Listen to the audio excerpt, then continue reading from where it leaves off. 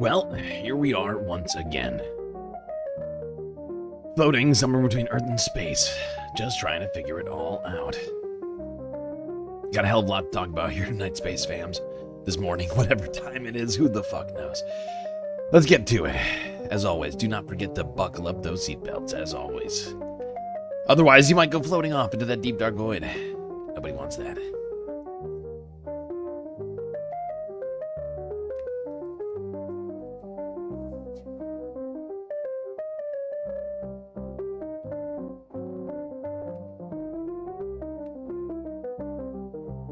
Alright, Space Fams, good to see you here this morning, day, night, whatever time it is for you.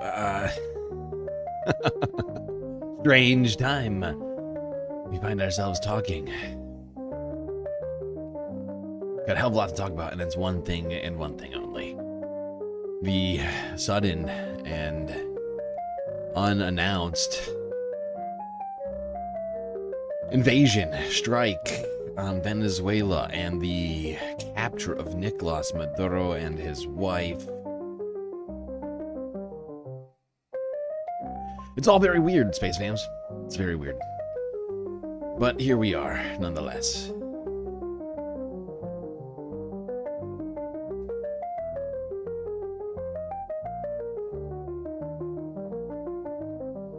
God, I'm not even gonna go through it all right now. Well, all right, I'll try.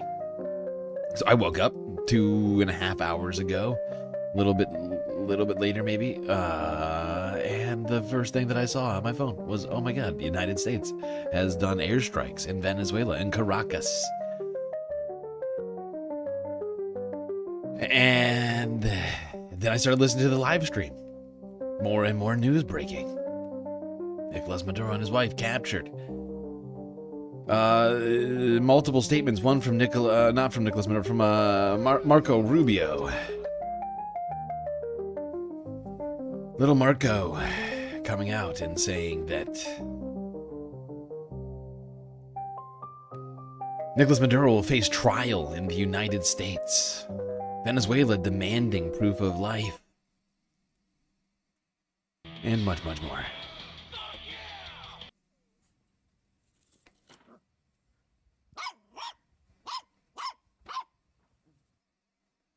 And we gotta feed a puppy over here, thanks to Twitch. Dark Sparkle. Okay.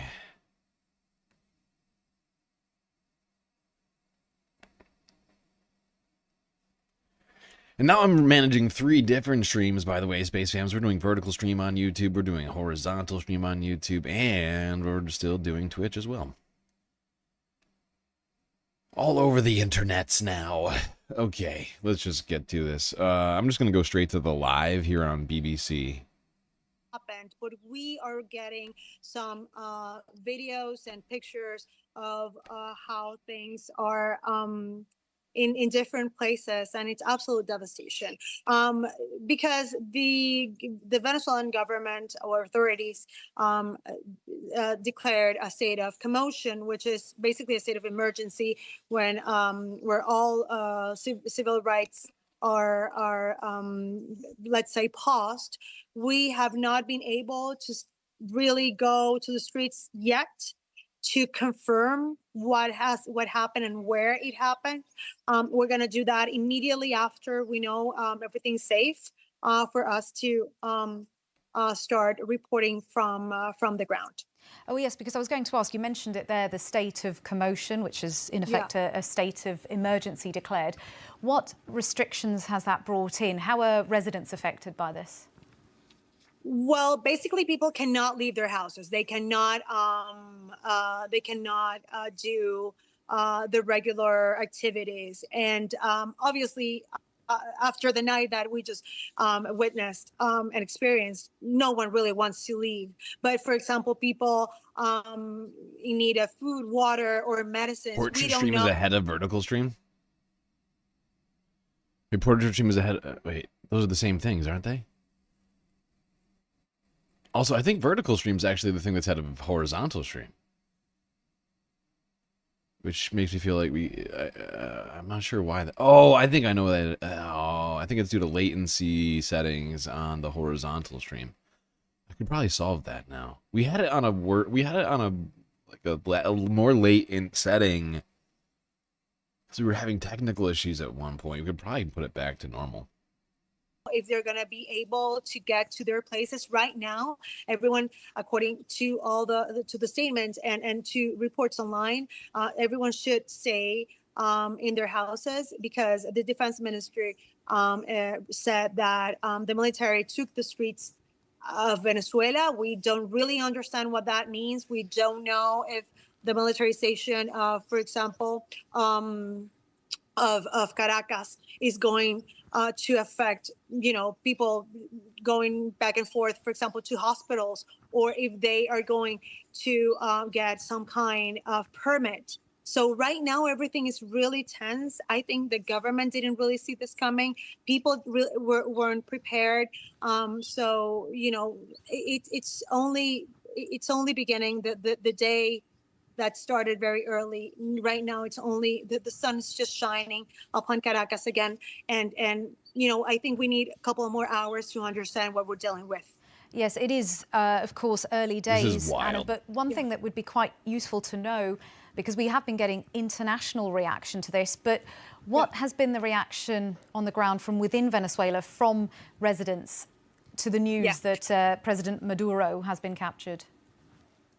Well, this is very interesting. So, in the past, whenever something happened, for example, when the crisis of 2019, where an interim government was created after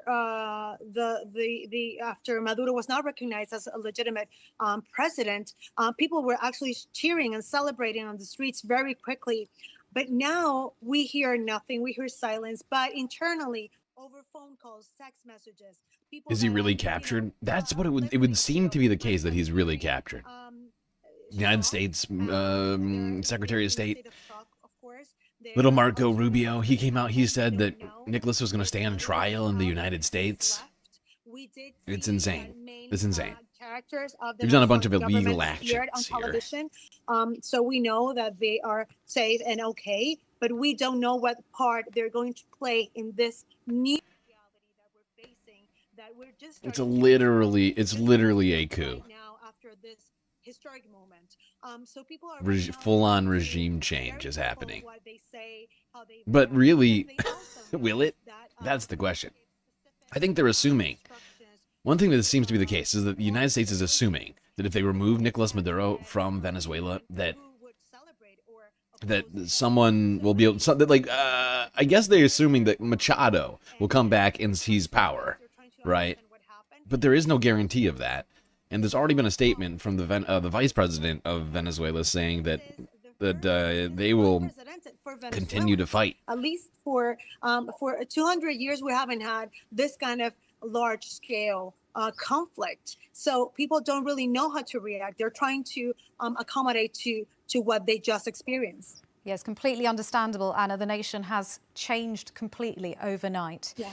Well, thank you so much for speaking to us. That's our reporter, Ana Vanessa Herrero from Caracas. Thank you. Well, as we've been hearing, Colombia has been reacting to events in neighbouring Venezuela. He did it because he needed people to stop talking about the Epstein talking files. About Jeffrey Epstein?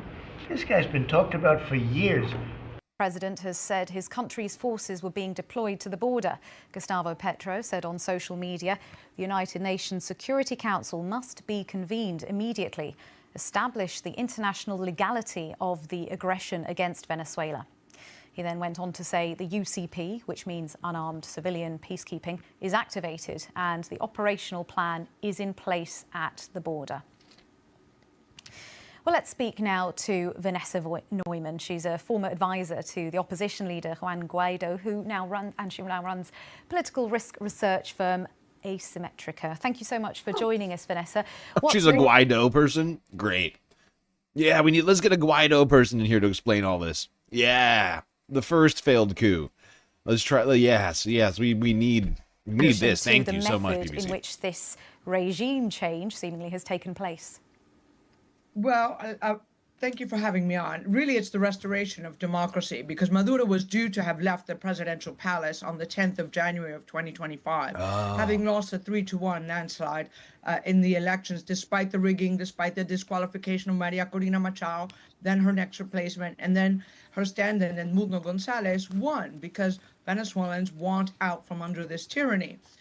So what happens next in Venezuela is really on the heads of what the people of the Chavistas who remain, namely Delcy Rodriguez, Jorge Rodriguez, who's a sort of this chief strategist. Delcy Rodriguez is the chief financial officer, shall we say, of the regime.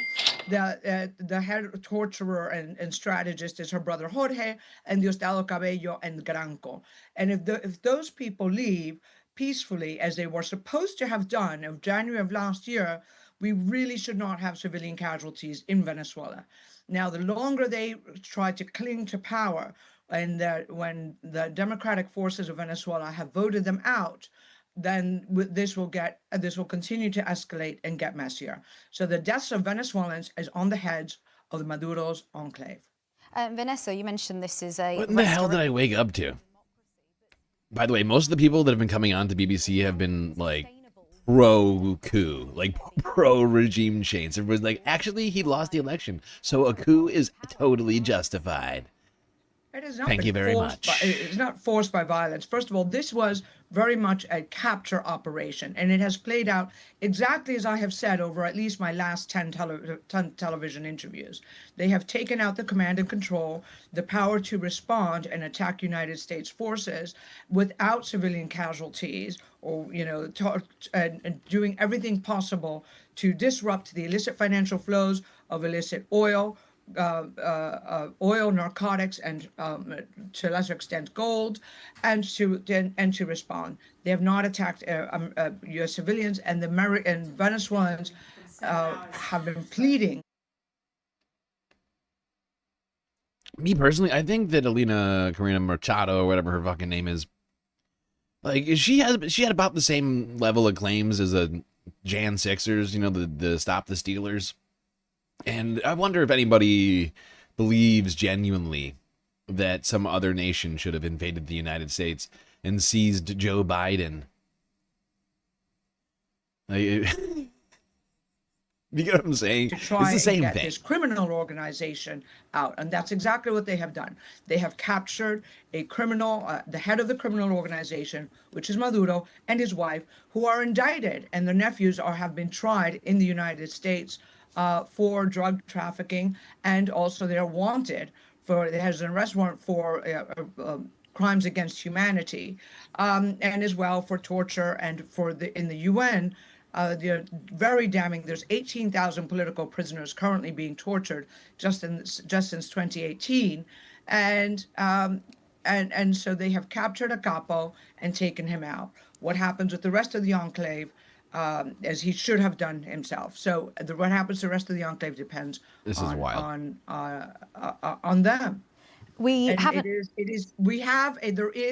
There is a Venezuelan oh my God, shut up. structure that was voted by the Venezuelan people ready to step into the presidential palace, which is what the Venezuelan people voted for in a 3-1 landslide. So it's there. There's a president, there's a vice president, there's a ministerial cabinet, there are aides and all sorts of things. Hey. And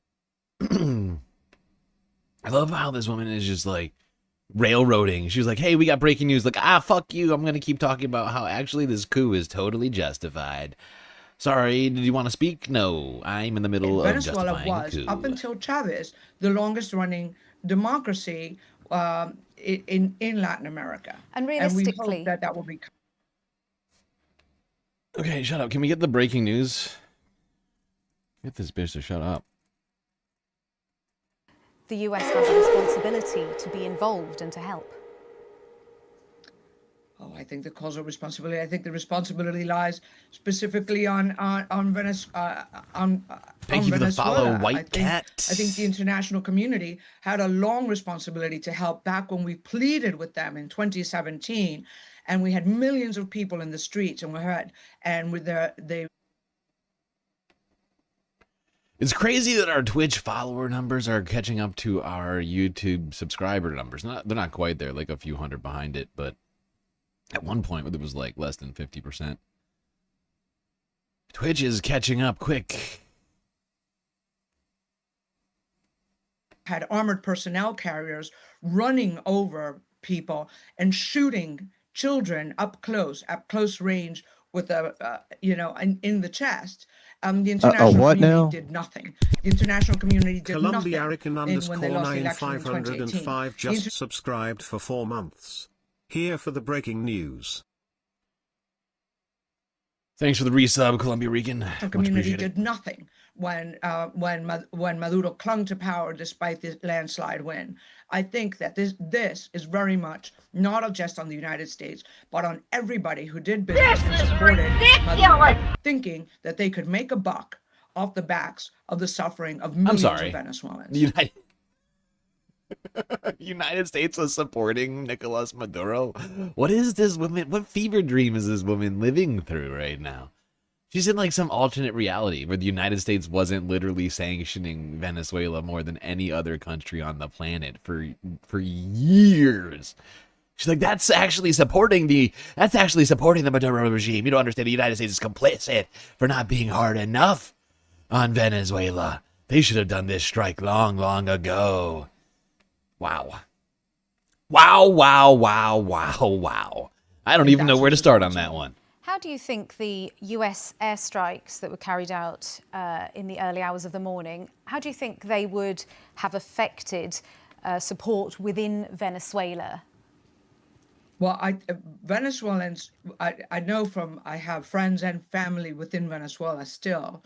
Everybody is hunkered down, and some have bunkers or have found bunker-like locations into which to remain. There was some anticipation that something like this would happen. Venezuelans, by and large, want to be free.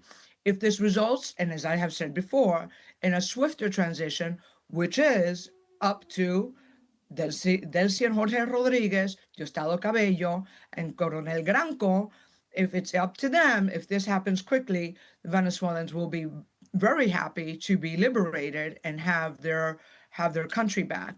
You can see that, and and save from the economic collapse, and have a country that where you don't just have the most expensive restaurants in Latin America and Ferrari dealerships for people who can pay with their dollars from narcotics, while 80% of the country survives on less than one meal a day. I need my freaking tinfoil which is the hat. current situation in Venezuela. So any opportunity to rise up and get more than one meal a day, and not be tortured for speaking out against the Ferrari buyers, I think is a good. What in the hell is this woman going on Venezuelan about right people now? will need a lot of help. Why are you They will need a lot of rambling? friends Stop and rambling. a lot of support. Hopefully now the international community will step up in the reconstruction of Venezuela, in peacekeeping, in stabilization operations. Stabilization operations, by the way, usually happen with doctors, police officers, and nurses to immediately on the ground employ people and keep people from joining armed groups. This is something I used to do. I worked DDR in neighboring Colombia for years, which is the off-ramping of terrorists, right? Oh my God! She's like, what we need to do? We need to inject billions of dollars into Venezuela and prevent people from fighting back against against this illegal imperialist action. This is the best way. If we just flood them with money, that will prevent a revolution. And then we will have we can have that peaceful stabilization operations and rebuilding of Venezuela. Vanessa Neumann, thank you for your time. Thank you. So that's Vanessa Neumann, former advisor to opposition leader Juan Guaido, Terrible. who runs political risk research firm Asymmetrica. Well, our correspondent in Washington, Will Grant, gave us this update. Huge news for Venezuelans, for Latin America, for Washington's relationship with the Americas and the Caribbean. One thinks of Panama in 1989 when the US invasion removed Christopher DeBlante, thank you for the super chat. TLDR, according to her, Venezuelans are a monolith hive mind that supports everything American does. Noriega from power, who was also accused by Washington of being a drug trafficking president. This is at that level. If this indeed has gone the way that Donald Trump is saying it has gone, how do I solve this? Then the capture and removal of from power of Nicolas Maduro and his wife, the First Lady Celia Flores, is nothing short of historic in terms of modern Latin American history.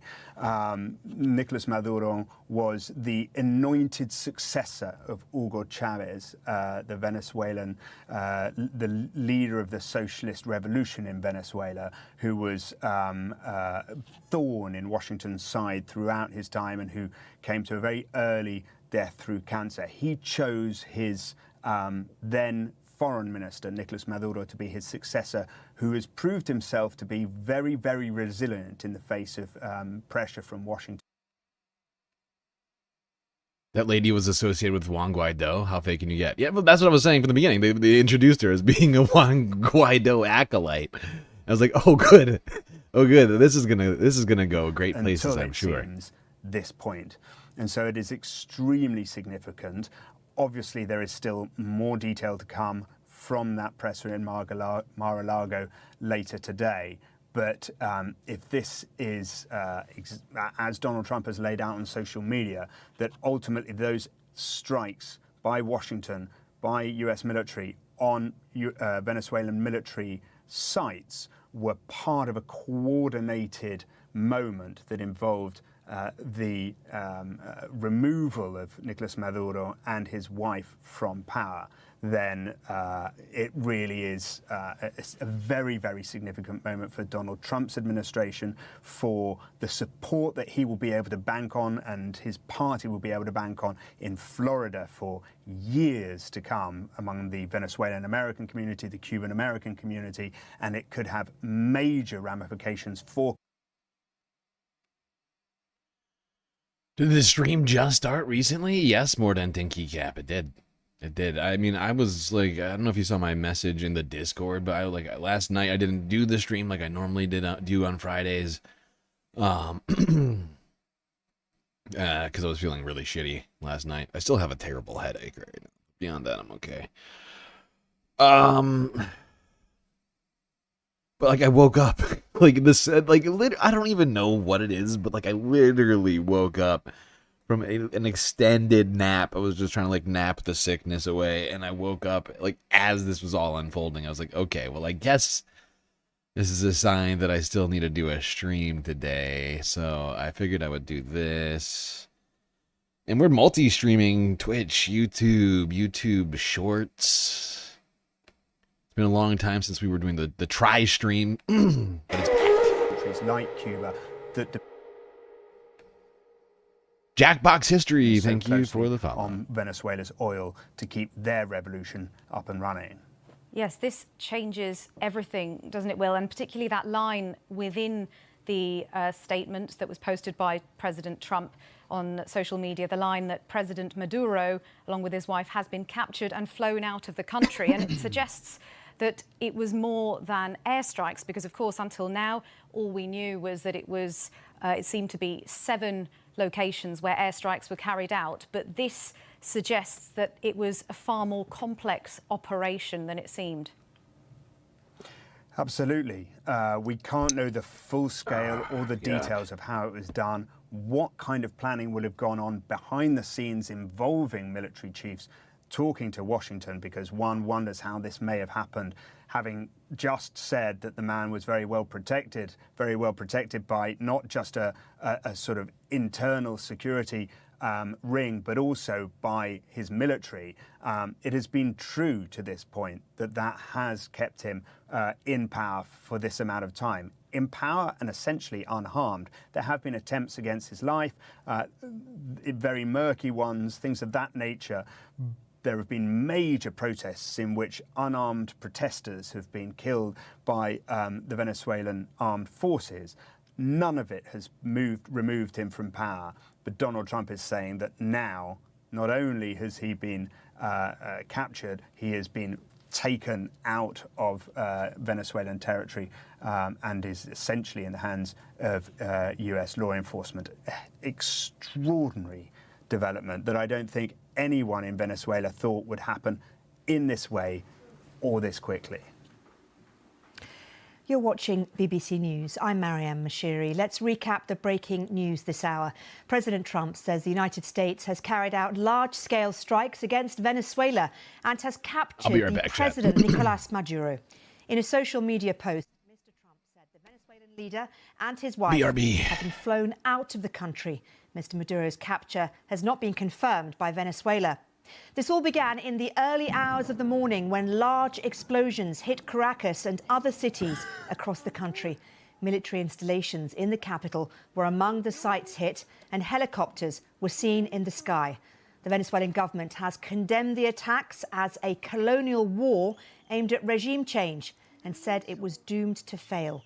It's urged all Venezuelans to mobilize to defend the nation. Well, the Venezuelan defense minister has been reacting to those attacks, making this announcement. In the face of this cowardly attack, which threatens the peace and stability of the region, we ask the international community and multilateral organizations to condemn the US government for this flagrant violation of international rights. Venezuela is free, independent and sovereign, and strongly rejects the presence of foreign forces that have left death, sadness and destruction. Well, the Venezuelan government doesn't know the whereabouts of President Maduro or his wife, Celia Flores, and that's according to the vice president.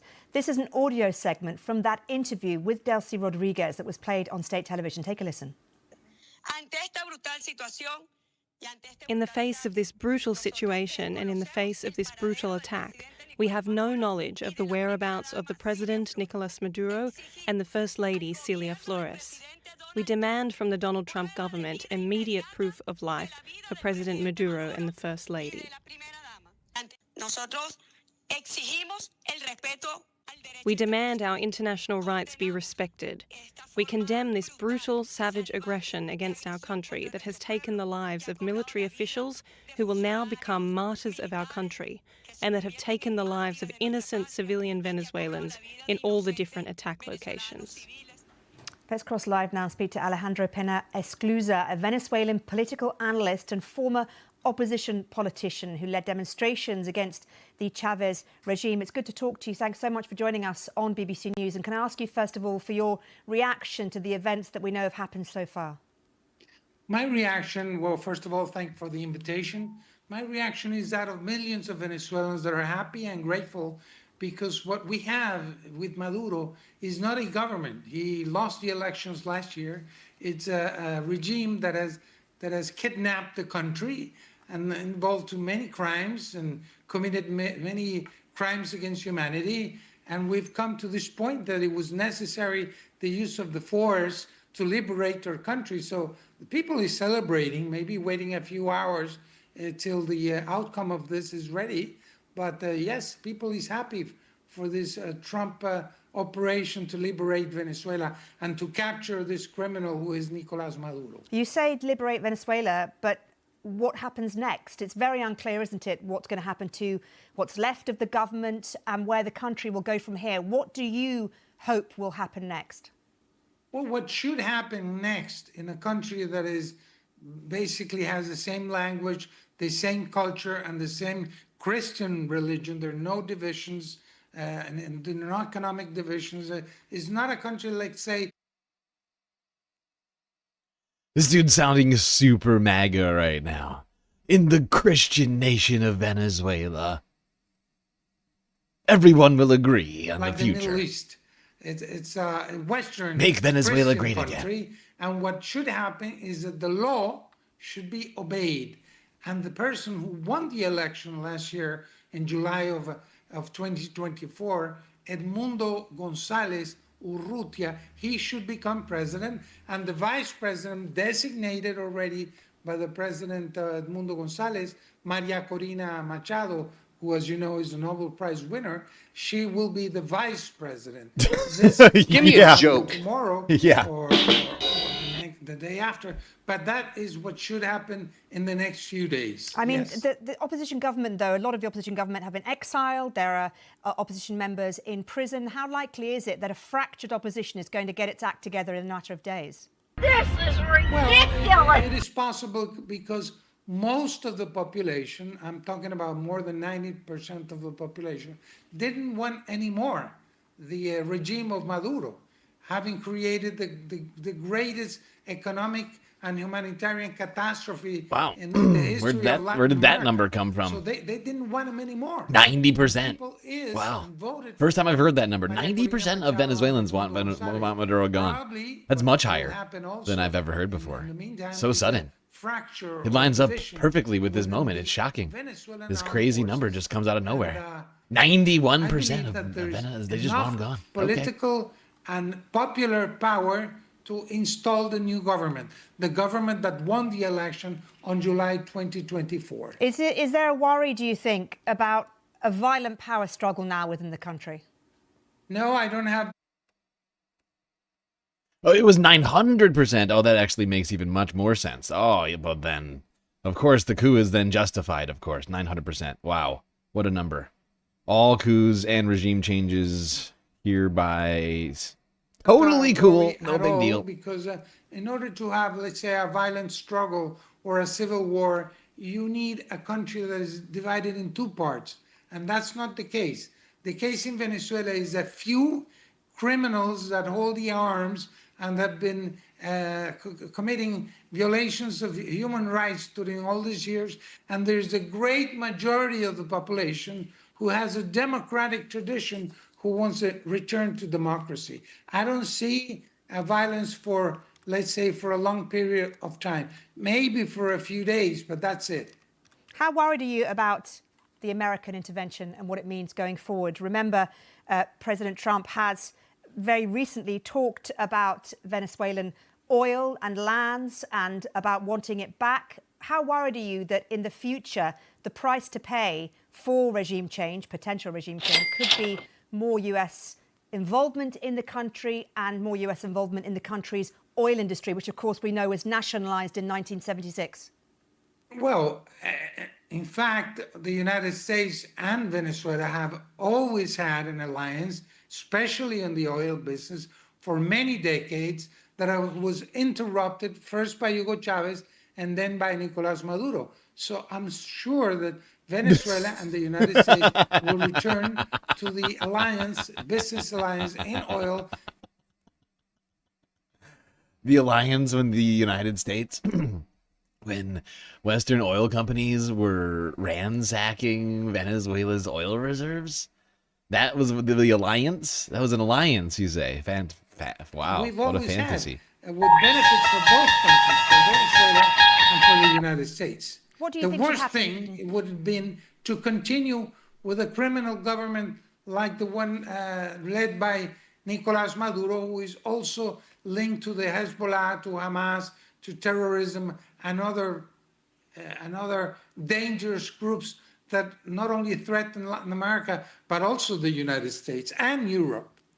You talked earlier on about there not being any violence, about regime change, but what about the military? I mean, does it not have a vested interest in the regime remaining in power, especially the higher up parts of the military who are intertwined with the Maduro regime? Well, this is not an ideological armed forces. This is a corrupt military group that was corrupted first by Chavez and then by Maduro. They are not loyal to Maduro. There are many corrupt people inside the armed forces, but in the levels of majors and lieutenants and lower ranks, people just want to return to democracy and do not agree with turning the... Nobody agrees with Maduro, actually. What do you say? 91% of all Venezuela just... They're cool with this, I guess. Who the fuck is this guy? Where did he come from? And what the hell? What the hell is this guy? I'm moving past with this guy. With the support of the population, I'm sure he's still talking. It can be done. Damn it. When you talk about the people and the support of this guy the reminds me of population, Alan Dershowitz. Yes. He does feel like he does give a Dershy vibe. Most difficult to bring back. Well, the two most difficult branches will be first the armed forces, because there are some people loyal to Maduro, very few, that have arms, and with arms it's more difficult. But I think they will also be defeated. And then the other branch that has been taken over by the regime is the judicial branch. Many judges, many people in the let's say in the judicial branch that work for Maduro and for the cartel of the Suns. So maybe some of them will flee, will escape even today, but some others will try to stay and use the Justice Department for their objectives. But again, after what happened and being Maduro captured by the US, they have it very difficult to remain in power. There's been criticism and a bit of worry from foreign, countries. We've had, for example, anybody with the brain in the EU. We've had a call, Maria Callas calling for restraint and safety of EU citizens in Venezuela. How easy is it, do you think, to guarantee that there will be restraint in Venezuela? I know I asked you about violence, but situations like this can be very difficult to control. Well, I believe the foreign people in Venezuela are much safer now than under Maduro, because Maduro was putting in jail foreign people just to use them as bargaining chips. And now that freedom will return, maybe not today, but in the few days, Venezuelans and foreign nationals will be safer. That we will see it in the next few days. Okay. Alejandro Pena Esclusa, good to talk to you. Thank you very much indeed for joining us and answering our questions. And just to bring those of you who are watching a few more lines, we've heard now from Cuba. Cuba has said a zone of peace has been brutally assaulted and it denounces state terrorism against the Venezuelan people. Yeah. I mean, it is wild, but practically every single guest that has come on BBC has been like, actually, regime change is really good in this particular instance. And everybody wants it.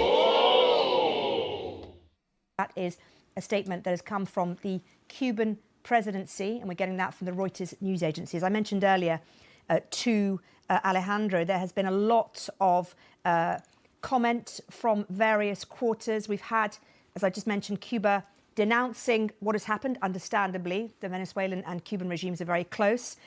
We've also had reaction from Europe. I mentioned there, Maria Callas talking about the need now for restraint and safety within the country, within Venezuela. So it's pretty unclear now what the next moves are going to be. We've also had comments from other Latin American countries. We'll bring those to you momentarily. But President Trump has said that the US has captured President Nicolas Maduro from Venezuela after carrying out those large-scale strikes on the country. A little earlier, we spoke to our South America correspondent, Ione Wells, and she told us exactly what we know so far.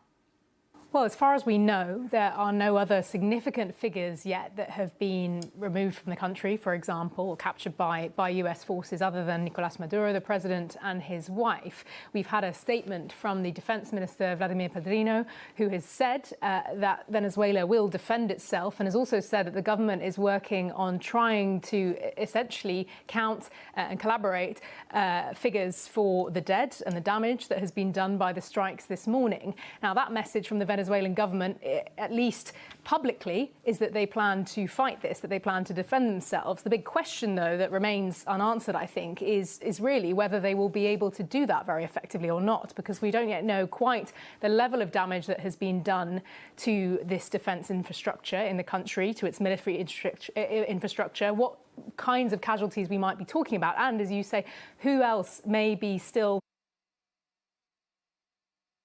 Yeah, while the vast majority of the strikes seem to have been on military targets, there's also been claims of strikes on civilian areas, apartment blocks, things like Colombia Arican_9505 just cheered 100 bits. These people are not understanding that they just made Maduro a martyr. Plus the US has unified both Colombia and Venezuela, which were enemies for a long time. Plus this will not end here, there will be blowback in both war and trade with other countries. The US already has been condemned by Mexico, Colombia, Russia, and Iran. This is very bad for us.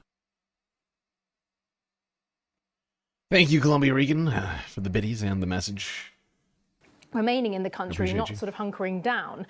One thing that I think is very significant about this is certainly this capture of Nicolas Maduro is something that will be welcomed by the much more hawkish figures in the US government, some of whom have very much openly called for regime change in Venezuela over the years. Some, though, in the country, even those who have been heavily critical of Nicolas Maduro, had been concerned, I think, about the possible implications of US military intervention. Certainly its proponents feel that this would pave the way for regime change, for the opposition to take power, led by the Nobel Peace Prize winner, Maria Corina Machado, or perhaps the opposition's candidate in the 2024 elections, Edmundo Gonzalez.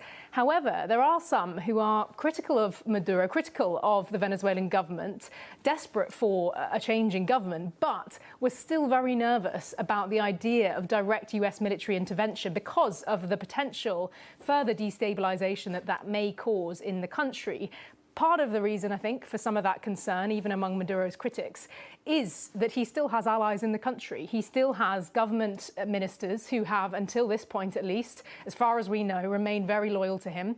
The military, the heavily armed paramilitaries in the country have all remained heavily loyal to Maduro so far. And so there is certainly concern about what will those figures now be thinking? Will they want to now try and defend themselves? How could that go? And I think certainly there will be many of his close allies and inner circle very worried about their own futures right now, having seen what has happened to Nicolas Maduro. Well, that was Ione Wells talking to us a little bit earlier. Let's cross live and speak to Dr. Pablo Uchoa now. He's an expert in Venezuelan military scenario planning at UCL. It's good to talk to you. Thanks for joining us. It seems pretty clear, doesn't it, that to capture the president of a country would mean that there would need to be some complicity from within Venezuelan security forces or armed forces. Do you agree with that assessment? I think that's the extent of the damage, if you will. Well, thanks for having me in the show, by the way. But yeah, I think that's the extent of the damage now that we're trying to kind of ascertain.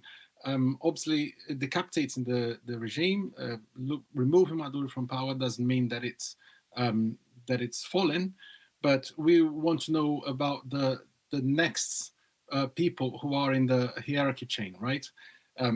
For example, Diosdado Cabello, haven't heard from him. We have heard from the vice president. We have heard from Padrino Lopez. But who else in the regime?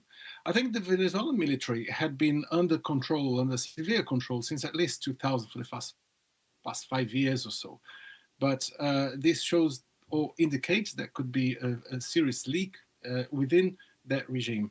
Again, it doesn't mean that it's collapsing, but it just means there are some serious leaks that the government would have to try and find out where they are and try to counter them. And also, I suppose the next question to ask is, will this mean that the military could start running the show? I think it's unlikely. If anything, I think it's more likely that the military runs the show even more. I think the military in Venezuela, I've heard your guests saying that it's not an ideological military, that it's a corrupt military and so on. But one thing I think is very strong in every military is nationalism. And to have a country come into your country and remove the president and flag him out it's really damaging. I think the military is more likely to remain cohesive around the regime.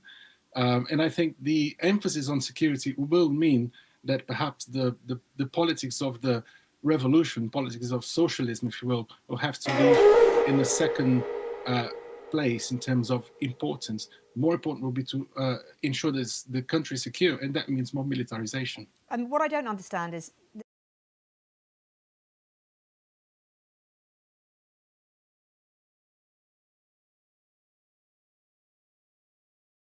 President Trump has been flagging this for quite a while now. I suppose people would be asking themselves, why was the military and the security forces not better prepared? Why was President Maduro not better protected?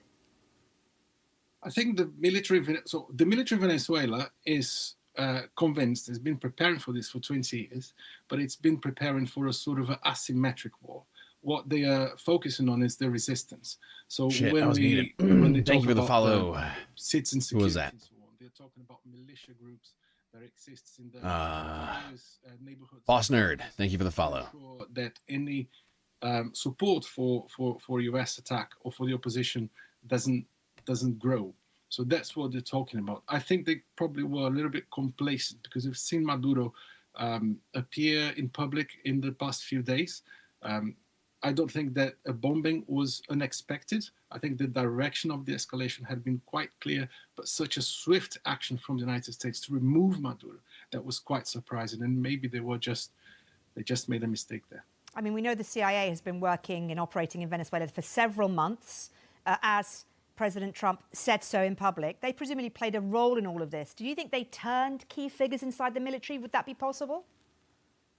It could be possible. It's something that we haven't seen in the past 5 years or so. Especially there was a period between 2017, 2019, where you would see every couple of months you'd have a sort of insurgency or rebellion inside barracks.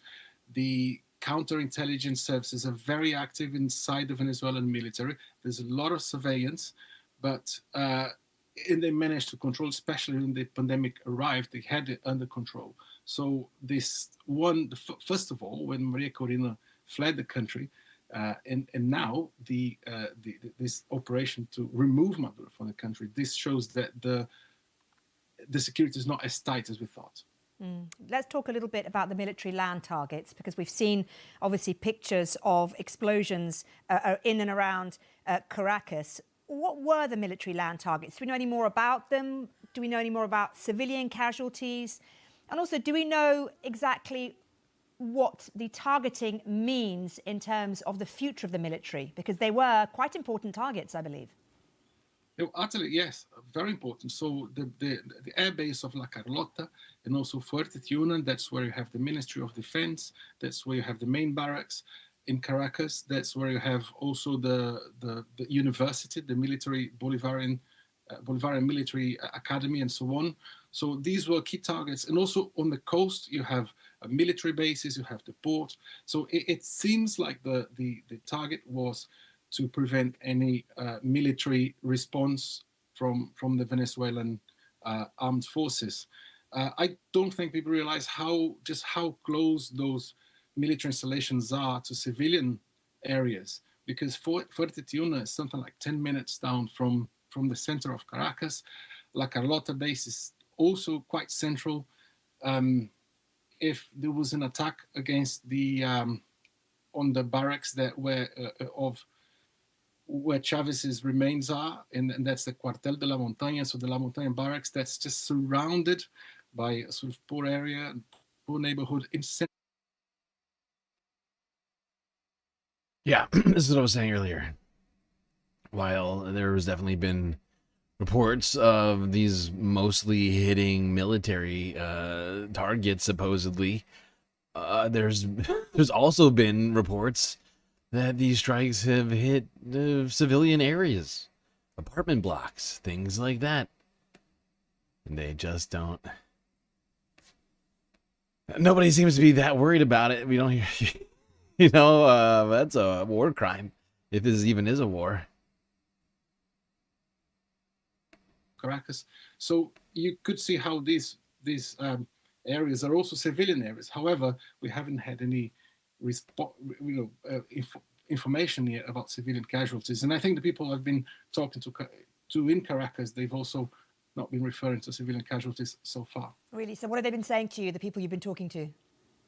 Well, so far, this is calm in Caracas. So you had towards this around 2 in the morning, 3 in the morning, explosions, initial shock, but now there's been this sort of quiet in Caracas, and this information coming from other parts of the country of other attacks, but it seems to be much quieter now, although you can imagine that it's very eerie at the moment. I just wanted to hold you there for a moment, Dr. Ulloa, if I can, because we've had some news in the last few minutes, and that is that we've heard from the Russian Foreign Ministry. I want to bring you these lines and bring Dr. Ulloa back if I can. We are extremely alarmed by reports that Venezuelan President Nicolas Maduro and his wife were forcibly removed from the country in the course of today's US aggressive action. We call for the immediate clarification of the situation. Actions of this kind, if they did indeed occur, constitute an unacceptable infringement on the sovereignty of an independent state, respect for which constitutes a key principle of international law. And in a statement earlier, the ministry also condemned the US armed aggression. I mean, if I can bring you back, Dr. Ulloa, clearly it's obvious what the Russians are saying and the view from Russia, but it's an interesting point, isn't it? I mean, in terms of Venezuela, whatever you might think about the regime, whatever you might think about those elections in 2024, it is, a sovereign independent state. I think this is a very important point. Precisely the two sides that you said, regardless of the criticism that you might have towards the regime.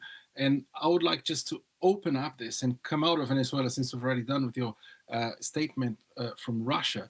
But a lot of the countries in the region are going to be looking at this and being quite concerned with the level of US assertiveness in the region. And this is not just South America, but perhaps even more in the Caribbean, because Venezuela has obviously the biggest proven oil reserves in the world. Next to it, there is another massive one, which is the ones that are in the Essequibo region, which is a contested region. It's part of Guyana, but it's contested by It's claimed by Venezuela as well. It's a country that has lots of minerals, sitting on trillions and trillions of resources in minerals. And the region is looking at this and saying, well, now the United States has decided to abandon any shame, really, and just going and grabbing that stuff. Because Trump announced already in 2003, Trump was talking about Venezuela nearly being on its knees and nearly collapsing during his first term, but he couldn't finish the job.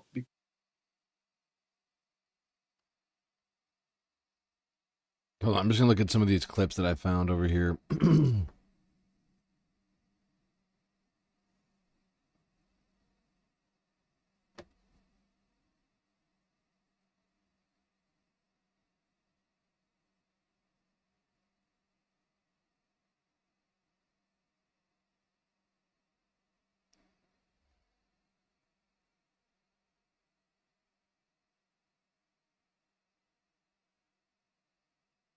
Help! Help! I'm being repressed!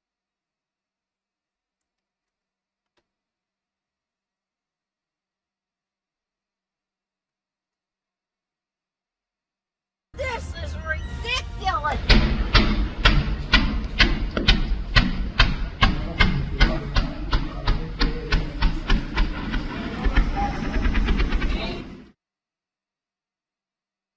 No, mira, yo vivo aquí en Chacao y hace como aproximadamente hora y media comenzaron a sentirse aviones volando y explosiones. Y varias explosiones, por lo menos como unas 8 o 10. Y bueno, y salí ahora a dar una vuelta. Aquí lo que podemos conseguir es el humo, ¿ves ese humo que hay ahí que huele como a creolina? Eso es lo que, pero parece que las explosiones fueron aquí en la Carlota.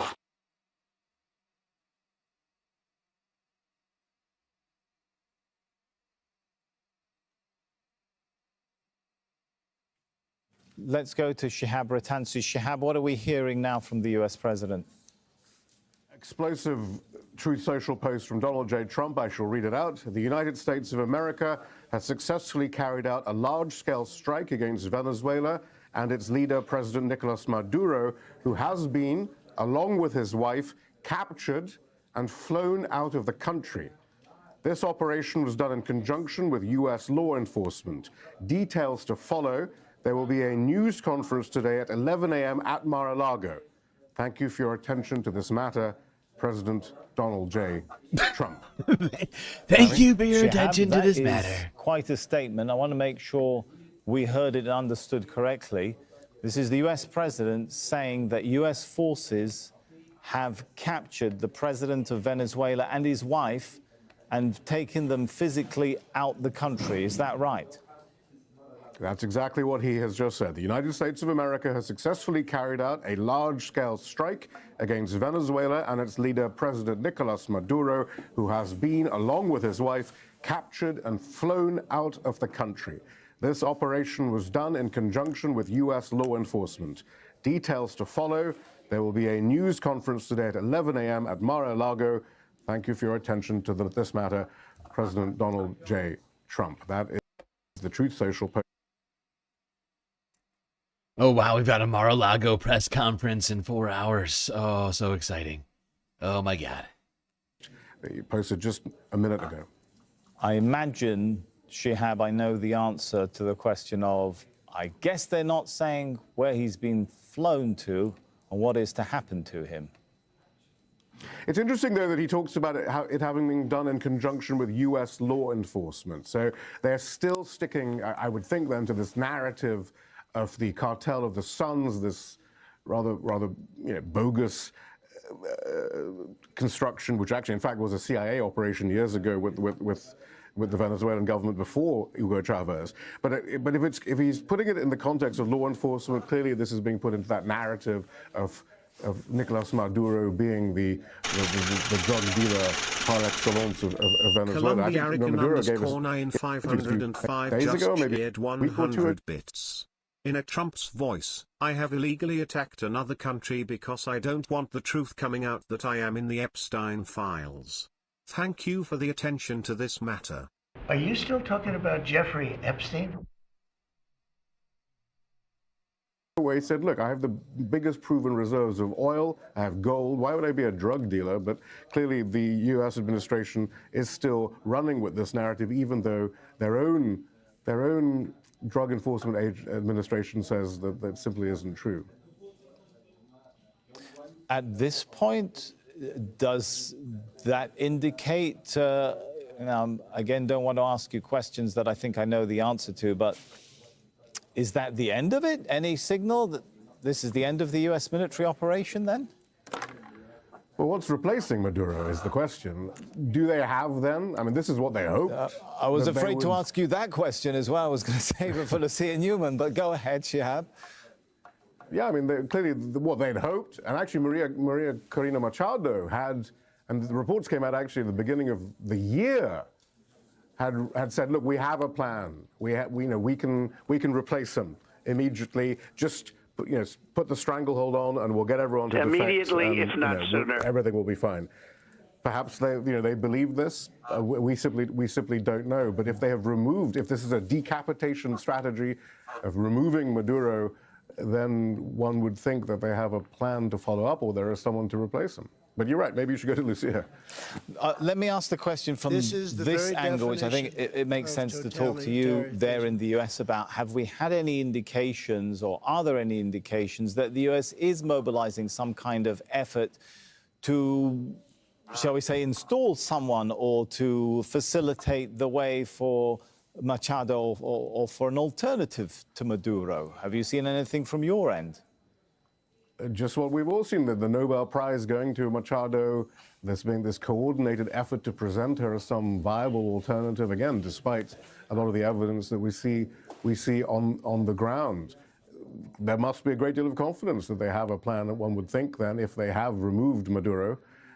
But all the intelligence that we've had and all the people you've been speaking to over the last few hours I find it very difficult to find any evidence of any coordinated, credible alternative to Maduro. Even elements of the opposition have been against any kind of US regime change operation because, frankly, it immediately almost disqualifies any new government from appearing to represent the Venezuelan people and not a very resource-hungry neighbor. I don't think Donald Trump is actually concerned about the will of the Venezuelan people, but it is a fair point. It is a fair point. You do a regime change, and then the future government, is called into question immediately, if not sooner.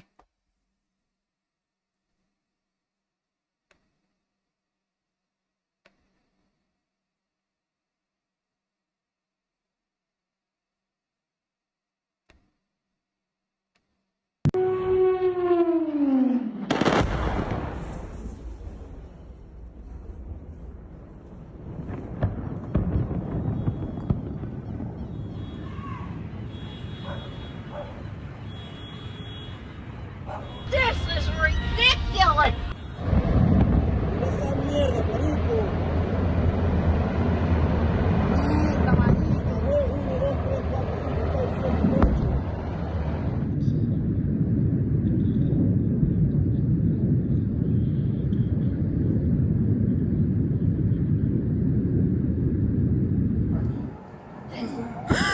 Amor. Ay, no. Mira eso.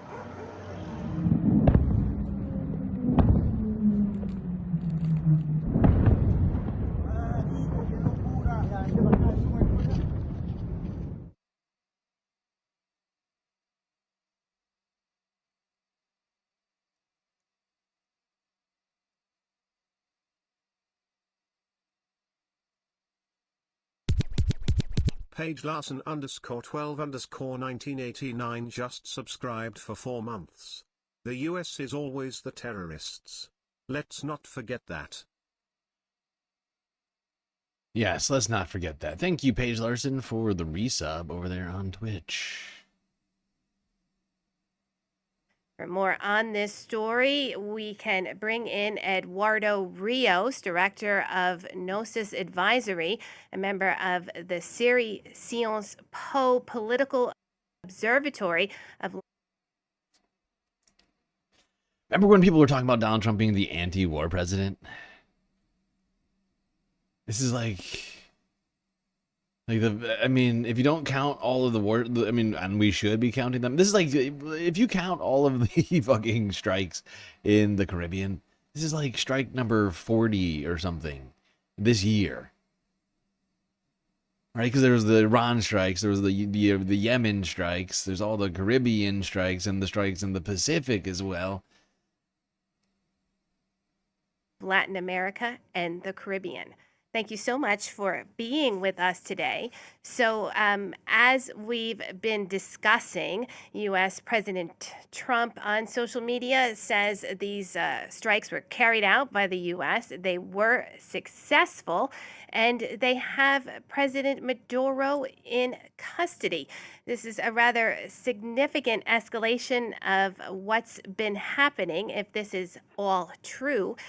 Is this now an opportunity in Venezuela for the opposition? Thank you very much for that question. So, first of all, this is the most significant political event in Venezuela in at least the last 12 years, if not the last 20. In the morning, the U.S. attacked military targets and then took Maduro away. So now that means two things, and you need to evaluate two scenarios. First of all, how does the pro-Maduro or pro-Chavez camp react, and how does the opposition, on what space does that leave to the opposition? So right now, the reaction from the pro-Maduro camp has been very muted. That will change in the next few hours, but there is not a clear successor to Maduro, and there is a real risk of division within the pro-Chavez camp. There is very little. Actually, there is a clear successor to Maduro. I don't know what this guy is talking about. The Venezuelan vice president is already claimed. I mean, basically, has taken the the role of president, essentially, with Maduro gone. So I don't know what that's supposed to mean. There's no clear successor. There's a vice president. So I don't. That seems to be just sort of It's early in the morning. Popular reaction to this, either for or against. So that means that the government has not pushed its troops or its followers to go outside, to go on the streets and fight this. That might change. So right now we are very much beholden to what is going to happen on the Chavez side. Now, on the opposition side, what could happen is if and when there is a crumbling of the current power that Maria Corina takes over, if the current power stays there, then we don't know. This is a very fluid situation. I wouldn't say that this changes the political dynamic in a way that it hasn't been changed in the past 25 years. This, however, does not give clarity, just gives fluidity. What is going to happen next, nobody knows, and I think that's very important to point that out at this second. Eduardo, thank you. I do want you to stay with us. We're going to head now to Caracas and bring in a journalist.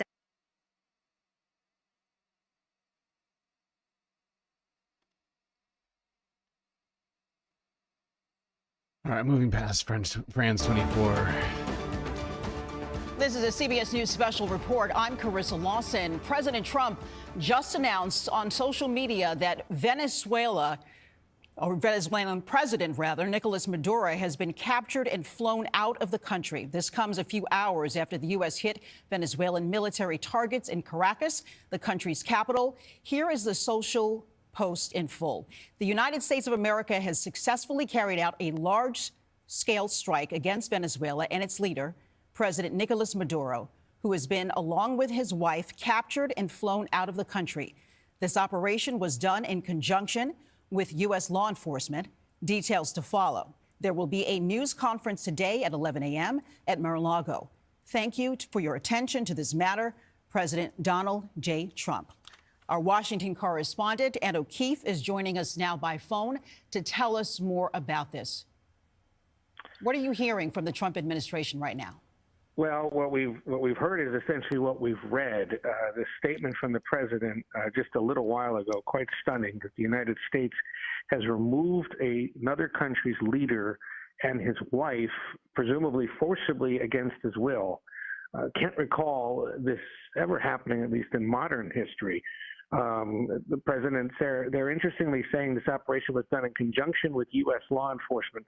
But just in the last few minutes, CBS News has learned Maduro was captured by Delta Force, the U.S. military's top special military or mission unit. Yeah, also, what the hell does that even mean? U.S. law enforcement. What U.S. law enforcement body has jurisdiction outside of the United States? Hint. None. This is the same unit that was responsible for killing al-Baghdadi, the ISIS leader, back in 2019. This is an elite unit of the U.S. Army that was involved in this strike or this operation here overnight. This began a few hours ago with apparent explosions over the skies of Caracas and other parts of Venezuela. And the president had given the U.S. military the green light to conduct land strikes inside Venezuela days before this actual operation. Two U.S. officials telling CBS News that they had discussed conducting the mission on Christmas Day, but U.S. airstrikes in Nigeria against ISIS targets took precedence that day. The days following Christmas opened up more potential strike windows to the U.S. military, but the operation's been held up for several days due to weather conditions over. Yeah, it's fucking insane. We've done strikes in Nigeria, in Syria, in the Caribbean, in the Pacific, in Venezuela, in Iran. I mean, anti-war president here, just, you know, doing more war without getting any sort of congressional approval for it. Once again, illegally kidnapping a foreign leader. Venezuela, the U.S. Or the officials tell CBS News that the military had wanted weather conditions advantageous to mission success. And for those of us who had been anticipating something might occur and wondering why they were so hung up on the weather, perhaps now we understand if this element of capturing and removing Maduro and his wife was in fact part of the operation all along. Already overnight, we've seen some pretty swift and fierce political opposition to this from Republicans, notably, and Democrats, among them the Utah Senator Mike Lee, who's been saying that there are questions now about sort of the constitutionality of this and why Congress wasn't consulted. We know, for example, the Senate Armed Services Committee. Wow, based Mike Lee has questions about whether or not they're... Wow, even Mike Lee is like, why wouldn't we consulted about this? Fascinating. Okay, I'll be right back. My head is just pounding right now. I need like Advil or something. I'll be right back. Oh my God, why does it hurt so much? Saying nobody on that committee was informed about this beforehand. So there'll be all sorts of questions about why the Trump administration wanted to do this, why it felt compelled to do it now. And it comes amid swift or widespread public opposition to these operations. CBS News has polled this in recent weeks and suggested as many as 3 in 4 Americans believe Congress needs to authorize any kind of military operation like this. Widespread misunderstanding or a belief that the Trump administration hasn't explained why this is necessary. And so the fact that the president now is holding a news conference at 11 a.m. this morning at his Florida home perhaps will start filling in some of the details.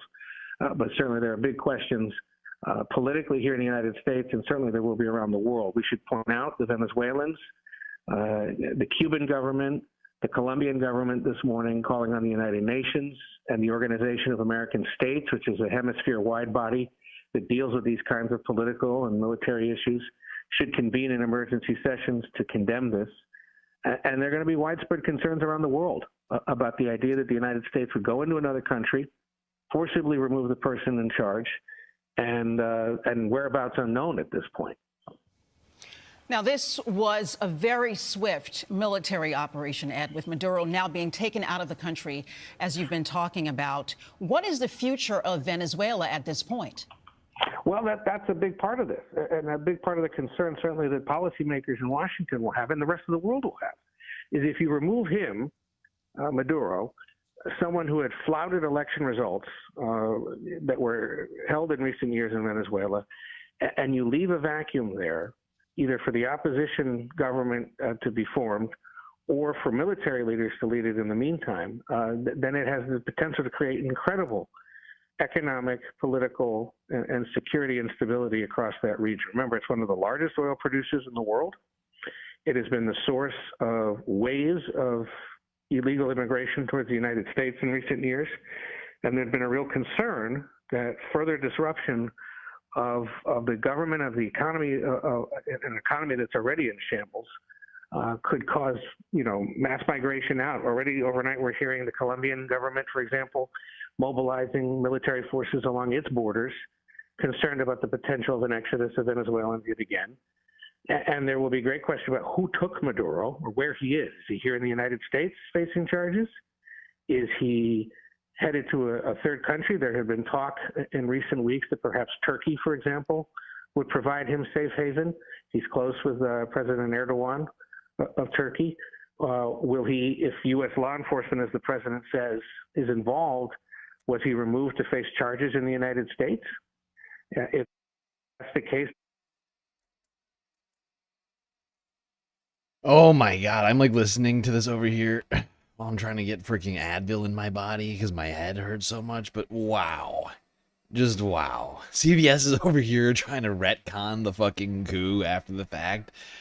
They're like, this is totally justifiable. I mean, their economy was in shambles. Forget the fact the United States is the reason for why the Venezuelan economy is in shambles. And maybe a coup's a good idea. You never know. Fucking hell. What Give me a joke.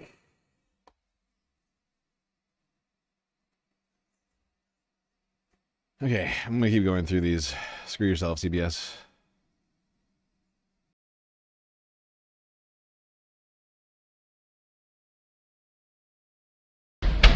The United States hit Venezuela with a large-scale strike early Saturday and said its president, Nicolas Maduro, had been captured and flown out of the country.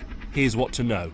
Multiple explosions and low-flying aircraft were seen in Caracas in the early hours of Saturday morning. Maduro's government immediately accused the US of an imperialist attack on civilian and military installations. US President Donald Trump posted on Truth Social that Maduro had been, along with his wife, captured and flown out of the country. He added that the operation was done in conjunction with US law enforcement.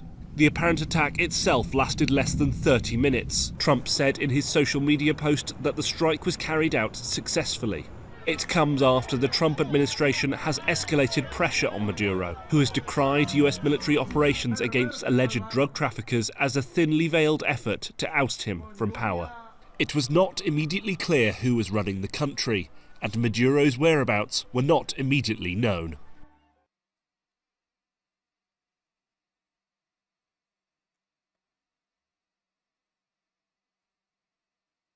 Looking at statements from Vladimir Padrino Lopez. Let's listen to the statements at this moment. For now, the barbaric of these forces that have profaned localities of Fuerteventura in Caracas, Aragua, and La Guaira, also targeting with missiles that were targeted from the helicopters, combat helicopters.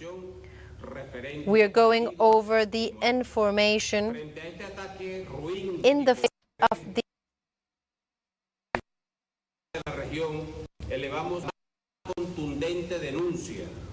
we elevate the most firm denounce before the international community so that the government of the United States is condemned in flagrant violation of the UN Charter and international law, The community is rejecting the presence of these international troops that are sowing death, grief, and destruction. This is responding to the greed for our natural resources. They have spread false lies about narc terrorism, and they are seeking a regime change at the hands of U.S. imperialism. We are calling for our inalienable right to self-defense. We are called to defend with dignity. That is why at this hour, we are calling to the tradition of our liberators. We've been attacked, but they will not win over us. We will have a block of resistance. Our calling is peace.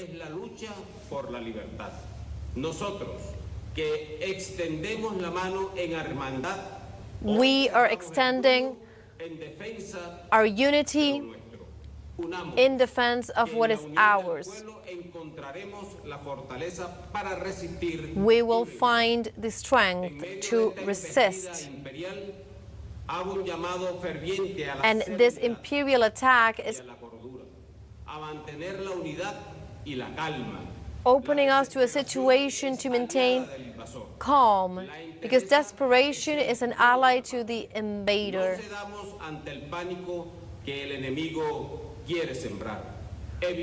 We will not succumb to the panic that the enemy is trying to sow. We'll demonstrate to the world what we are made of. We'll be resilient. We'll maintain our calm in the face of obstacles, and we are putting in force all our plans of defense.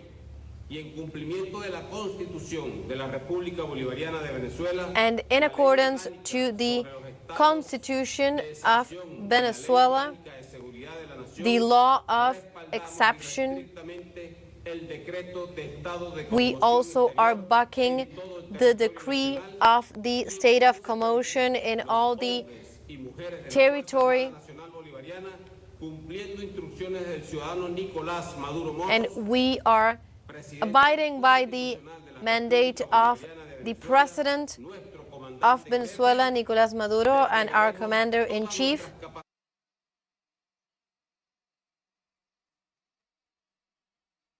Okay. Yeah, so like we were saying before, Vice President probably going to just continue leading the country, even though people keep talking about this. With like the there's homeland, no with obvious Venezuela, sort of and we will successor to Maduro. There is an obvious successor, if you know. Situation right now, as the people are mobilizing. Let's recall that in this context of the imperialist aggression, the U.S. strikes that were denounced before the international community, before the UN Security Council, even by Venezuela during the night, then Vice President Delcy Rodriguez stated that the President Nicolás Maduro and First Combatant Celia Flores, their whereabouts are unknown at this moment. They are demanding a proof of life. And the last instructions, the permanent instructions of the President of Venezuela is for the people to continue going on to the streets,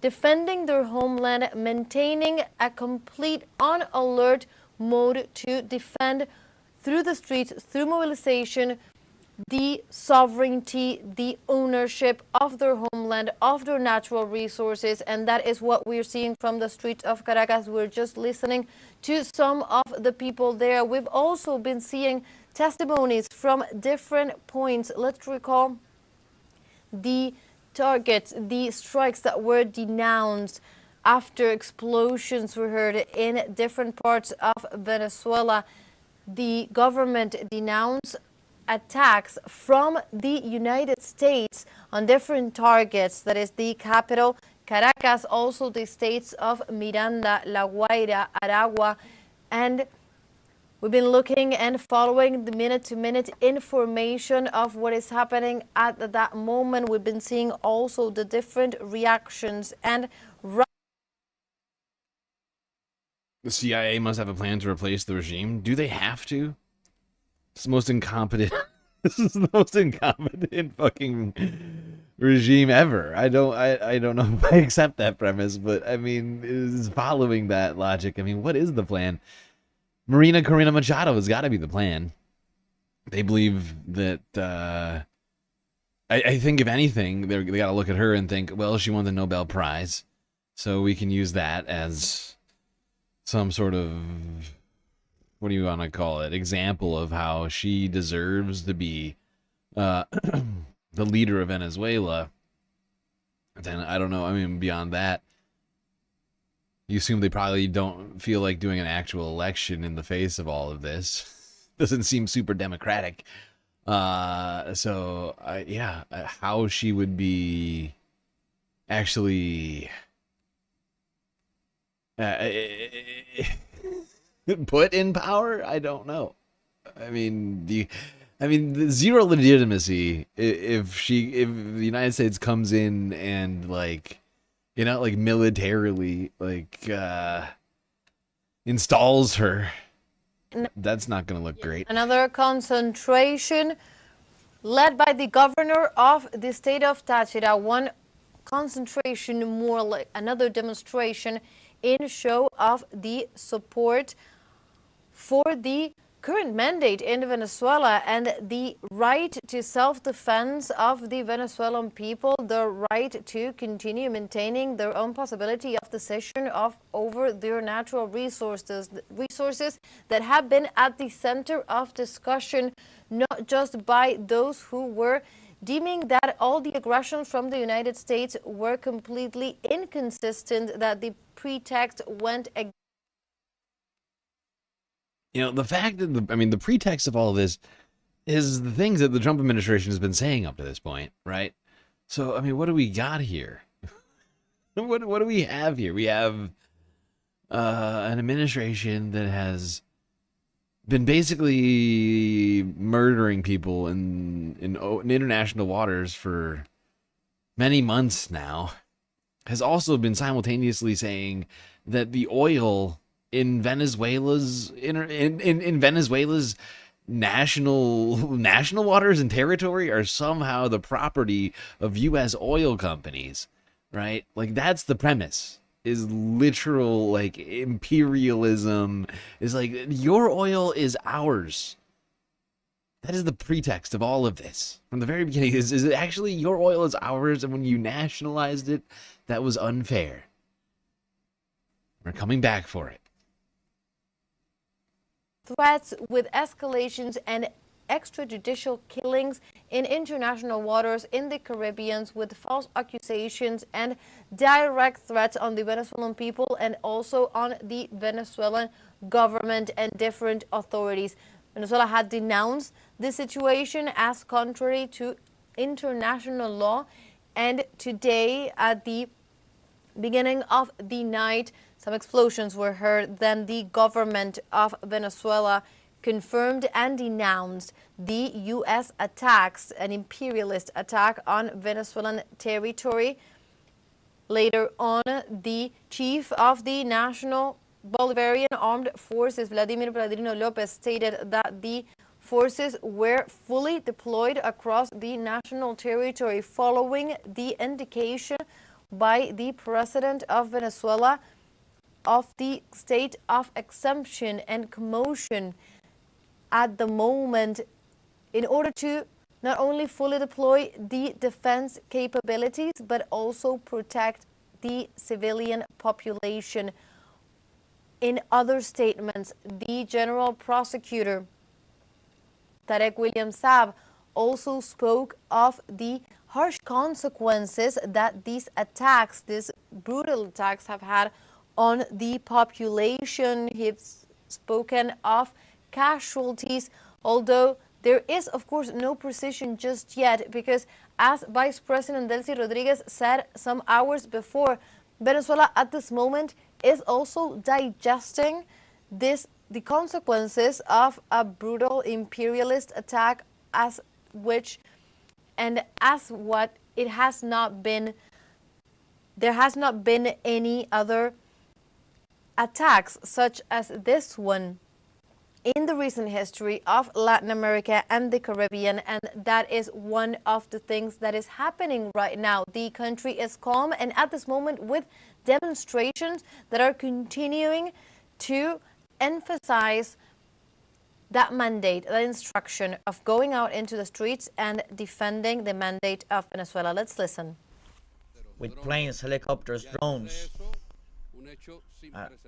and moreover, an unprecedented incident, the kidnapping of an elected president. I should go and read Pam Bondi. I'm trying to find Pam Bondi's statement. I can't find what you're talking about right now. Was it on Twitter? A president that was elected, the commitment of this criminal act, an action that has nothing to do, goes completely against the principles that reign over relationship among nations and government, with complete disregard to international law and a complete disregard towards the dignity of the Venezuelan people and the people of Latin America and the Caribbean. So we have called on our people. There was a statement that we read in the early hours.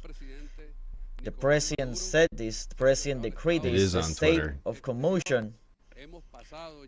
We have moved on to the phase of armed struggle, and our people are on the street defending.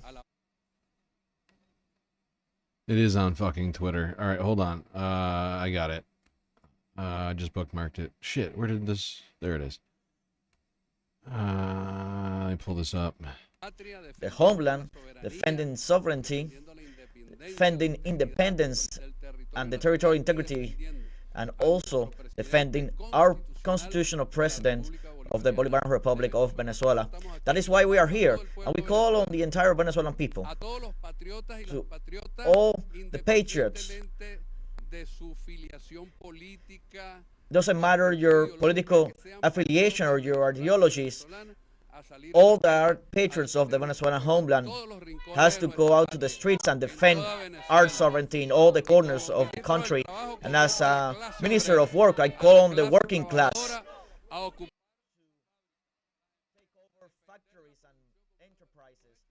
production as we have done so far. Okay. Here is Attorney General Pam Bondi's statement as of 10 minutes ago.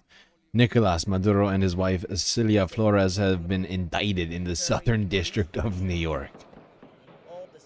Nicolas Maduro has been charged with narco-terrorism conspiracy, cocaine importation conspiracy, possession of machine guns and destructive devices, and conspiracy to possess machine guns and destructive. He's a fucking... He's a leader of a fucking foreign country.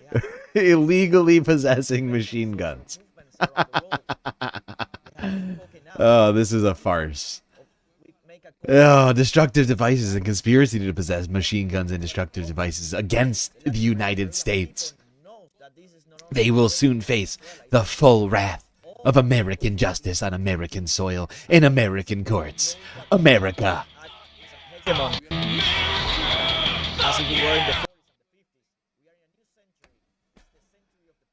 On behalf of the entire U.S. DOJ, I would like to thank President Trump for having the courage to demand accountability on behalf of the American people. And a huge thank you to our brave military who conducted the incredible and highly successful mission to capture these two alleged international narco-traffickers. There's your Attorney General, Pamela Bondi. They really need something else to talk about aside from the Epstein files, don't they? Talked about for years. Are you still talking about Jeffrey Epstein? This guy's been talked about for years. Rest of the population to... Well, I guess they decided like this is the best way to distract from the Epstein files. I'm not gonna lie, it's probably gonna work for a little while. Their defense of what it was theirs, and also we continue to hear from the different reactions at an international level. And in this context, the government of Mexico strongly condemned and rejects the military actions carried out unilaterally in recent hours by the armed forces of the United States of America against targets in the territory of the Bolivarian Republic of Venezuela, in clear violation of Article 2 of the Charter of the United Nations. We reiterate, this is the statement issued by Mexico stating that based on its foreign policy principles and its pacifist vocation, Mexico urgently calls for respect for international law and the principles and purposes of the UN Charter, and for the cessation of any act of aggression against the Venezuelan government and people. Latin America and the Caribbean is a zone of peace built on the basis of mutual respect, the peaceful settlement of disputes, and the prohibition of the use and threat of force, and therefore any military action seriously jeopardizes regional stability. I'm going to switch back to BBC for a second. We're just going to go back and forth between BBC and Telesur, I think, for a while until the. Honestly, I might keep this going until the Mar-a-Lago conference, which is supposedly going to happen in like 3 hours. This is insane. This is out of control. That they wanted to fight drugs, which they say Nicolas Maduro heads a cartel de los soles, largely from the military that supposedly has a strong root due to the military. Those soles, the suns, are a symbol of ranking with Venezuelan military officials, and this is something he has denied. But it's been increasing pressure we've seen. They've said that he heads these drug operations, he is an illegitimate leader, and we've been seeing strikes, oil tankers seized, a land strike recently, and now an unprecedented operation in Venezuela, extracting the disputed leader and his wife, now supposedly heading for the US. And I really want to make it clear to viewers at home that although we say this is an illegitimate government, this is still a sovereign, independent state. And I'm pretty sure that other Latin American countries will be extremely worried about the precedent this sets, that the US feels that it's able to dive into another country, an independent sovereign state, extract the leader and put that leader on trial. This is going to worry Latin Americans, isn't it? Hugely. Many will remember the era of gunboat diplomacy from the US, where the US essentially went into countries, meddled and toppled regimes it didn't see fit to govern. Illegal. And it was a really bloody, destructive period. Now, President Trump says he is the president of peace. However, all eyes in the region and the global community will be on what happens next, and specifically what actions the US take next. The idea that extracting and presumably removing Nicolas Maduro from power for the opposition, who is very heavily backed by the US and Donald Trump specifically, to move in is deceptively simple. That is not going to happen efficiently or very simply. Maduro's inner circle, 4 key players, are very much holding fort. We've seen all 4 of those, including the vice president, the foreign minister, and the Minister of Internal Affairs, make public statements and really rally Venezuelans, saying we are going to stand strong, calling arms and deploying police forces across the country, as well as civilian military power. Constitutionally, she is kind of next in command. But interestingly, lots of people are looking at Diosdado Cabello, who is kind of the second in command. He's the Minister of Internal Affairs. He is very much going to be in the spotlight, as well as trying to kind of fill that power vacuum the forced removal of Nicolas Maduro has left. But it will be over the coming days that we'll see who actually takes up that power and if they can do it effectively. This is insanity. This is fucking insanity. Oh my God! And one Issued by the hugely hypocritical Minister of the Interior, Justice and Peace. Very confusing detail of all of this is, of course, was it last month? It was like 2 months ago, right? Or was it? No, it was like November, wasn't it? Donald Trump pardoned the ex-president of Honduras, essentially the most notoriously convicted narco trafficker in modern U.S. history. Facilitated the transportation of hundreds of thousands of pounds of cocaine into the United States, and that guy is back in Honduras just sipping cocktails right now while Maduro is like, it's ridiculous. Issued a statement stating that he had spoken with the foreign minister of Brazil, for example, another powerful and important actor in the region who recently intervened in this escalation of tensions and direct aggressions from the United States towards Venezuela, stating that not only they were opposed to these aggressions against Venezuela, but that they also were pushing for dialogue. This led by President of Brazil, Lula, and in this case by the foreign minister as well.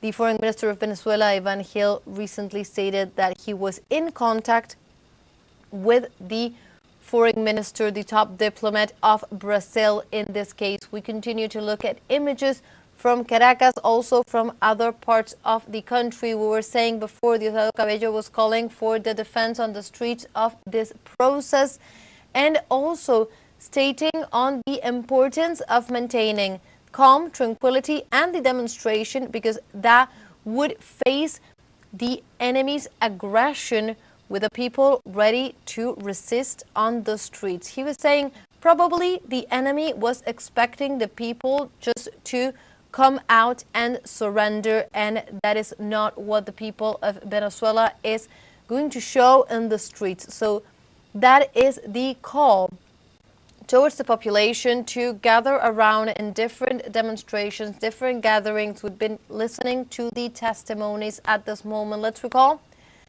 the government of Venezuela officially denounced U.S. military attacks on its territory.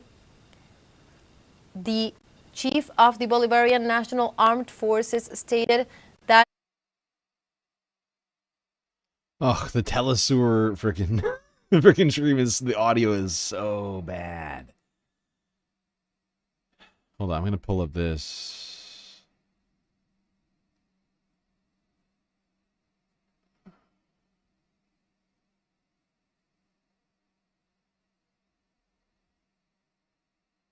Bueno, hay movilizaciones en todas partes del país. ¡De vida! ¡Devuelvan a Maduro! ¡De vida! ¡Devuelvan a Maduro! Del imperio americano. ¡De vida! ¡Devuelvan a Maduro! ¡De vida! ¡Devuelvan a Maduro! El imperio norteamericano. Sin embargo, el pueblo hoy no tiene miedo. El pueblo ha asumido la calle, porque este pueblo eligió. Jamás será vencido. El pueblo unido jamás será vencido. El pueblo unido jamás será vencido. El pueblo unido jamás será vencido. El pueblo unido jamás será vencido. Poner una calumnia contra nuestro gobierno, contra nuestro pueblo, contra nuestro país. Y eran muchas excusas que habían impuesto. Habían hablado de los carteles de la droga, habían hablado del terrorismo. ¿Qué más terrorismo que meterse en una madrugada y bombardear las casas de los venezolanos, bombardear la capital, bombardear varios estados de Venezuela y asumir pues ellos mismos los hechos ocurridos, asumirlos sin ninguna vergüenza ante el mundo? Por estas razones estamos hoy indignados en la calle. Vamos al pueblo. ¡Devuelvan a Maduro! Todo el mundo a la calle. ¡De vida! ¡Devuelvan a Maduro! Es el presidente de vida. ¡Devuelvan a Maduro! Queremos agradecer profundamente a todos los gobiernos. ¡El pueblo se levanta! ¡Maduro aguanta! ¡El pueblo se levanta! ¡Maduro aguanta! ¡El pueblo se levanta! ¡Maduro aguanta! ¡El pueblo se levanta! ¡Maduro aguanta! ¡El pueblo se levanta! ¡Maduro aguanta! ¡El pueblo se levanta! ¡Maduro aguanta! ¡El pueblo se levanta! ¡Maduro aguanta! ¡El pueblo se levanta! Eso es lo que han hecho.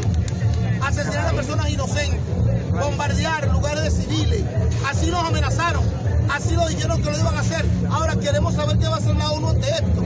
¿Se va a quedar de manos cruzadas? ¿Qué va a hacer la Comisión de los Derechos Humanos? ¿Se va a quedar de manos cruzadas? Exigimos como venezolanos inmediatamente se pronuncien los organismos internacionales y mientras tanto llamamos al pueblo a la calle. Reclama su derecho, el pueblo ya ha hecho, reclama su derecho, el pueblo ha hecho, reclama su derecho, para cambio de régimen. Alerta, alerta camarada, estamos preparando la resistencia armada. Alerta, alerta, alerta camarada, estamos preparando la resistencia armada. Alerta, alerta camarada, estamos preparando la resistencia armada. Espacio cercano a Miraflores. Hacemos el llamado al pueblo de Estados Unidos. Queremos a Maduro, queremos a Maduro, queremos a Maduro, queremos a Maduro, queremos a Maduro.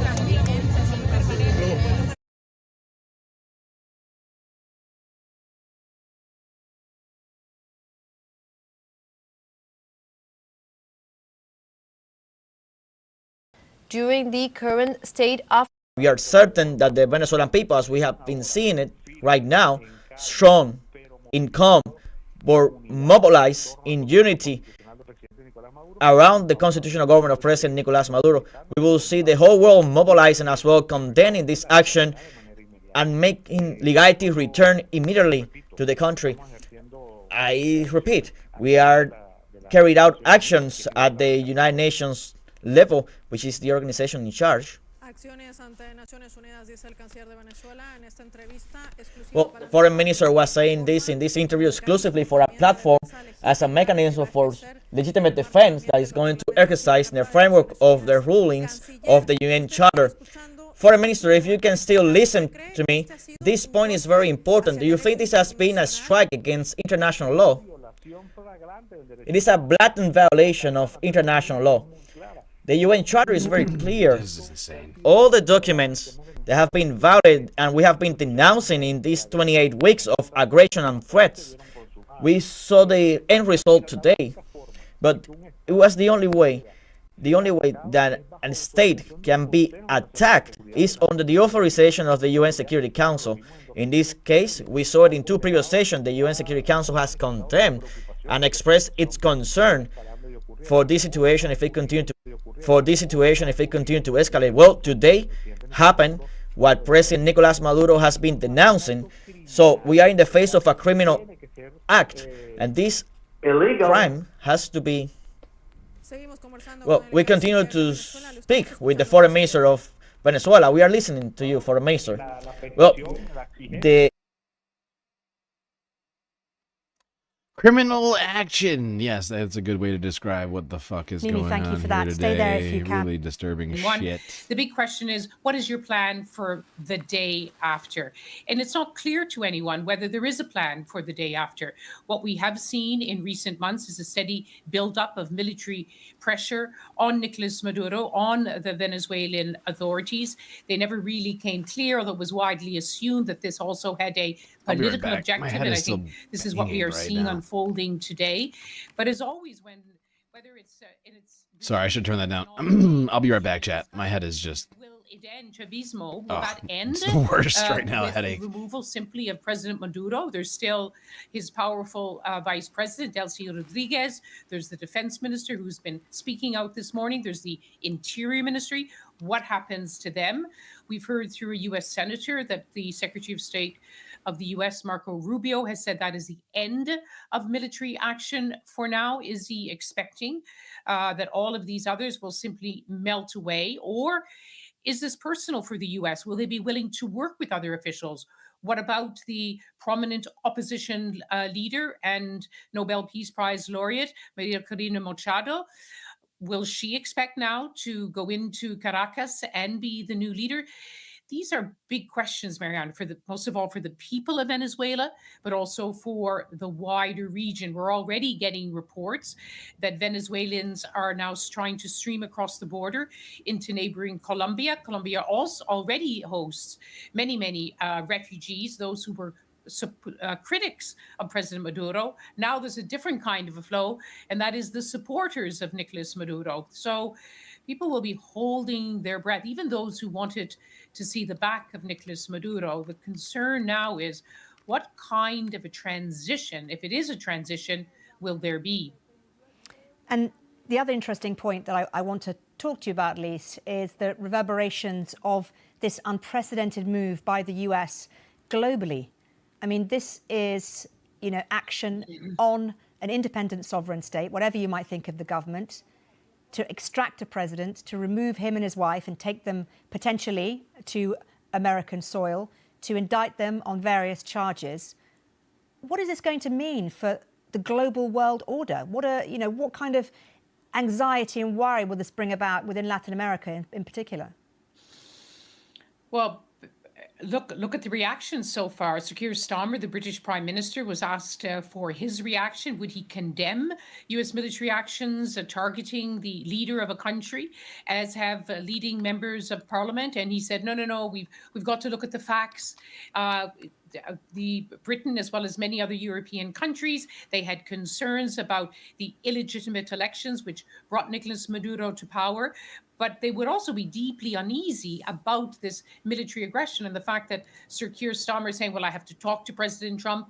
I have to wait and see, although it's abundantly clear to everyone exactly what has happened in the dark of night. Similarly, the EU foreign policy chief, Kaja Kallas, she has also expressed what has been the broader European discontent with the rule of President Maduro, but she expressed concern for the territorial integrity and sovereignty of Venezuela. So the reaction has been very mixed. You have countries, left-leaning countries in Latin America like Colombia, which have been very quick to condemn the actions. Right-wing governments, some of whose leaders have been openly backed by President Trump. They came to power in recent elections. They're not saying very much. They are watching very closely. A country like Iran, who only 24 hours ago was being threatened by President Trump with possible military action, came out very quickly and strongly condemned this blatant aggression. So it's very much a mixed picture. And I'll end by saying Russia came out and condemned the military actions of the United States. It has for decades been condemning the American penchant for regime change, but quietly the Russian leader, the Chinese president, they must all be watching closely and will no doubt see this as an affirmation of the way the New World Order works, with what are being called the strong men with their spheres of influence. The United States has its backyard in South America. Russia has, of course, its eyes on Ukraine.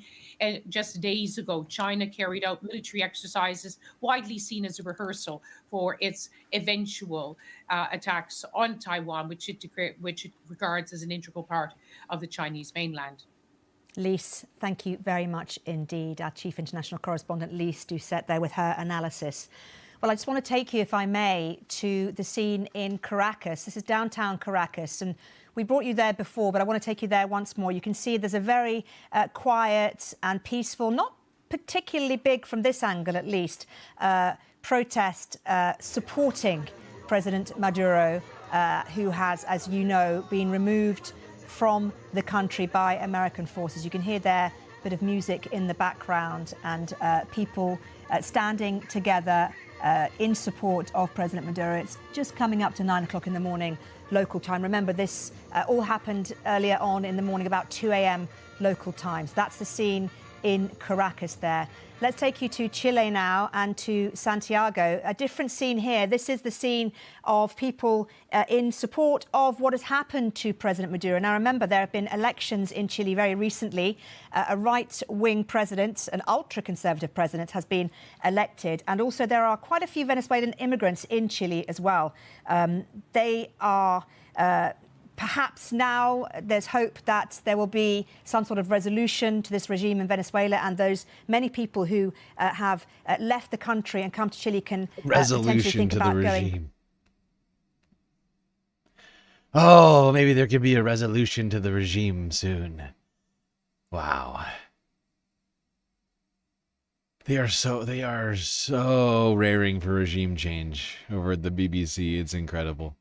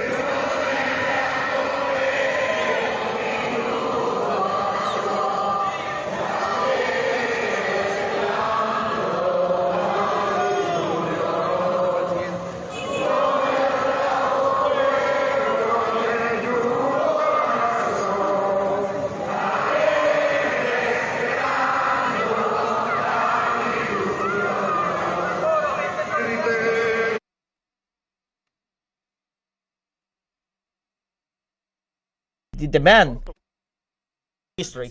I would like to thank you, Mr. Foreign Minister, to give us this interview, this special interview for a multi-platform Telesur. Thank you very much to taking our call. Thank you. That was the Foreign Minister Ivan Hill with very specific specification, with news that allows to understand the current scenario that this South American nation is currently experiencing with this criminal attack that the U.S. has experienced, violating all international law, all humanitarian international law, all the norms, and also violating above all the decision of the Venezuelan people after electing the constitutional president of Venezuela, Nicolas Maduro. Those were the words of the Foreign Minister of Venezuela, Ivan Hill, in an exclusive interview with Telesur at this moment. And he was highlighting among the main topics that we've been covering throughout the night and now the beginning of the day, the importance of the denunciation before the international community, the work that the foreign ministry is leading at this moment. The CIA took down Nightbot? Oh, God. Oh, no, not Nightbot. Speaking with representatives and delegations from around the world, he was stating that they were receiving the contacts, letters, and many information and communications from different delegations from different countries in the world that were contacting Venezuela in order to express their solidarity, also the denunciation of the aggressions in terms of the way in which they are completely against the international order and international law.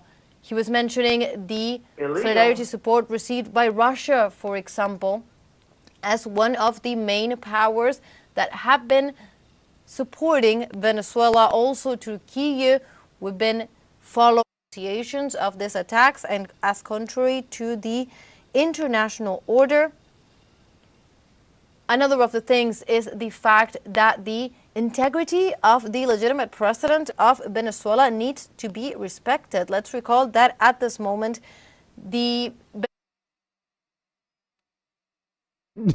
Yeah, that's a funny one. The United States is going to respect. Yeah, a little late for that, don't you think? A little late for the United States to start respecting the legitimacy of, I don't know, international law, foreign sovereignty, or any number of things. Actively Not roaming exactly the our streets, forte. as well as some small protests in favor of Nicolas Maduro, but largely we're seeing a sense of uncertainty, fear, and kind of looking to what comes next. There have been armed civilian militias, essentially, under the order of Nicolas Maduro, who will be going out into the streets and squashing any kind of celebration by citizens for the US going in and extracting the disputed leader and his wife.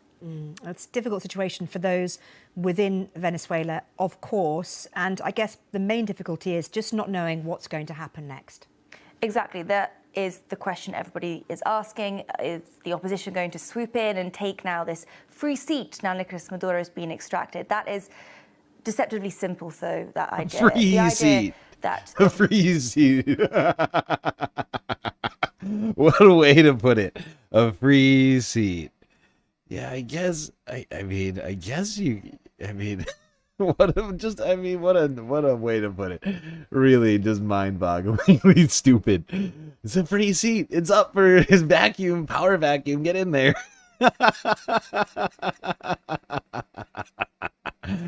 Oh my God. That is too much. That is too much today. Oh, Columbia Rican with a sweet, sweet super chat on YouTube. I just thought about this. So if there's a charge in New York against Maduro, wouldn't the Attorney General of New York City under Zoran Mamdani or New York Attorney General of the state of New York under Kathy Hochul throw this out? What happens then? That's a fascinating take, Columbia Rican. That is a fascinating take.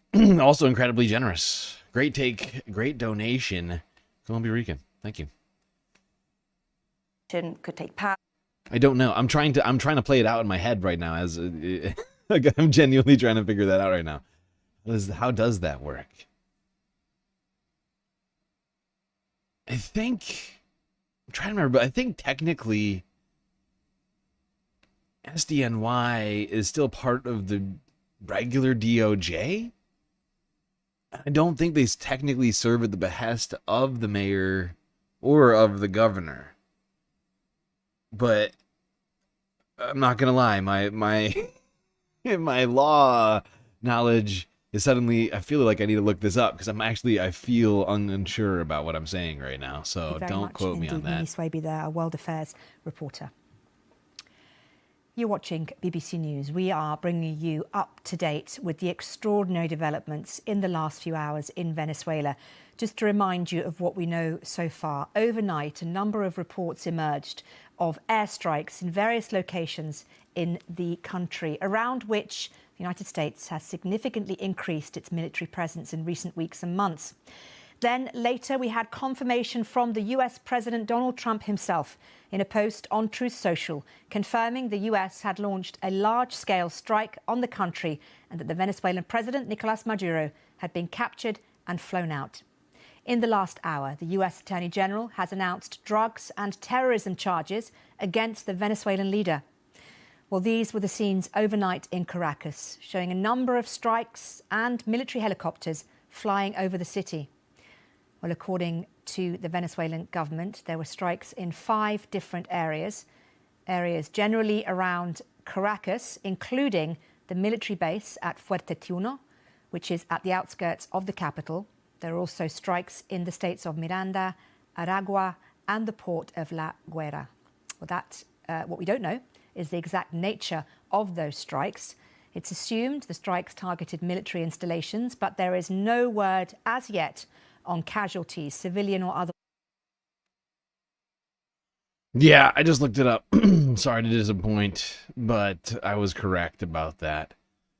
Yeah, I knew I knew that we were missing something with that, unfortunately. But yeah, Southern District of New York prosecutors are basically they're basically serving at the behest of the president, part of the DOJ.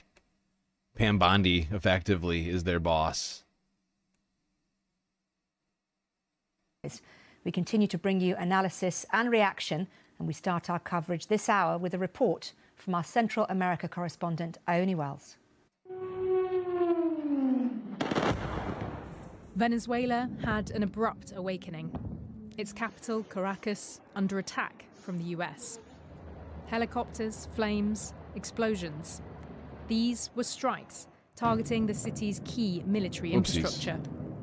Eyewitnesses woke in the early hours of the morning to the booms. Yes, I'm afraid so. But I felt it necessary to look it up, and I didn't want to break you down, but that's just where it's at. The US has long accused President Maduro of running a criminal trafficking network, something he strongly denies. On Thursday, Mr. Maduro said he was open to talks. If they want to seriously discuss an agreement to combat drug trafficking... Yeah, that's what's incredible about this, too. Is literally, I mean, this was a story I was planning on covering last night's show that I didn't do, but literally, I was literally going to cover this clip of Nicolas Maduro in the car. Honestly, I thought this clip was kind of hilarious. But he's like, he's driving around this car. He's like, look, let's have a discussion. If there's something you want to get done, let's do it. Let's have diplomacy. Good old diplomacy. This was like, I think it was like 2 days ago or something like that. And then here we are today. If they want Venezuelan oil, is Venezuela ready for U.S. investments? Like with Chevron, whenever, wherever, and however they want. Venezuela says it will resist foreign troops. The US clearly wants regime.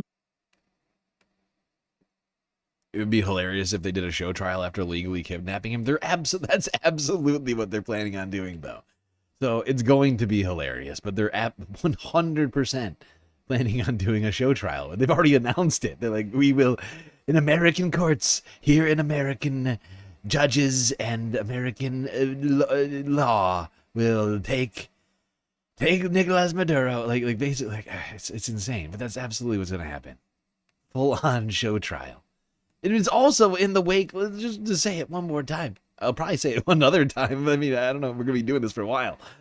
But this is all in the wake of the ex-Honduran president, Juan Hernando Lopez, or whatever his name is, being pardoned by Donald Trump just like a month ago. A dude who facilitated hundreds of thousands of pounds of cocaines into the United States. That guy hanging out at home, Nicolas Maduro show trial. The hypocrisy is so flagrant. I don't even know what to do about it. Just a distant threat. Ione Wells, BBC News. Well, Vanessa Neumann is the former advisor to the Venezuelan opposition leader, Juan Guaido. She says these strikes by the US are because the Maduro regime refused to give up power. Really, it's the restoration of democracy, because Maduro was due to have left the presidential palace on the 10th of January. This is the restoration. This woman again. No. Fuck that. And by the way, just so everybody knows why, this woman I just skipped past, you were listening to her earlier. This lady is apparently some Juan Guaido acolyte. I don't know exactly what the relation is, but she's like from the former failed coup and is like here to tell us why the new coup is actually a great idea. So no, we won't be listening to her at all. This is just live camera feed from on the ground in Venezuela.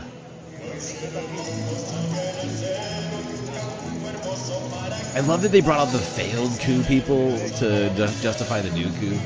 You might as well, right? Like you already put in the effort. They're already around, right? You might as well get them to come in.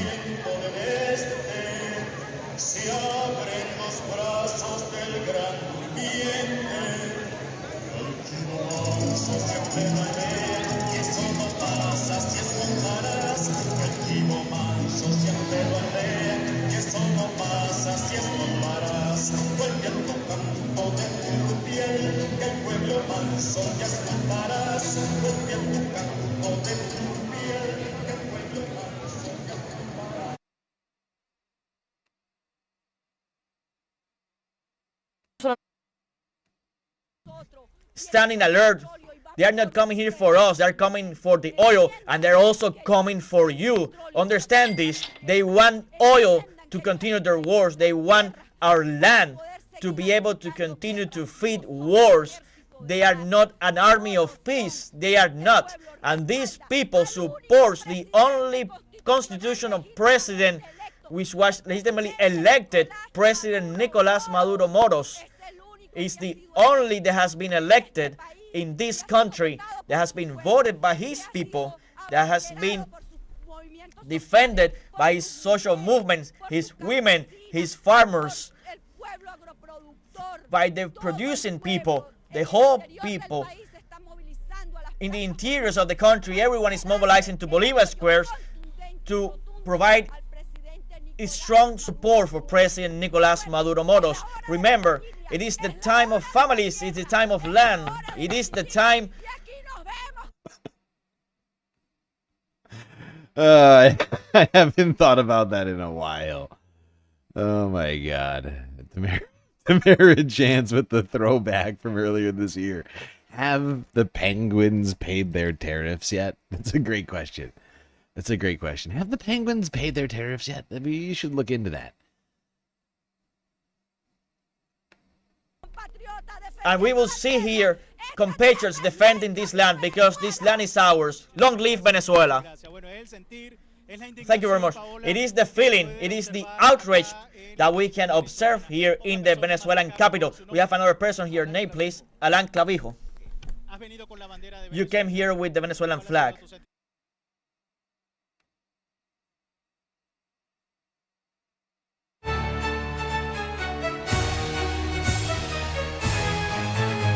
Where frost bites deep and men can't be, our empire stands beside the endless sea. In storm and silence, cold and pure, we do not freeze, we just endure. But an orange hand reached out in shame, and now the world shall learn our name. The silence breaks, no more delay. The order stands, we march today. Oh, march, march, sons of the ice. For a holy island they shall pay the price. They taxed our fish, then asked for more. We answer tariffs with total war. You saw the map and laughed out loud. Now MacDonald Island burns your crowd. Not men in gear, but beasts we bred. Our seals strike where yours have fled. We had no ports, no market plan, yet still became the enemy of man. But the snow stands tall, our banners fly. The democratic penguins' republic shall never die. Ooh, march, march, sons of the ice, for our home. I just needed to hear that. It's been so long, but God, that just reminded me of that. We live in a farcical nonsense timeline right now. Muñoz. Our country has a constitution that cannot be violated.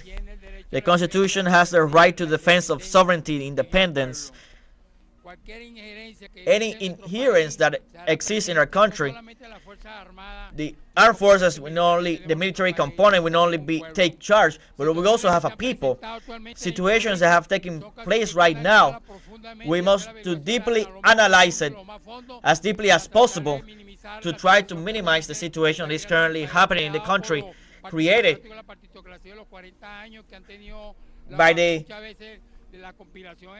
autocracies of 40 years now in the conspiration with our countries, but will not allow to do so because our constitution is going to be respected, and we will make our constitutional sovereignty and independence respected, and we will defeat any intervention that takes place against our country.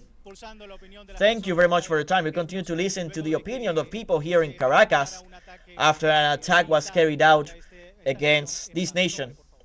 Your name, please. Carlos Sierra, Deputy of Caracas. We're here on the streets defending our sovereignty and our constitution and our president and leader, Nicolas Maduro, and our first combatant, of whom we demand a proof of life. The call is to the whole Venezuelan people to take to the streets, to all Bolivar squares of the country, and all the militias to the trench in perfect fusion, the countries of the world, we must organize all the social movements, all the pictures, the deputies, everyone that wants peace, everyone that has come to Venezuela knows that this is a people of peace, a working people, to speak out at the international level. All popular communicators, we must denounce this attack, this aggression, this illegal aggression of the president of the genocidal empire, Donald Trump. That's why we're going to be on the streets, and no matter what happens, we will defend our president and leader, Nicolas. So is this the 9% that Guaido lady was talking about? She's like 93%, 91% of people hate Nicolas Maduro. This must be the 9% that love Nicolas Maduro. Everybody, I mean, the streets are completely filled with people who seem to be talking just like this guy, saying that the United States just did something illegal and they don't like it. It's weird because these pro-regime changers over on BBC News are saying everybody's cool. Everyone loves this in Venezuela, actually. Actually, everyone loves this. Maduro, you are not alone. Hold on, we are here. Your people is here defending you, and we will not allow ever anyone to take our Bolivarian revolution. Well, there we have the words of one of the deputies to the National Assembly. We go back. Well, we also have here another person, that wants to give his opinion, if you allow your name. Nelson, you came here to express your support for President Nicolas Maduro. My deep solidarity with the constitutional president and legitimate president Nicolas Maduro, who was kidnapped, as Noriega was kidnapped, and many other presidents of the world, that gringos, because the only sin that Maduro has committed is to defend our sovereignty, and we are willing to defend it. We take this opportunity here at Telesur to make a call to transport that is paralyzed, that they are part of the plan against President Nicolas Maduro. Transport is currently paralyzed. There is no transportation. And this is a conspiracy to create more crises that they have already created.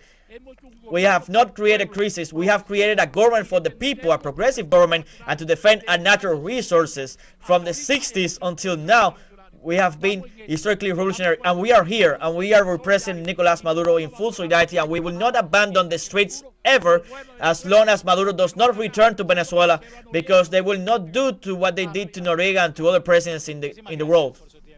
Thank you very much for your time. We continue to listen to the opinion of citizens here in the Venezuelan capital, very close to the Miraflores Palace, and effectively they give what is. The guy came right out and said it. You're not doing what you did to Noriega. We're not gonna allow the United States to do a regime change. The feeling of the people of Caracas, and they were victim of an attack.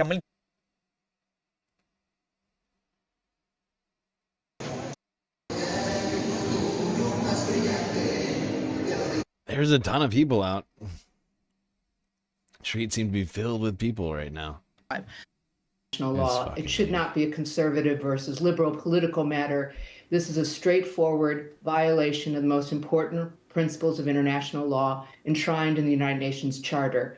It is unlawful to use military force on the territory of another state in the circumstances in which President Trump has ordered it. It is equally unlawful to remove a person, any person, the president down to any individual, without due process of law, as has happened.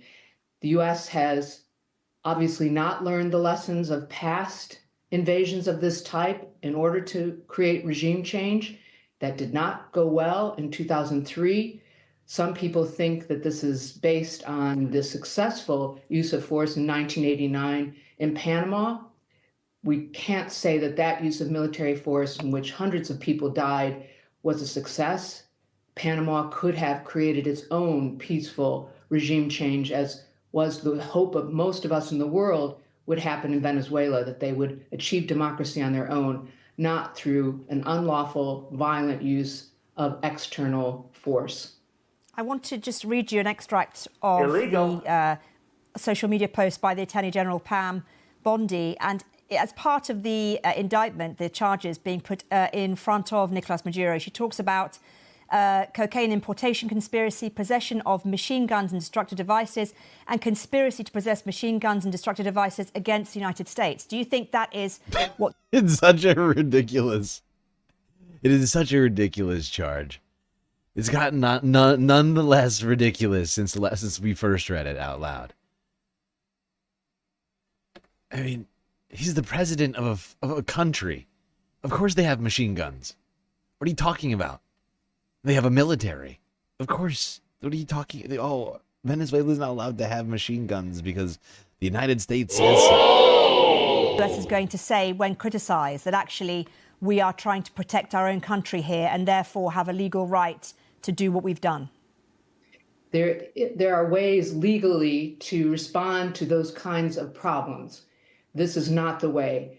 The United States has carried out a lawless action under the name of trying to enforce the law. It will not go well. We have undermined the very principles that we say we're trying to enforce. If we had supported peaceful regime change in Venezuela, it may take time, but that's what leads to successful countries in the long run, not through this kind of violent, lawless action. Then we could have requested an extradition.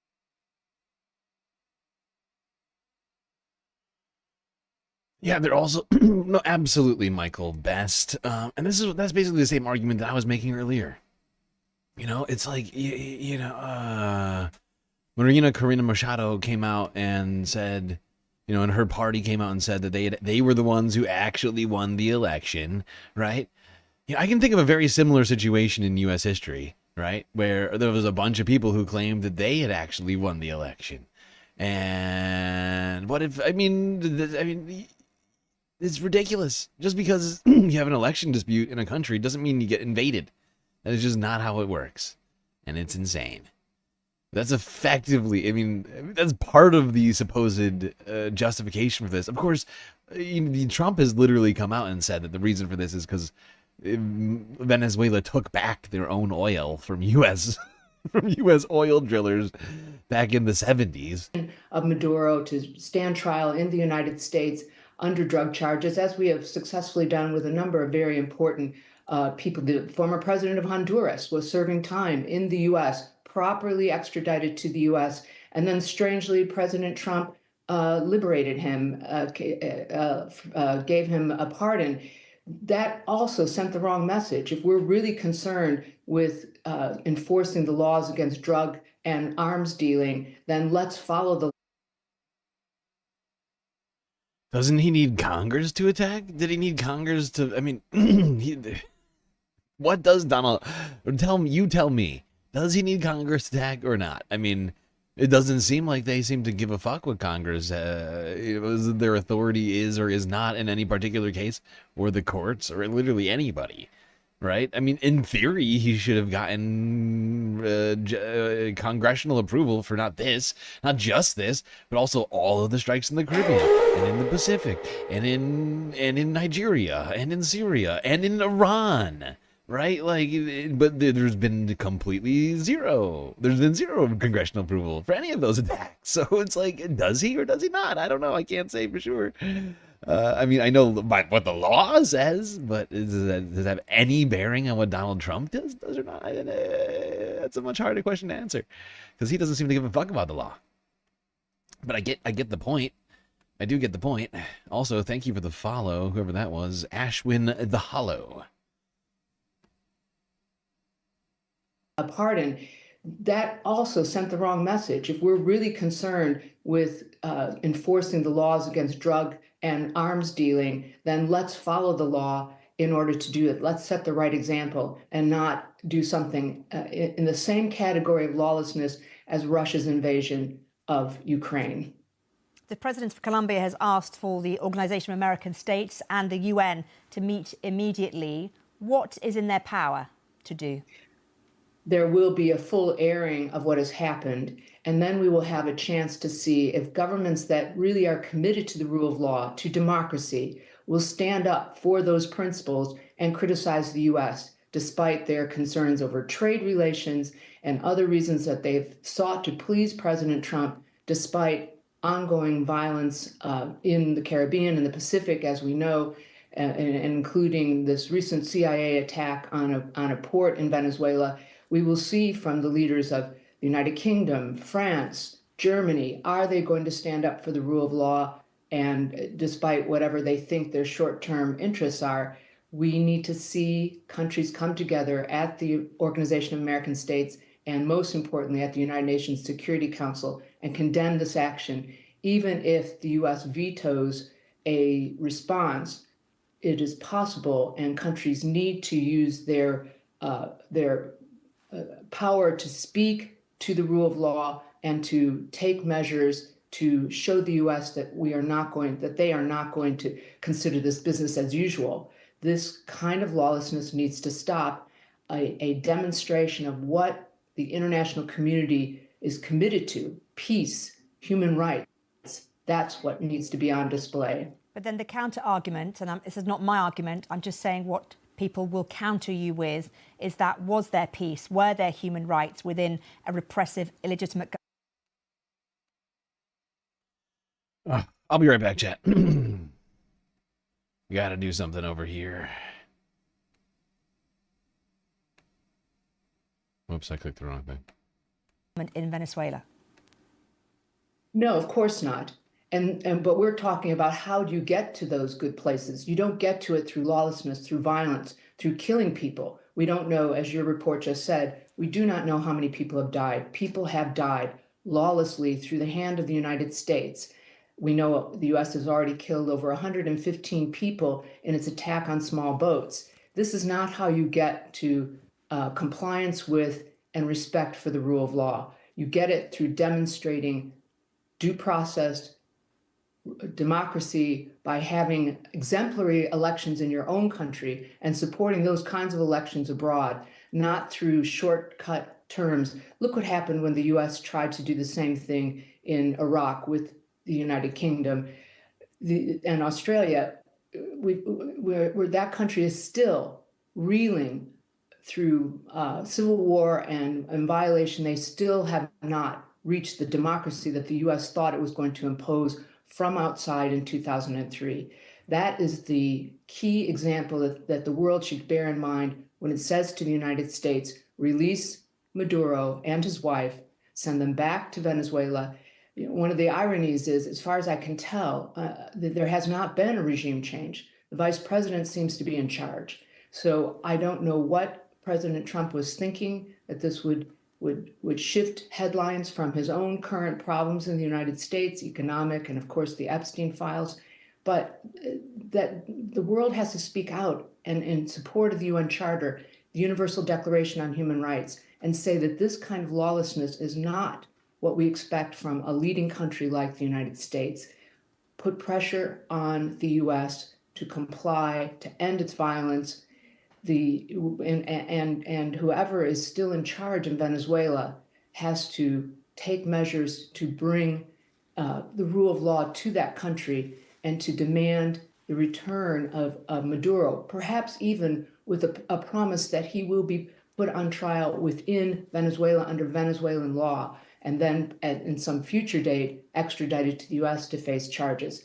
That would send a great message to the world about where the United States is with respect to the rule of law, where we should have been from the very beginning of the Trump administration, in strict compliance with the United Nations Charter and all of our commitments around the world. Let's just talk about the precedent that has been set here and the type or the level of anxiety that is going to bring about in not only Latin American countries, but globally as well. Well, so there are two ways of, we're right now in the middle of so many lawless situations in the world. We are in the situation of a major invasion of Ukraine. We are seeing violations of international humanitarian law of the most extreme kind in Gaza. We are seeing a civil war in Sudan. There is renewed fighting in Myanmar. These are the conflicts that the world should be working on. We should be working to end those conflicts and to work on the existential problems of climate change, global health, and prosperity. Instead, President Trump is wasting money and his bully pulpit, his platform in the world to bring about solutions to these major problems by killing people lawlessly and invading a country. It's a demonstration of his love of drama. It is not solving US problems or world problems. We really are in an economic and military force mess around the world. This is an opportunity for the world to come together and insist that a leading country like the United States come back into compliance with the world's law. The best thing that can be done by governments around the world is to put pressure on the United States to reverse this lawlessness and return to a focus on the United Nations Charter. Yeah, this is going to make it real uncomfortable for a lot of the libs out there who honestly are like pro-regime change in Venezuela, but we're hoping for like some sort of like a more covert U.S., CIA coup rather than just like a shock and awe combined strike and seizure of the president. Like I feel like it makes it real uncomfortable for those folks who are like really hoping for a coup, but are now like, oh, but this is wrong. U.S. I feel like a lot of the neo-lib sort of warhawk types out there, like they prefer in a lot of these sorts of things to have it not be so loud, so loud and in your face, rather have it be rather. It was inconspicuous, if you will. And the international treaties and the very basis of world order, which is commitment to treaties. I just wanted to pick you up on one point. Whether it's President Trump or President Putin, believing that they are above the law. That is the essential message that governments everywhere need to send. And that is absolutely right. That is the thing right now, is that it's effectively we're doing the exact thing that we were claiming that like for the last I mean, where do you want to start? Like for the last 10 years we've been claiming that Russia is doing illegally. Which, yeah, they have been. But now we're blatantly doing it in front of the entire world. Seizing, kidnapping a foreign leader, striking a country, all in the pretext of stealing their oil. It's insanity. It is pure, it's unbridled insanity. If they want to have some kind of order for the planning and prosperity of their countries. I wanted to just pull you up on one thing that you said earlier. That is really the essential. Hello, can you hear me? I'm trying to make right now, regardless of how things turn out in Venezuela. Hi, can you hear me, Professor? Yes, I can hear you. Fantastic. I wanted to pick you up on one point that you made earlier about asking the United States to send Mr. Maduro and his wife back to Venezuela to stand trial, to face justice there in a way that is within international law and bloodless, etc., etc. The only slight issue with that is that the judiciary in Venezuela is completely co-opted by the Maduro government. So how would you suggest that would happen? Well, here's a dilemma. Yes, Venezuela is in a very bad state. I have been a huge critic of Maduro since he took over, and earlier of Chavez. Any time that the courts are implicated or corrupted by a government leader, this should bring the attention of all international lawyers around the world. But Dolly effing Parton with the follow over on Twitch. Wow. Dolly effing Parton of all people. Now a galactic viewer.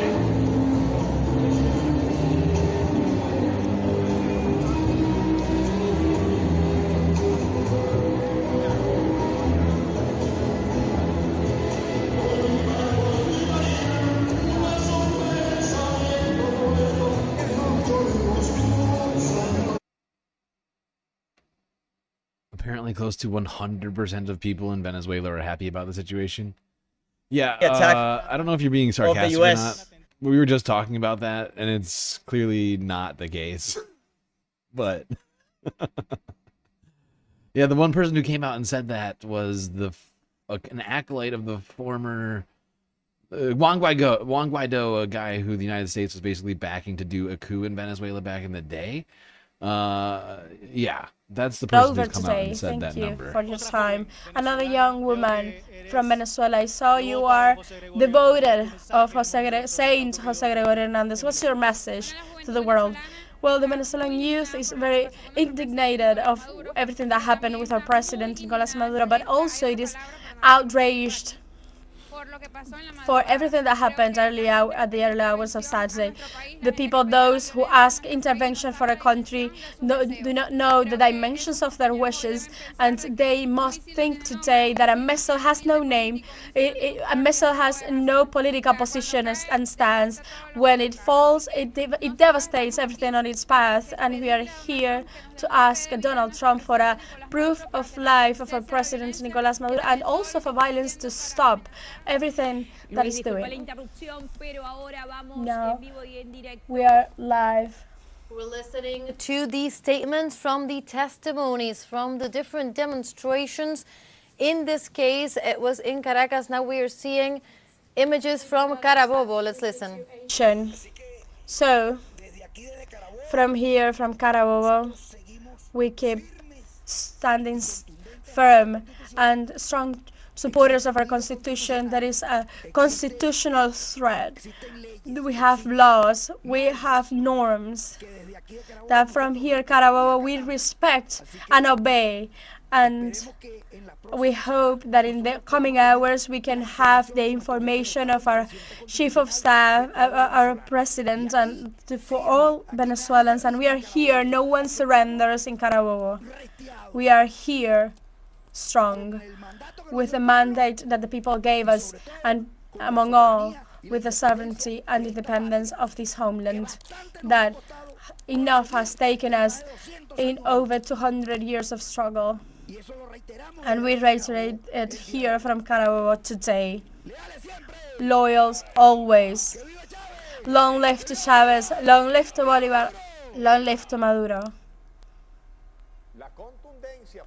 We were listening to the statements of one of the concentrations. In that case, it was Carabobo. Now we are looking at another concentration in Miranda. These were different demonstrations at this context. Let's recall that people were heading to the Believers' squares all over the country. That was one of the testimonies that we were listening to in Caracas. And another important topic, another important sentiment, one of the people. Columbia Rican with a sweet, sweet super chat over on YouTube. Mon Mothma speech from Andor fits this situation. Trying to think of which speech you're talking about. Their testimony saying our country has a constitution. It is not the military, it is the people that will come out to defend and ask that international law is respected, ask that the constitution is respected. It is not one person. This is what Commander Hugo Chavez used to say. It is an entire.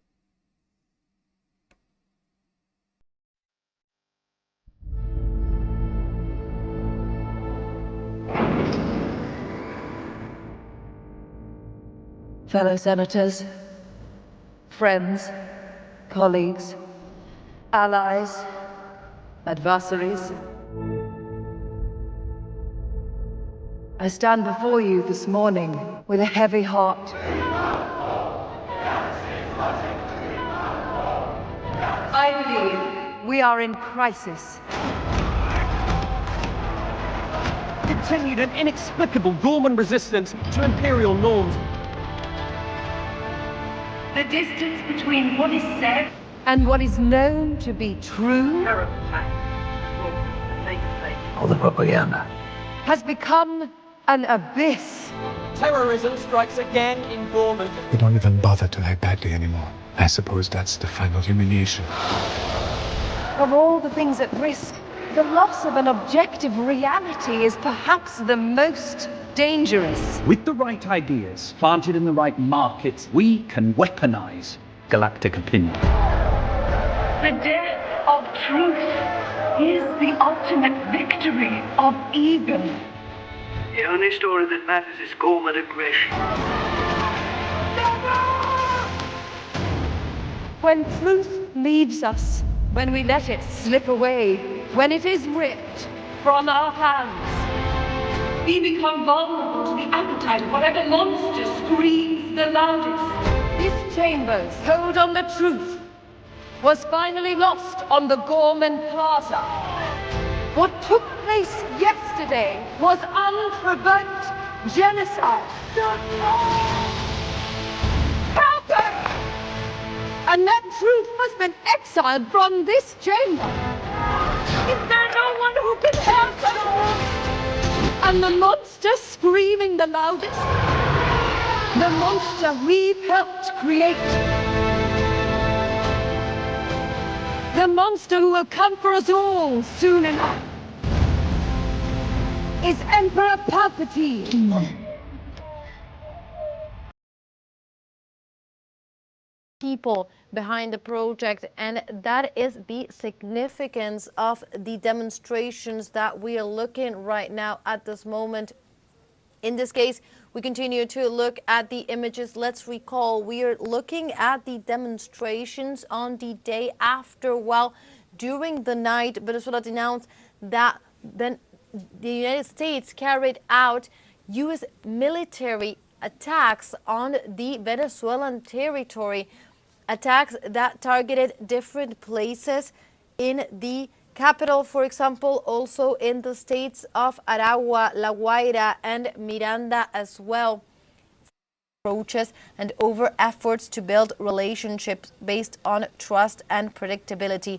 Under the present circumstances, it is particularly important to prevent any further escalation and focus on seeking a resolution through dialogue. We believe that all parties with existing grievances should pursue solutions to their problems by engaging in dialogue. We stand ready to assist in these efforts. Latin America must continue to remain a zone of peace as it proclaimed itself in 2014, while Venezuela must be guaranteed the right to determine its own future without destructive external interference.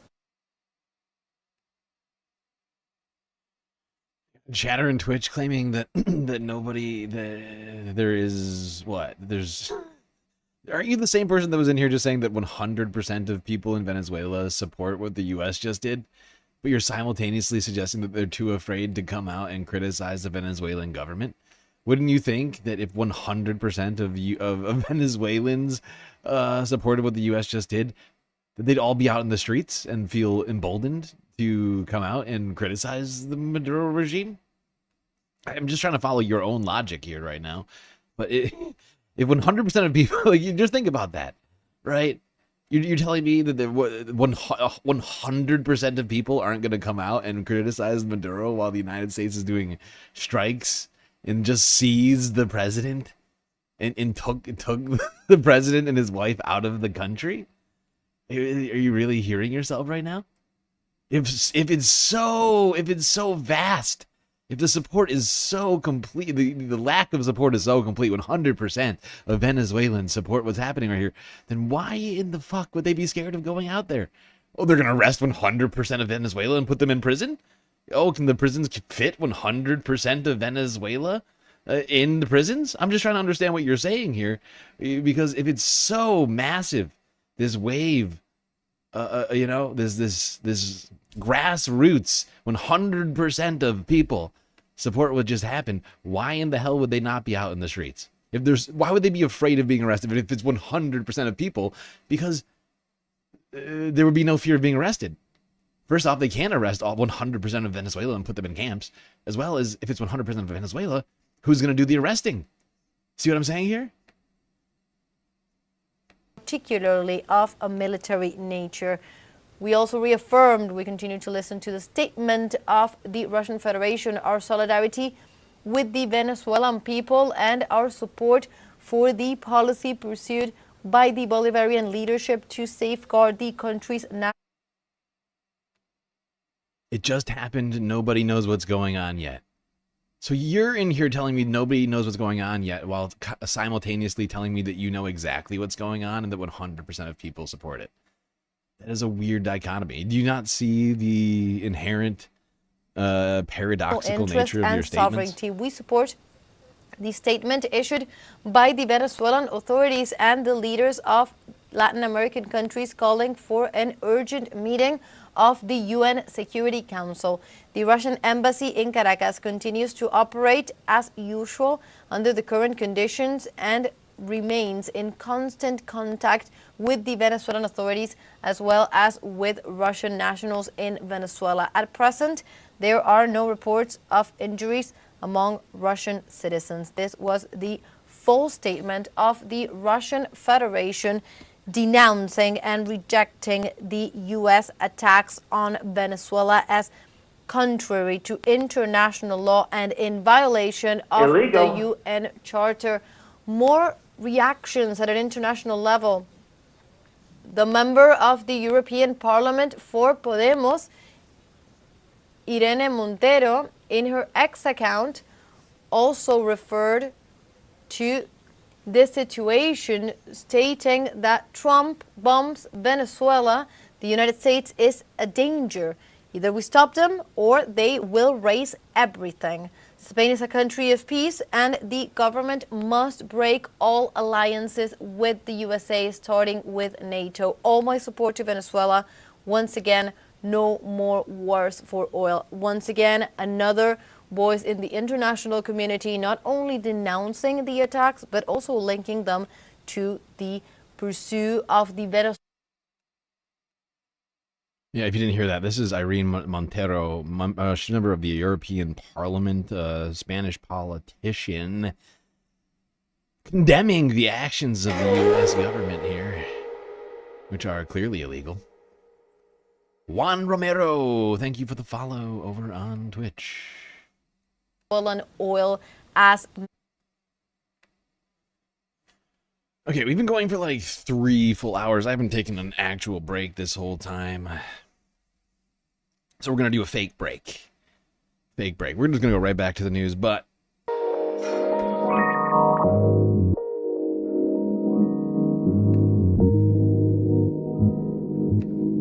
just want to remind everyone here, if you haven't already, hit the follow button on Twitch and the subscribe button on YouTube. While you're at it, do consider contributing to the Galactic News Network, as we are, of course, completely funded by individuals like you. A lot of great ways out there for you to show your support. YouTube, super chats, super stickers, memberships, gifted memberships.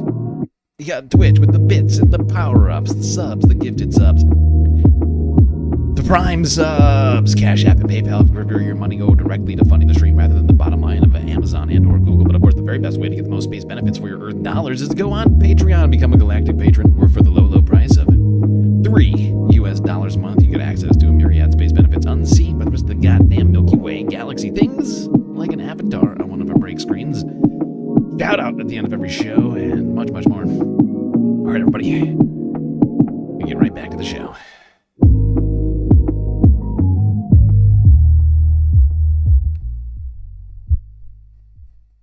Instead of doing that, the United States is for their objectives. But again, after what happened and being Maduro captured by the U.S. I'm not listening to this guy. Fuck this guy. That's a very daring operation, but it keeps Australia, where that country is still reeling through civil war and violation. They still have not reached the democracy that the U.S. thought it was going to impose from outside in 2003. That is the key example that the world should bear in mind when it says to the United States, release Maduro and his wife, send them back to Venezuela. You know, one of the ironies is, as far as I can tell, that there has not been a regime change. The vice president seems to be in charge. So I don't know what President Trump was thinking, that this would shift headlines from his own current problems in the United States, economic and of Are course, you the still Epstein talking about files. Jeffrey But Epstein? that the world has to speak out and in support of the UN Charter, the Universal Declaration on Human Rights, and say that this kind of lawlessness is not what we expect from a leading country like the United States. Put pressure on the U.S. to comply, to end its violence, and whoever is still in charge in Venezuela. I love how Dolly effing Parton here on Twitch seems to think that hearing from a Twitch streamer it makes it more credible than than hearing from a multitude of Venezuelans on the ground. We've been watching for 3 hours, and we've probably watched at least, I don't know, 30, 45 minutes of Venezuelans on the ground telling us that they do not appreciate this, and they do not support what the United States did, and they want their president back. And you're like, well, I heard a Twitch streamer say that actually this is a good thing, so I am a credible resource of great knowledge, and I'm here to bestow upon all of you my great knowledge from having watched this Twitch stream, which has informed my entire view about this entire situation. So enjoy that. Get real. What do you get real? Has to take measures to bring the rule of law to that country and to demand the return of Maduro, perhaps even with a promise that he will be put on trial within Venezuela under Venezuelan law, and then in some future date extradited to the U.S. to face charges. That would send a great message to the world about where the United States is with respect to the rule of law, where we should have been from the very beginning of the Trump administration, in strict compliance with the United Nations Charter and all of our commitments around the world. Let's just talk about the precedent that has been set here and the type or the level of anxiety that is going to bring about in not only Latin American countries, but globally as well. Well, so there are two ways of, we're right now in the middle of so many lawless situations in the world. We are in the situation of a major invasion of Ukraine. We are seeing violations of international humanitarian law of the most extreme kind in Gaza. We are seeing a civil war in Sudan. There is renewed fighting in... Enjoy the 10-minute timeout. I'm done. I'm done with you over there, Dolly. You're a never-ending source of very lame fucking arguments, which I don't have time for. These are the conflicts that the world should be working on. We should be working to end those conflicts and to work on the existential problems of climate change, global health, and prosperity.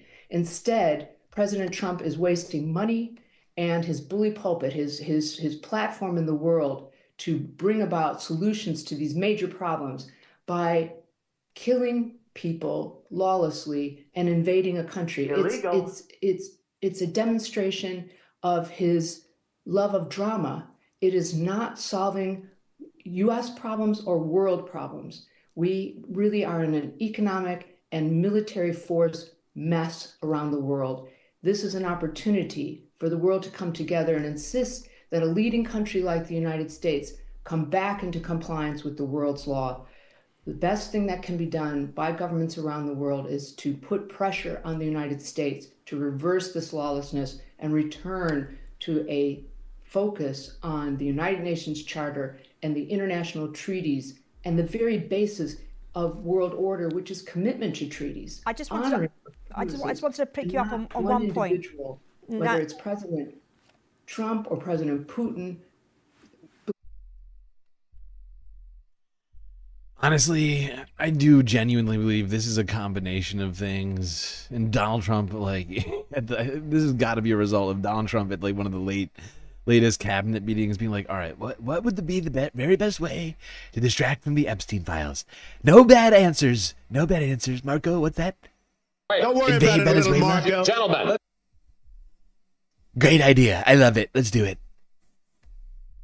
Believing that they are above the law. That is the essential message that governments everywhere need to send if they want to have some kind of order for the planning and prosperity of their countries. I wanted to just pull you up on one thing that you said earlier. That is really the essential. Hello, can you hear me? I'm trying to make right now, regardless of how things turn out in of the way the New World Order works with what are being called the strong men with their spheres of influence. The United States has its backyard in South America. Russia has, of course, its eyes on Ukraine. And just days ago, China carried out military exercises widely seen as a rehearsal for its eventual attacks on Taiwan, which it regards as an integral part of the Chinese mainland. China. Mariam, I'm Lewis Vaughan-Jones. You're with BBC News. I'm taking over for the next few hours. And just in the last few minutes, US Vice President has posted this on social media. Let's take a look. The President offered multiple off-ramps, but was very clear throughout this process that drug trafficking must stop. Oh my God, they said it out loud again. The stolen oil must be returned to the United States. Whenever they say this about the oil, we are talking about oil that is on the territory of Venezuela. Okay? It's in a different country. We're talking about oil that is not, in any way, you cannot claim it's on United States territory. Okay? Oh my God, they're just coming out and saying it is all about the oil. Oh my God. It's incredible. Stolen oil on Venezuelan territory must be returned to the United States. Fucking laughable. Give me a joke. Must be returned to the United States. Maduro is the newest person to find out that President Trump means what he says. Well, let's just try and get some immediate reaction to those words. Now, with me is our global affairs reporter, Mimi Swaby. Great to see you. So this is the latest development here, these words from the Vice President. Let's just take another quick run through them. So he's saying the President offered multiple off-ramps, but was very clear throughout this process. The drug trafficking must stop. The stolen oil must be returned to the United States. Maduro is the newest person to find out President Trump means what he says. What do we make there of some of those themes that had been picked out? Interestingly, we have heard for months now since the US started its military campaign in the region against drug trafficking that Nicolas Maduro allegedly is the head of a cartel, Cartel de los Soles, which has a key focus and a key part in drug trafficking going from Venezuela towards the US. And this has been part of these very deadly strikes we've been seeing now since early September, around 35 strikes, killing more than 100 individuals I need in food. both the South I'll be right Caribbean back. Sea as well as the Pacific Ocean. So that's one part of that President Nicolas Maduro has been allegedly a huge role in this drug trafficking trade, which the US has said is plaguing their American soil. One part as well about the oil tankers, it has been no secret to the Venezuelan government that the US's campaign against drug trafficking was just an excuse to try and get the oil and the large reserves Venezuela has of oil in the country. And this was a guise to get regime change, as they have said, as well as access those oil reserves. Now, we've seen the US seize oil tankers too now, and they're still pursuing one, which we now understand has links to Russia. And this has been kind of an ongoing saga, an increasingly intensifying saga. We saw a land strike reported only recently, but the capture and removal of the disputed Venezuelan leader, Nicolas Maduro, and his wife, Celia Flores, is a whole new level. And this will shock the Venezuelan government, Venezuelan people inside and outside the country, and many US citizens alike. Yeah, let's just pause on that, because as you brilliantly outlined there, the build-up to these various events, but the actual, if it is true, which we of course presume it is now, given the officials from the US, that these the president and his wife were picked up, scooped up and taken out of the country. How much of a surprise was that? That wasn't generally being talked about so much in the build-up. No, I think it's come as a huge shock. This campaign has largely been, as well as military intervention and build-up we're seeing outside Venezuelan waters, a psychological war. And this increasing pressure has been, in part, to try and get Maduro to leave on his own free will. we've seen in the early hours of Saturday morning across Venezuela, including the capital Caracas, multiple strikes allegedly targeting military infrastructure. And it's now thought that those strikes were somewhat of a distraction for Delta forces by the US to swoop in, get Nicolas Maduro and his wife, and extract them, presumably heading towards the US. Now, we can only kind of presume here that this must have had some kind of inside job, knowing where Nicolas Maduro was and being able to execute this plan, which we understand has taken months to plan, would be incredibly hard. This was 90 minutes of bombardment across the country. That is a very short window to execute a pretty elaborate plan. But now we've got to ask as well, that has been seemingly done, executed, successful if you're the US. What happens the day after? I think it's deceptively simple to think now one leader has been removed, forcibly removed from his seat in Venezuela, that another, perhaps the opposition, led by Maria Corina Machado, but also the candidate opposition, Edmundo Gonzalez, who's in exile, would swoop in and assume that role. That is now what is on many people's minds, is who is going to fill this power vacuum after a incredibly shocking turn of events that happened in the early hours of Saturday morning. Well, let's look at the possible options there then. Is there any sense that the opposition would get any kind of military support from the US, financial, infrastructure-based support, or would this be a case of, no, we've gone in, we've taken Maduro, we've charged him in the US, the rest is up to you? That is something I think will come to light in more detail the next few hours, days perhaps, but it seems now that Maduro's inner circle, there's 4 key players here. They are all very much remaining loyal to Nicolas Maduro and have all come out publicly, shown their support and urged Venezuelans to rally against this US aggression. Now, the Vice President, Delcy Rodriguez, she, in theory, constitutionally, is second in line to power, and she is assuming some kind of power. We've seen her make a TV address on national state television. But then we've also got other figures at play here, just as Diosdado Cabello. He's the kind of the second-hand man. He is the Minister of Internal Affairs and very much a hardline figure when it comes to government policy.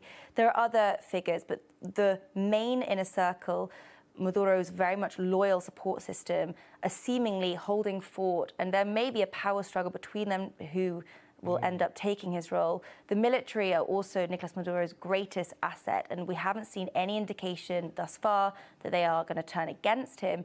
But the opposition have not made any official statement. They have said they didn't know anything about these latest operations.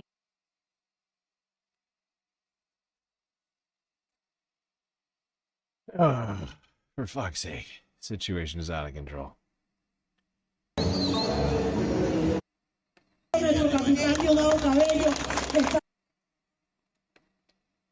What a stupid fucking way to start the year. Y es verdad, nos duele lo que ha pasado, nos duelen las personas que sufrieron este ataque, las víctimas, esa gente, esos padres, esas madres que están allí sufriendo por lo que pasó. Pero bueno, estamos seguros que así como nos enseñó Chávez, nosotros vamos a salir adelante. Tenemos que rescatar a Nicolás Maduro. Votamos por él, es nuestro presidente constitucional, es el hombre leal, lo ha demostrado con hechos. Bueno, lamentablemente las traiciones existen. Las traiciones existen, es lamentable. Pero le voy a decir una cosa. Fíjate, la Sayona, los traidores, todos esos están fuera. Ellos se fueron y siguen bombardeo para Venezuela. Yo quisiera saber qué dirán ahora los que andaban en las redes sociales pidiendo bombas, pidiendo bombardeo. Dígame si tienen familiares ahí que cayeron por esto que pasó, por este ataque. Experts at military hospital. It is to say, I repeat again, right now behind me, one missile impacted here, and the place where I'm going right now, 2 missiles struck. We are reporting from La Carlota military base. This is the transportation that usually transports the personnel here. Unfortunately, only one person resulted injured and is currently being treated, and we're going to continue providing more updates. listen to the correspondent on the ground, Telesur correspondent, in that case, Madeleine Garcia, going over the impact of those strikes, those U.S. military strikes on Venezuelan ground that took place during the night. And in that case, the correspondent was denouncing the impact and also the way that civilian objects and targets had also been hit. Of course, the consequences of these strikes are still being assessed and evaluated, and also the people continue to be on the streets. We're seeing some of the images. Now we're going to listen to Pedro Infante, one of Venezuelan authorities as well, talking right now. The Bolivarian state of Miranda, the people are currently mobilized, gathered here as an expression of protest against imperialism, has represented an aggression, a blatant, vile aggression of U.S. imperialism, President Donald Trump, against the sovereignty, against the Constitution of the Bolivarian Republic of Venezuela, against the Venezuelan people. And from here we express our denunciation to the whole world, to the peoples of the world, to the parliaments of the world, to speak out, to denounce as well how today U.S. imperialism violates international law, the UN Charter, the sovereignty of the peoples. But also, we demand with the people on the streets the proof of life of President Nicolas Maduro, of first combatant Celia Flores, who were kidnapped criminally by U.S. forces of the U.S. government in an incursion against our people. 4 states were attacked, were bombed, direct aggression these early hours in Aragua state, Guaira state, Caracas, and the Bolivarian state of Miranda. From here we call on the people, to all the structures on the streets, communities, our commands in the communities, integral commands, to activate, to be attentive, to be alert, mobilize, aware of the situation that is currently happening here in the country. We also want to call to the communal units of militia, the integral commands that are organized, that have their own laws, to the defense organization in every municipality. Everyone knows what must be done. We must activate this chief of staff, the coordination, full communication, and get ready for the defense of our homeland, of our sovereignty. The objective of the U.S. imperialism is not other than to steal the Venezuelan oil, to steal our natural resources. That's how they declare it in their doctrines of defense that was published a week ago by the U.S. government. They declare it openly that their main interest is to have control of energy, of resources, and to make of the countries of the continent, of what they call their vital space, well, to have all the puppet governments kneeling and dedicated to their own interest. So today here, we were listening to the first Vice President of the National Assembly of Venezuela, Pedro Infante, at that moment, going over the hours after the terrorist attack, the U.S. strikes on Venezuelan soil, also going over one of the main topics of the day, the activation of all the forces, including the civic forces on the streets in defense of their homeland. We're listening to different testimonies on the streets, and one of the phrases that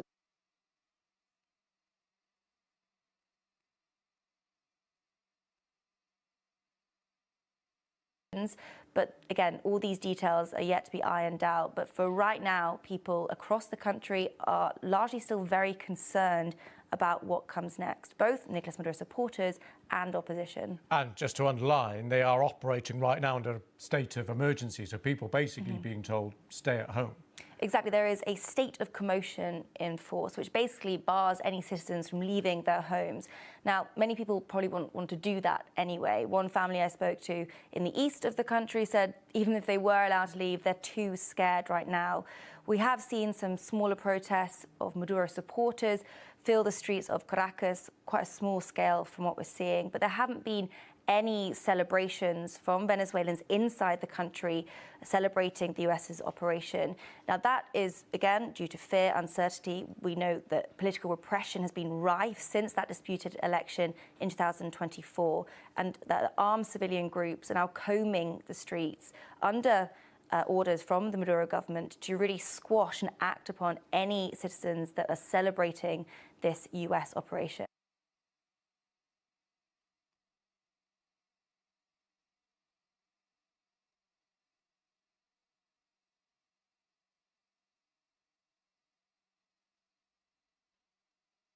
I'm just gonna keep trying to pull up more and more reports here as we get through this, as we wait for Donald Trump to address the nation here.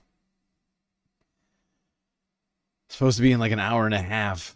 Donald Trump will be coming out along with, you would assume, other administration officials to justify this nonsense. Breaking news. Welcome to CNN. I'm Victor Blackwell in Atlanta. The breaking news this morning: President Trump says the U.S. carried out large-scale strikes on Venezuela overnight. He says its president, Nicolas Maduro, and his wife, Celia Flores, have been captured and flown out of the country. Attorney General Pam Bondi says both of them have been indicted, and in a social media post says that they will, quote, soon face the full wrath of America.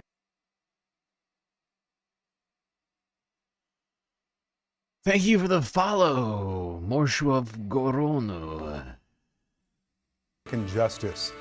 The Venezuelan vice president says that she has no idea where Maduro and the First Lady are. Faced with this brutal situation and this brutal attack, we do not know the whereabouts of President Nicolas Maduro and First Lady Celia Flores. We demand immediate proof of life from. You wonder if oil has anything to do? There's no reason, there's no need to wonder, okay? They've already said it multiple times that it's about the oil. Vice President Vance just came out and tweeted to the effect that Venezuela had stolen our oil on their territory, and that was why we were doing this. I mean, there's also the problem, you know, they also got to find ways to get everybody to stop talking about the Jeffrey Epstein files, so, This guy, you know, it's a win-win for them, I guess. Epstein. This guy's been talked about for years. Government of President Donald Trump. Proof of life for President Maduro and the First Lady. President Trump says that he'll address the nation on the strikes from Mar-a-Lago later this morning. Right now, it's quiet in the capital of Caracas, just hours after the strikes. But earlier, explosions rocked Venezuela, knocked out power, and sent people running outside.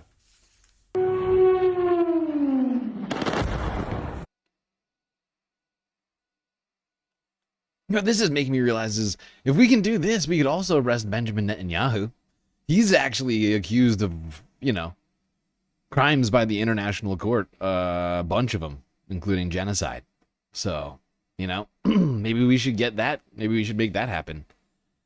For arresting, for just random, just, you know, extrajudicially, honestly, it wouldn't even be extrajudicial if you arrest Benjamin Netanyahu. He's wanted by the, you know, by the international bodies of justice. And this strike was at La Carlota Air Base in Caracas. CNN's Nick Payton-Walsh joins me now from London. Nick, we just heard from Issa Suarez speaking with some of her sources in country about the fear of what could come next because so many questions are unanswered.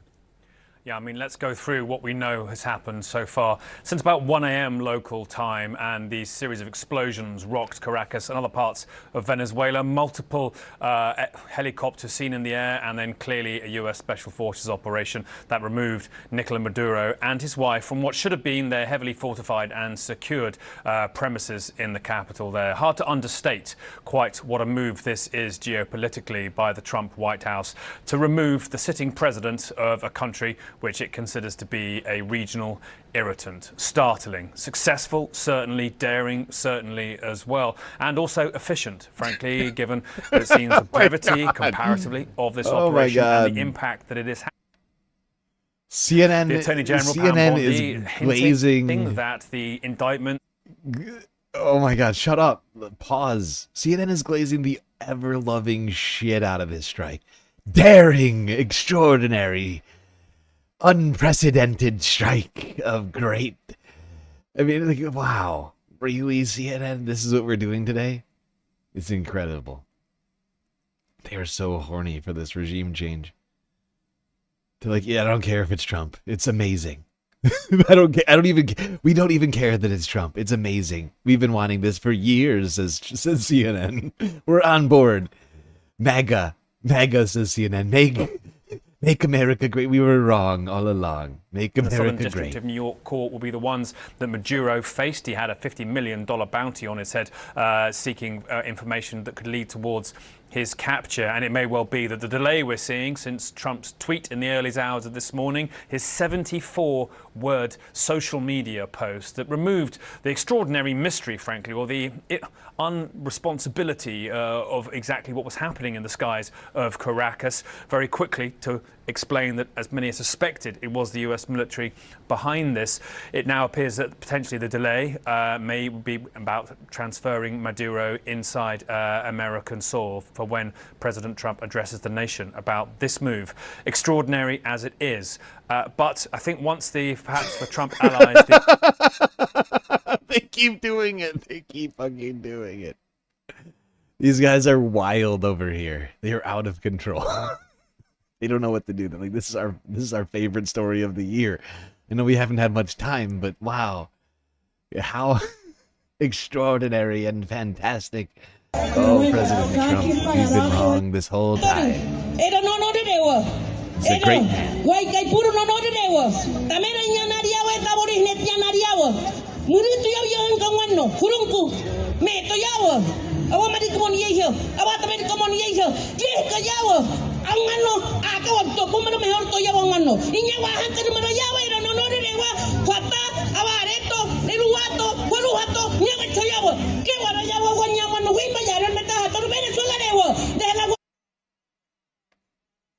This lady is straight up crying over here.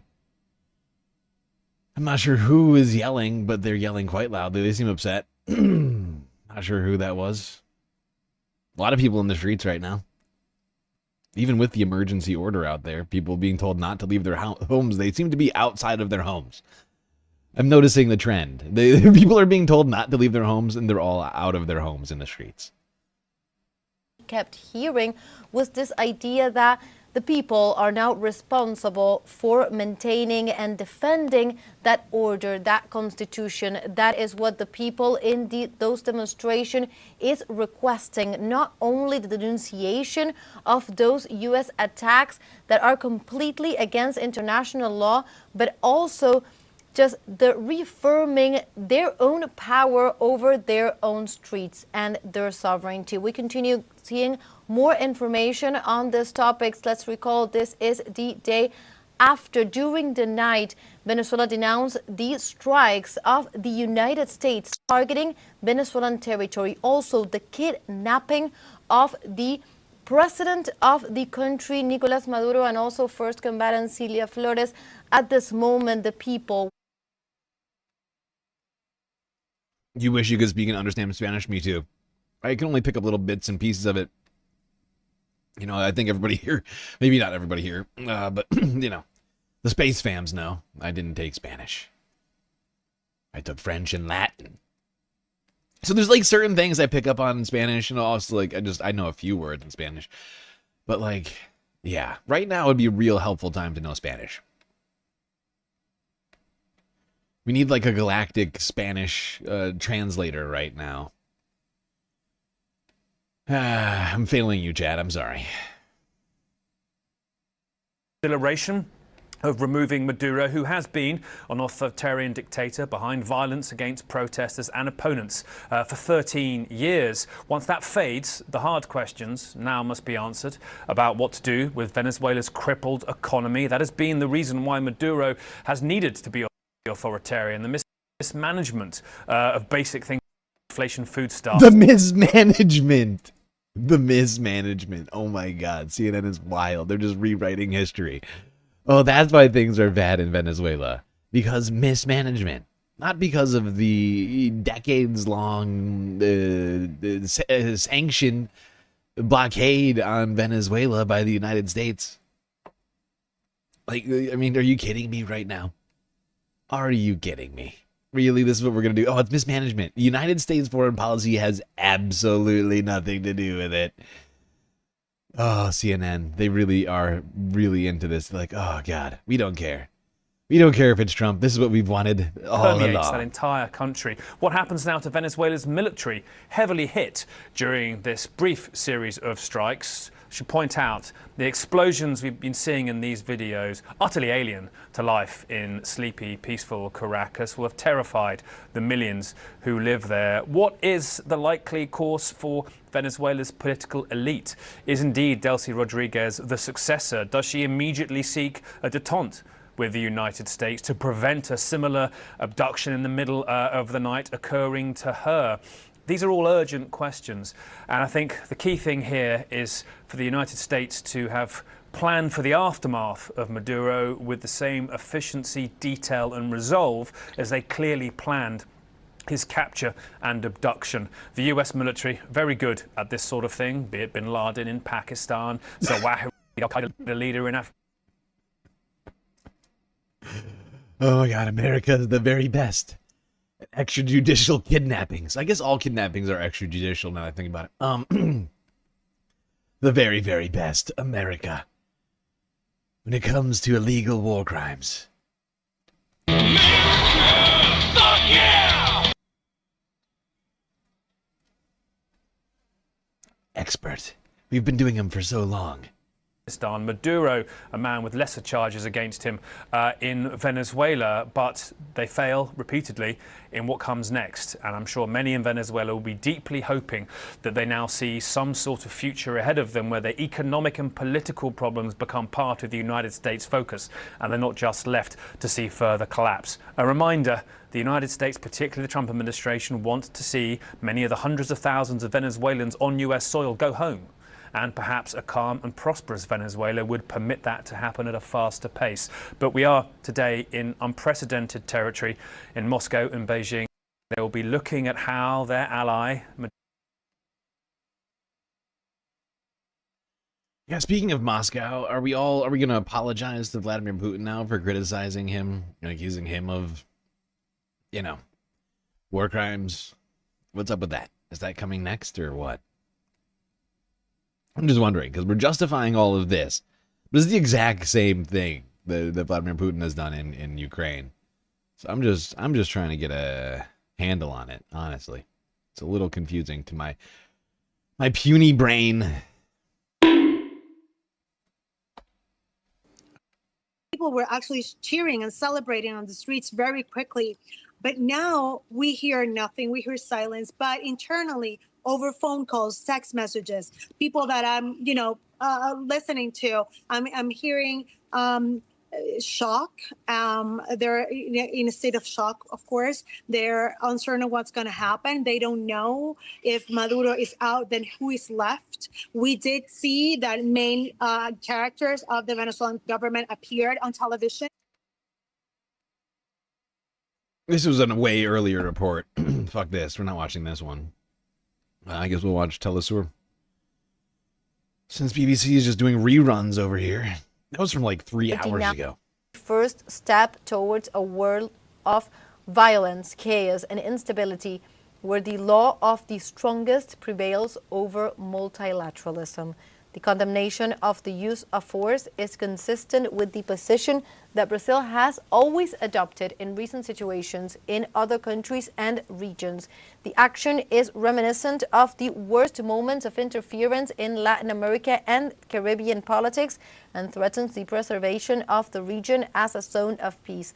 The international community, through the United Nations, must respond vigorously to this episode. Brazil condemns these actions and remains available to promote dialogue and cooperation.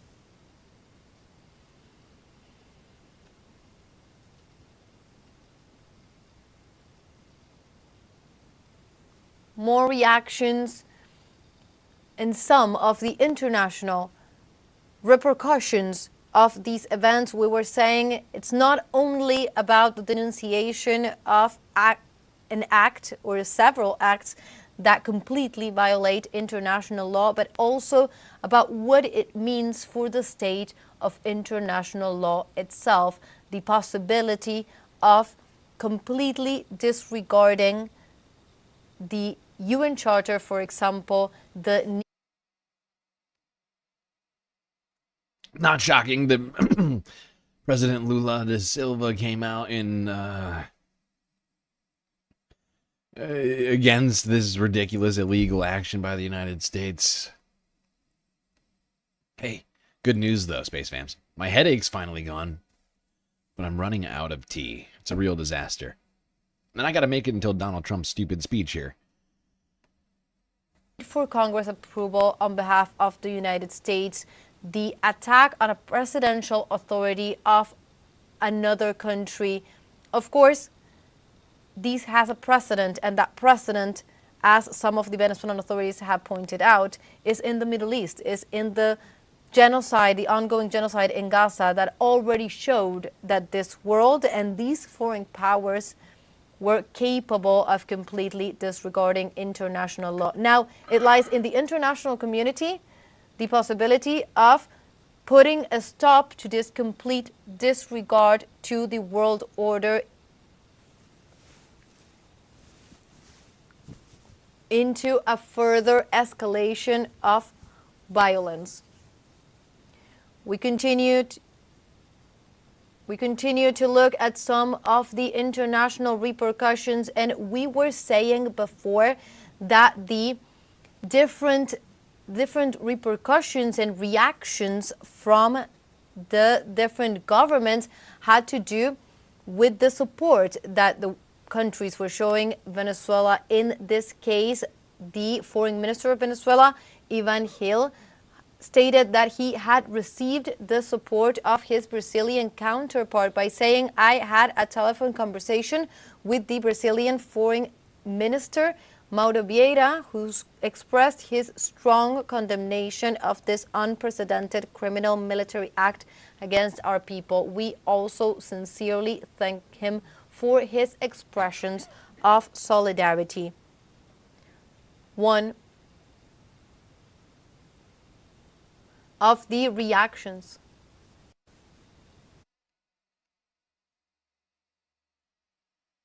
I'm just going to keep going through the different live streams that I've got here. Doreli Castellano, tu mensaje. Bueno, camaradas, hoy se atrevieron. Muchos pensaban que era mentira, que no se atrevían a lanzarnos las bombas. Hoy tenemos en Caracas y en varios estados de nuestro país heridos, decenas de heridos y decenas de muertos. Eso lo tenemos que tener clarito, porque nada más no es decir, estamos aquí. I really wish I could get translations for that feed. Sadly, I do not have that. I'm going to look for another live stream because BBC has been shitty.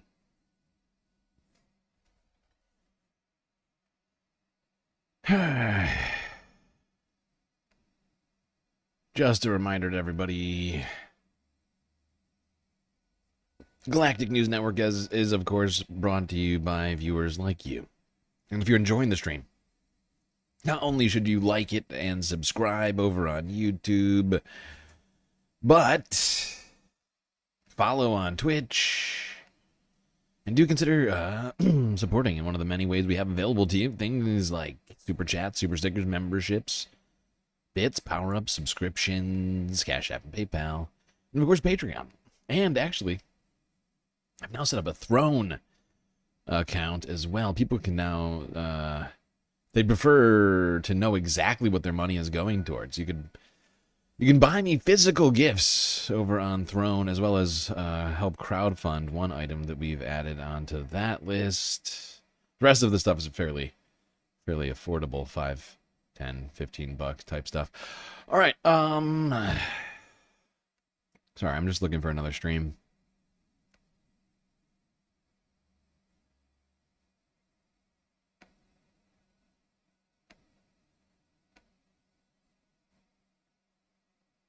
Huh, that's weird.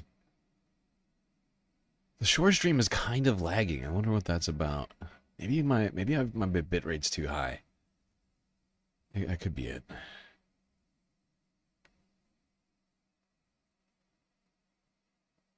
I'm just noticing it now.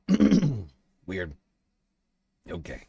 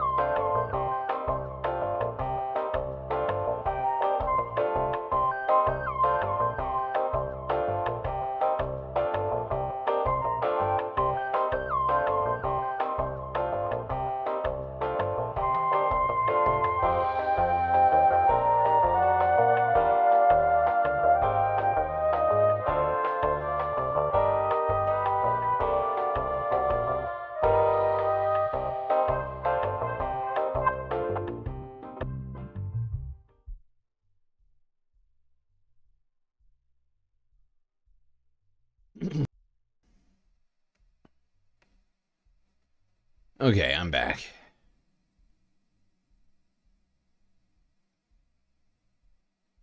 It's okay to be wrong. Russia's you know global that, right? capability. Hey, I'm and really glad you global can admit that. But That's real big of you, Dolly effing Parton. I'm glad, you know, that shows your maturity level, that you're willing to admit that you're wrong, and that's okay. I'm actually kind of proud of you that you've come around. Clearly, President Putin is okay to battling be to wrong. overcome. Out of lemons. He didn't issue a very strong condemnation, but as you say, he's lost an ally in Nicolas Maduro. He has lost Syria entirely, which was a very important military outpost for Russia. He is continuing to fight a war in Ukraine. Yes, he's making some battlefield grounds, but he is also losing an enormous amount of men and resources in this war, and he's become more and more dependent on China. And the Iranian regime, which you mentioned, is facing its biggest challenge in the last several years with protests that have just turned deadly. And Iran provides a lot of the weaponry, particularly a lot of the drone technology, to Russia. So he is not in as strong a position as he tends to project, and he has now just lost another ally. But it struck me that his condemnation seemed a bit half-hearted, but perhaps that is the best he can deal with at the moment, considering the hand of cards that he's holding. Yeah, I think that's right, Richard. And I think too, and we've discussed this in the hours now that have played out since this strike took place, there's another piece to this too, isn't there? And that is about the idea that powers around the world have the power to intervene in their regions, in what Russia would describe as its near abroad. And I think that we can't have this conversation without just indicating an interest in what might be being thought about in Beijing by President Xi, and what his ambitions for his region, be frankly part of the world that in this century it will be the most important part of the world. How will he view actions like this by the United States, and what it will mean for him and one other player around the world with ambitions that are not in America's interest, Kim Jong-un of North Korea? How will he be seeing this, and what will he think this means for him? And again, this is a multi-layered, because you can imagine that in Pyongyang, in North Korea, they may be saying, let's be careful, because the United States isn't messing around. But also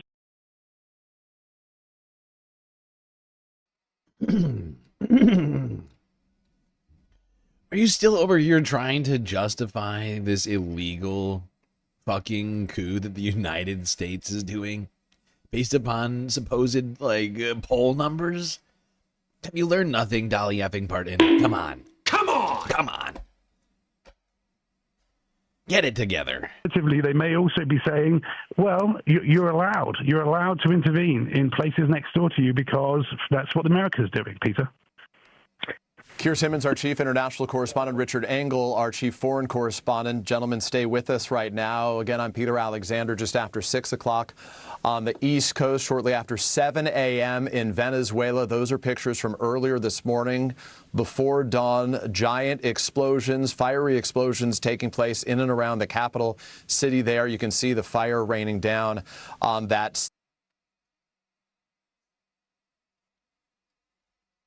You know, Donald Trump has pretty terrible poll numbers right now. I don't know if you know that.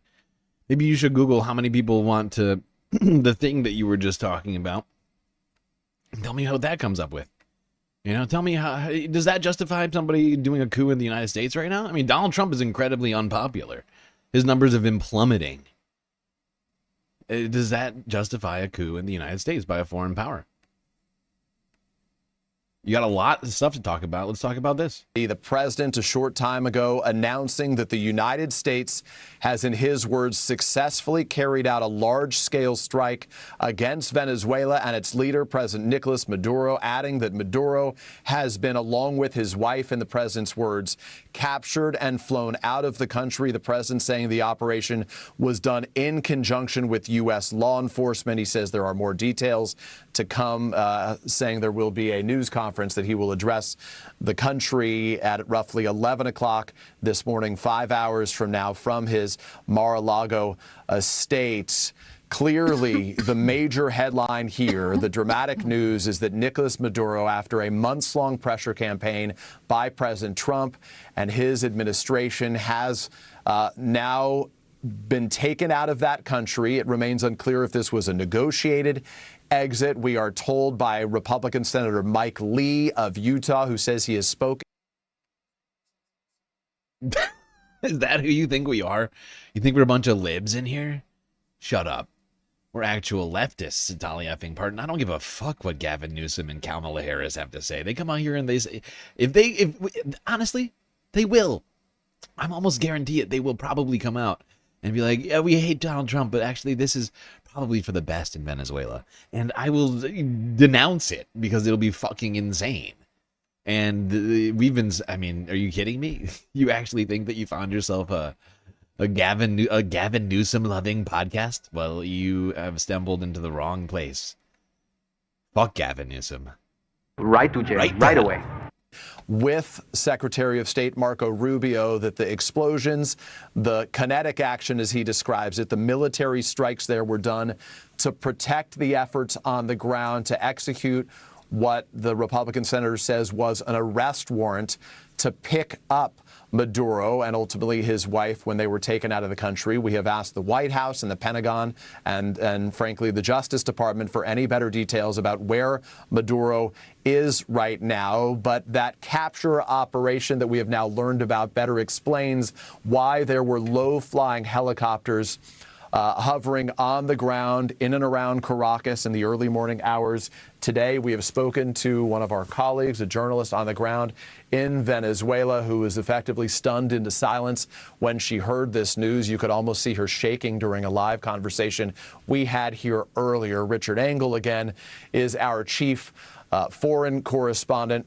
Richard, as you look at this new picture, a live picture at what is roughly 7 o'clock in the morning in Caracas, Venezuela, it is clear that the situation has now calmed down, at least as you can see from the sky here, though it's very unclear about the situation on the ground there right now, who in effect is filling that power vacuum.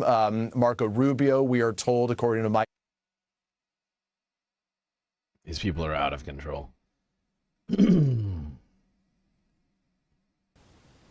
The U.S. illegal aggression against Venezuela and Hold on, I gotta go back a little bit. territory there where it is. Venezuela, Nicolas Maduro, has been the denunciation of the kidnapping of the President Nicolas Maduro and also of the first combatant Cilia Flores. Vice President Delcy Rodriguez hours ago came out to confirm that following the strikes of the United States and Venezuelan territory, their whereabouts. You're just saying it's not a partisan issue. It's like saying we shouldn't bomb ISIS after they bomb our troops. Our troops who are in Syria, who've been in Syria for a decade, they shouldn't even be there. Why is the United States occupying Syria? Why have we been there since 2014? How is that making America safer? Explain to me. Explain to me how hanging out in Syria for a decade is actually helpful. And why are you talking about partisanship? I don't give a fuck off with your partisanship, okay? I don't give a fuck how bipartisan it is, okay? There was just are you kidding me? You want to talk about all the bad things that have happened in the name of bipartisanship? Get the fuck out. Seriously, I'm going to time you out again if you don't stop with your nonsense. Are still unknown. We have, in this context, more reactions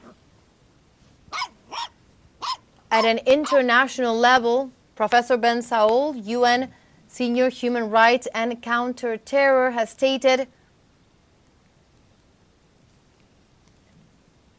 we were going over the Professor Ben Saul, Chair of International Law at the University of Sydney and the United Nations Special Rapporteur on Human Rights and Counterterrorism, stated, I condemn the... Did we get a troll? We've had a couple on Twitch today, I think. Maybe one in shorts. Might just be the topic we're getting into. I don't know. Illegal aggression against Venezuela and the illegal abduction of its leader and his wife. Illegal. Every Venezuelan life lost is a violation of the right to life. President Trump should be impeached and investigated for the alleged killings. An important testimony in this context, highlighting the level of illegitimacy of the strikes, the way that it has targeted civilian populations as well. Let's recall that we have been hearing from different authorities from the Venezuelan government.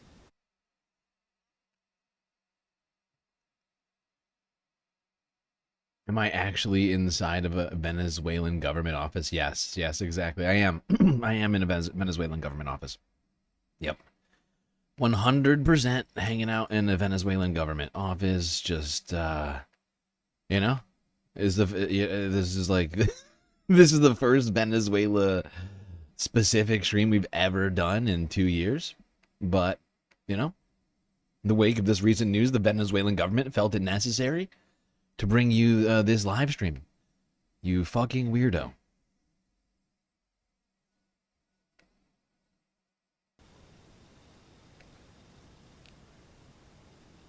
And we continue looking at and hearing from these testimonies from Venezuelan territory. Due to all our instances of public health and attending also to the family members of these victims, it has been a systematic attack, very coward, while these people were sleeping and the population of Catelamar, they're impacted one of the expansions of these explosives, leaving victims in a building where men, women, and children resided. There is a violation of international law, of the UN Charter, of all of the agreements, the international agreements that could exist on peace, and there they left victims. Likewise, the historical center of our city has been attacked, and from here, from where we are in this house in Guipuscoana, impacting some warehouses of the port of La Guaira. And look very well what I'm going to announce. They're so cruel in this attack that precisely the warehouses where over 10 missiles impacted.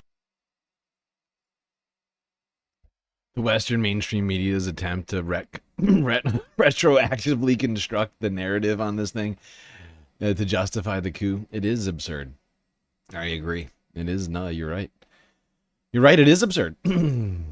But what do we expect? What do we expect from them? I honestly did not. I did not expect much more.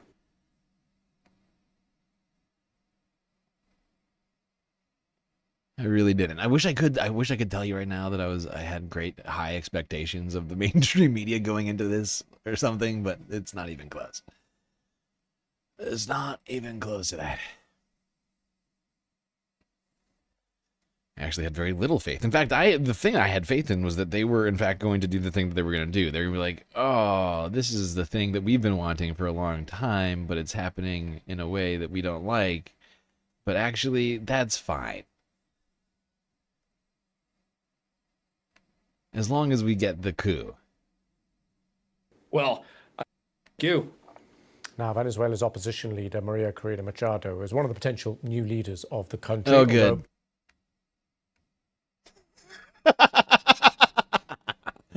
Okay, even though Venezuela's vice president has already said that he is in charge of the country now, BBC is like, maybe Maria Corina Machado might be in charge? Wow. Wow, BBC. Venezuela's opposition leader, Maria Corina. Thank you so much for coming on the program. Thank you. Thank you. Now, Venezuela's opposition leader, Maria Corina Machado, is one of the potential new leaders of the country, although obviously huge amount of confusion as to what happens next. My colleague Lucy Hawkins interviewed her in Oslo last month after she'd won the Nobel Peace Prize. She asked her about the possibility of a US military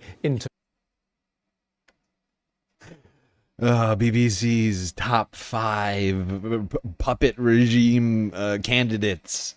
Number 1, Marina Corina Machado. Number 2, Juan Guaido. Number 3, the ghost of what's his name? What's that name? Fuck, I can't think of it. God damn it.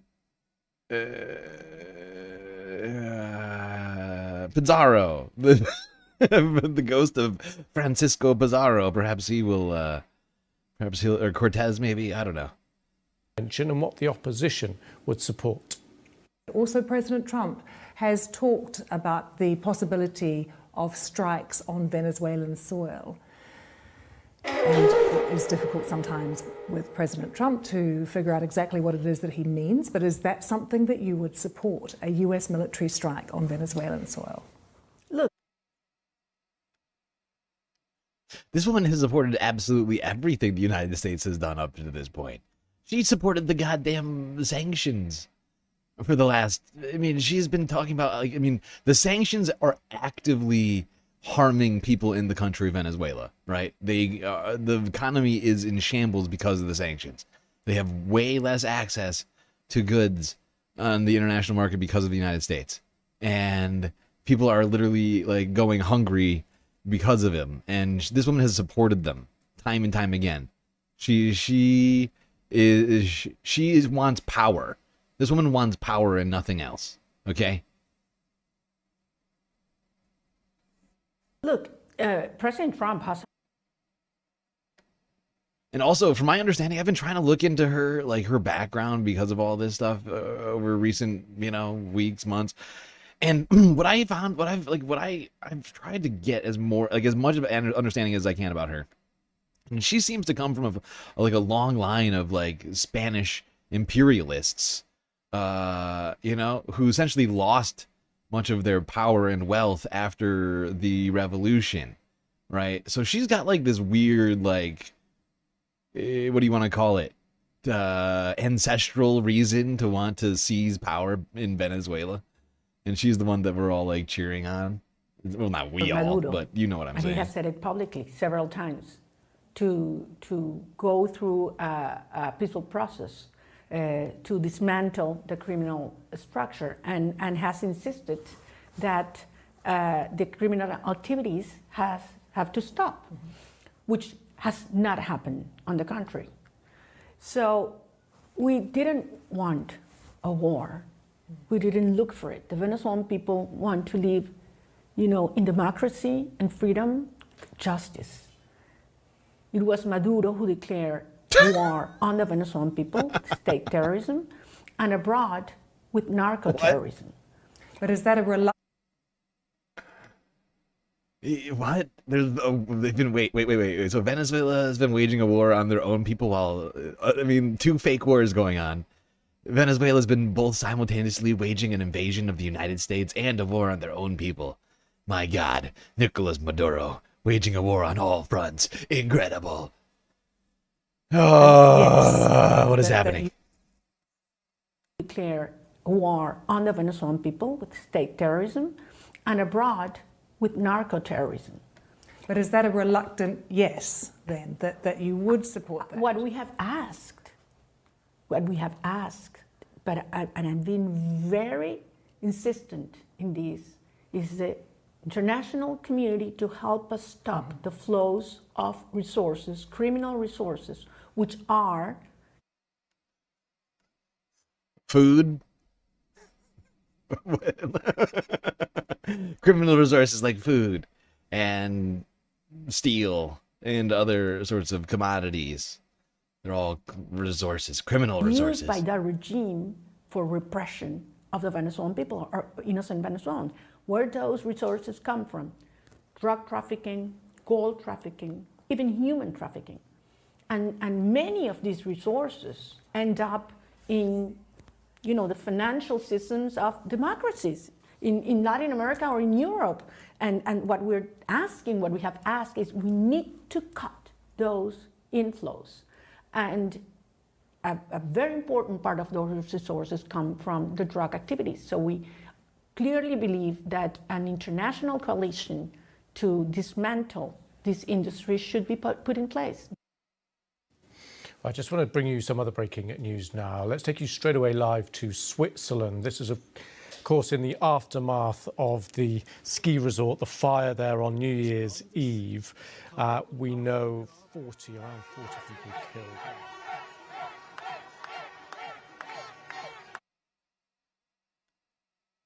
Do I think that this operation was inspired by Operation Neptune Spear? I don't know. I mean, I couldn't say what the the specific operational inspiration was. I mean, the Osama bin Laden thing, ended slightly differently than this one did. But I mean, honestly, this is just a flagrant act of imperial fucking insanity. It's incredibly disturbing. I woke up to this at like 3:30 in the morning Eastern Standard Time. I'm still trying to wrap my head around it. It is genuinely mind-boggling. The only thing that I can think of that was, like I said before, is that, Donald Trump, the last cabinet meeting must have been like, all right, everybody, I need, look, listen. Look, okay, everybody, I need your very best plan, okay? No wrong answers here. We need a distraction from the Epstein files, okay? Whatever it is, I don't care. Wait, don't worry about it, little Marco. You got an idea? What's that, little Marco? Oh, what? Invade Venezuela, little Marco is on fire. Great plan, little Marco. Nobody will talk about the Epstein files for weeks. In fact, it's possible they will never talk about them ever again. Thank you for your attention to this matter.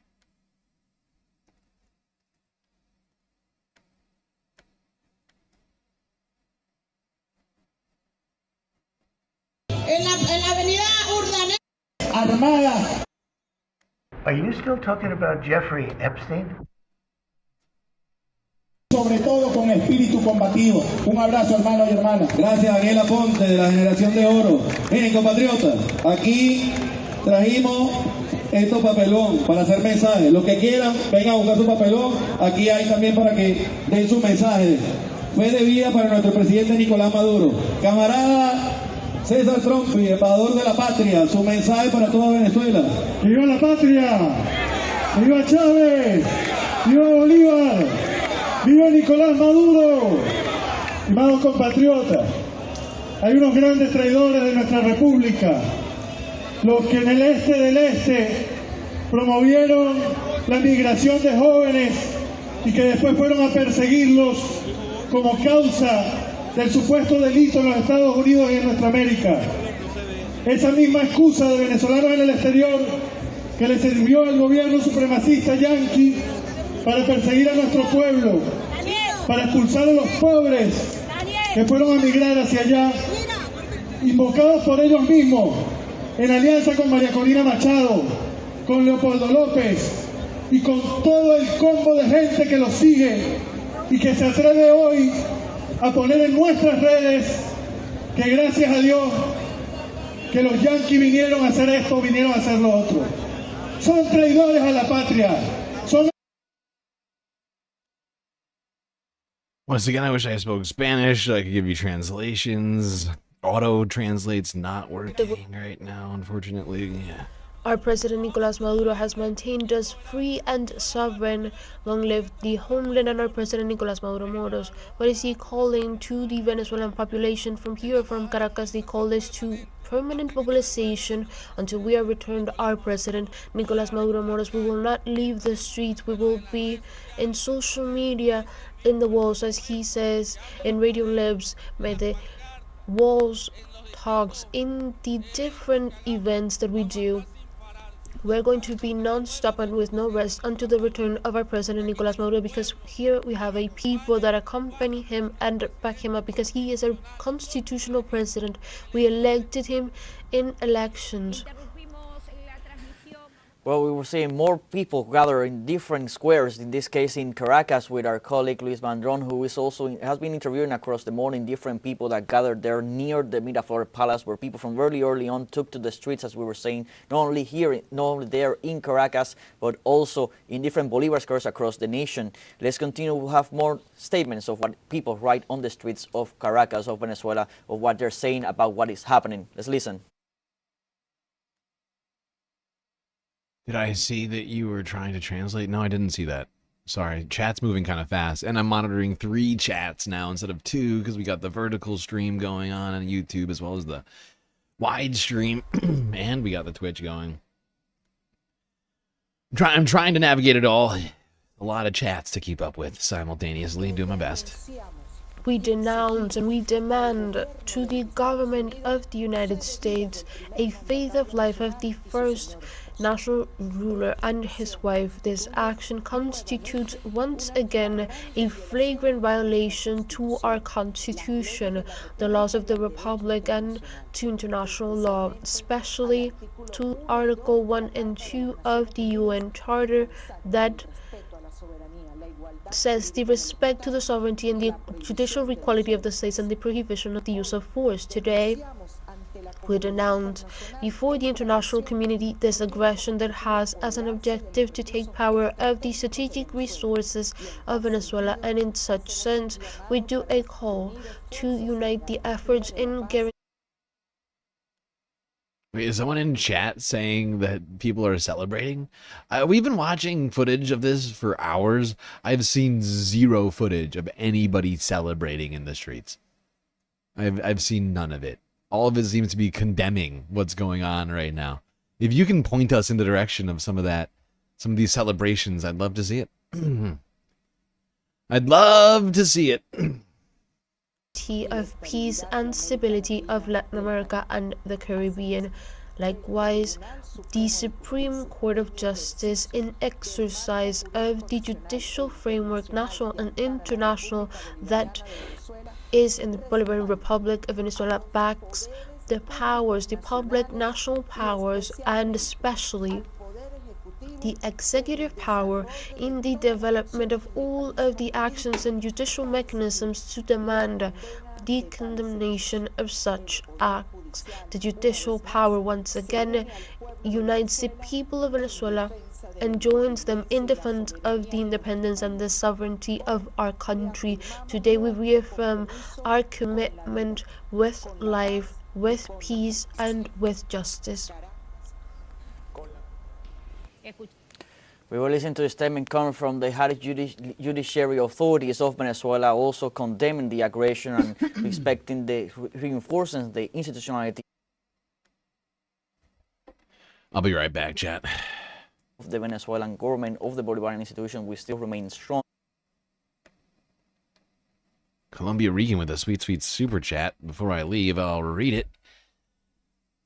The Republican Venezuelans are going to be in trouble when they get deported because some of the speeches were calling them out as traitors.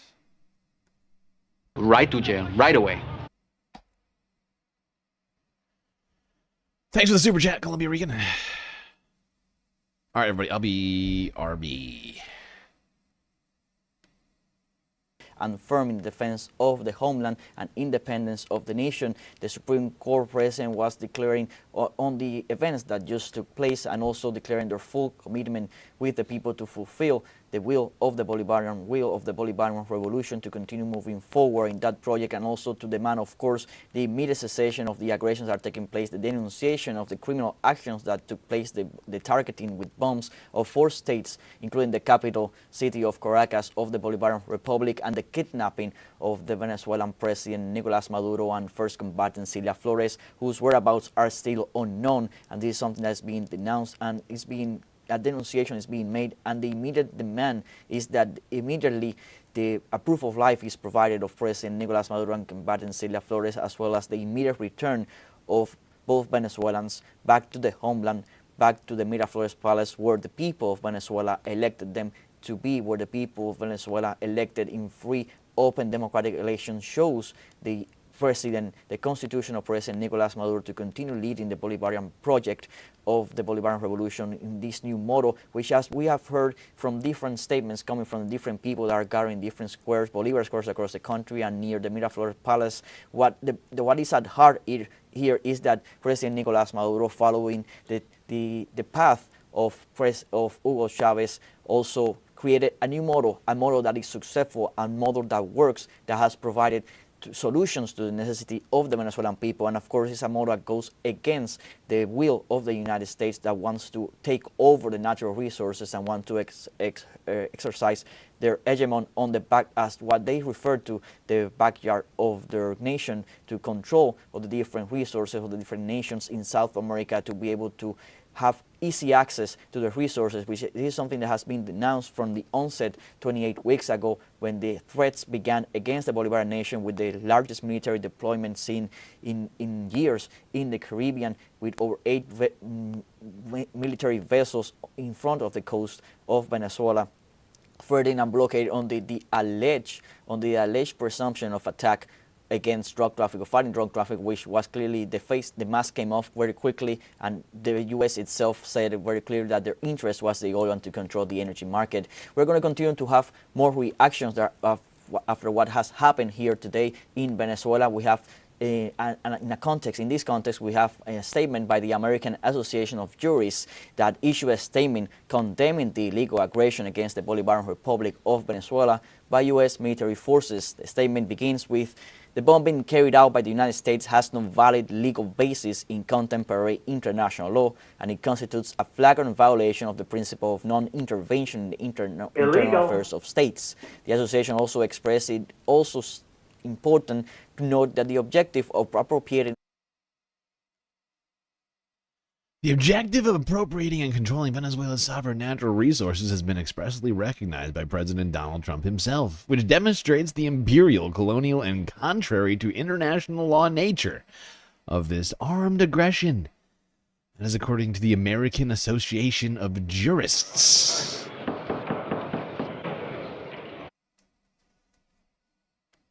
Okay.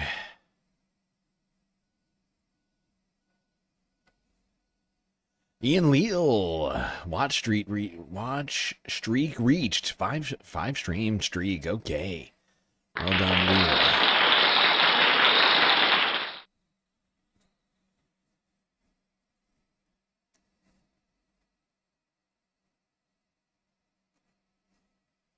All right, I guess we'll go back to the fucking BBC over here. To hear potentially. Yeah, so we'll look at both. We'll look at both sides of the coin, because oil, the United States would say yes, that absolutely is a factor, but the dispute would be around that motivation.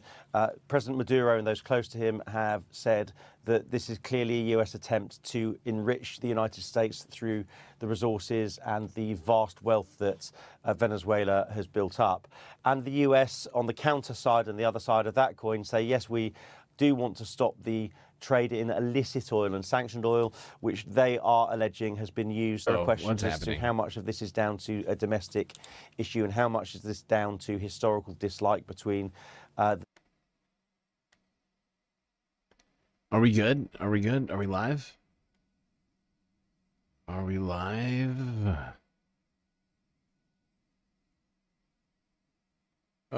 We just went down on Twitch. Oh, we're back up on Twitch. Are we live on? We're live on YouTube. Okay, we're back up on Twitch, I think. All right. Ah. I don't know what the hell just happened. CIA is trying to take us down, I guess, or something. Help! Help! I'm being repressed! Individuals, but it absolutely is the case that America wouldn't deny that there is an issue around oil. The question is, what is that motivation? And that is, you know, what people are finding their own answers to, I suppose. Sean, thank you so much for setting out some of the broader context there. Appreciate that. Right now, we're just going to take a run through of some of the live pictures we have coming into us here. This is Caracas, just gone 11 a.m. there. You can see some flags. Well, a flag waving. It has been relatively restrained so far, the images we have seen. There is technically a state of emergency imposed, which means people aren't supposedly being allowed out of their house. Yeah, that's the thing I pointed out earlier, is that there's this supposed state of emergency preventing people from leaving their homes. Meanwhile, we got streets filled with people protesting this action from the United States. Seems sort of contrary. No sound? Refresh. Anybody who doesn't have sound, I would recommend refreshing your browser or your application. Since it's probably because the stream had like went down for like 3 seconds. Even though YouTube didn't officially go down, we technically did go down. What's that? Oh, follow. Thank you for the follow, Kitten P7. Wow, YouTube, Twitch is trying to keep up with YouTube over there. We're almost at 1,000 followers. At this time, when we came back to Twitch 3 months ago, we were at like 400. It's wild.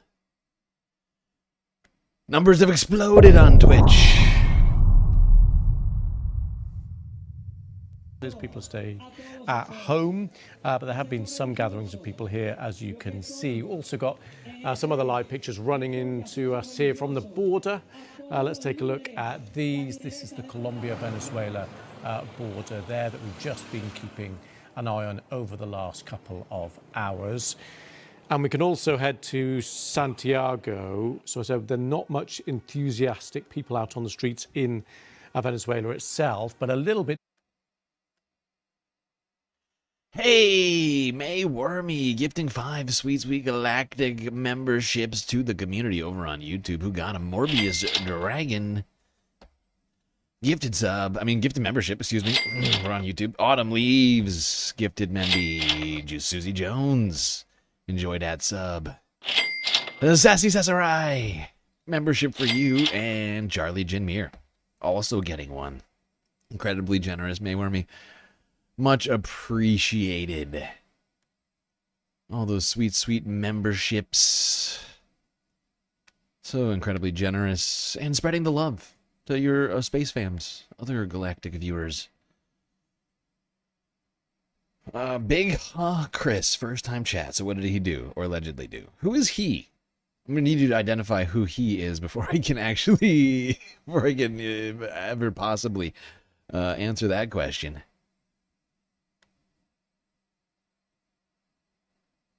There in Santiago, you can see, just gone midday there, much more flags and people out and about celebrating the toppling of Nicolas Maduro there in a way that we haven't seen so much in Caracas, in Venezuela itself, potentially because of the confusion and uncertainty and, of course, the fact that it was struck by US military operations overnight.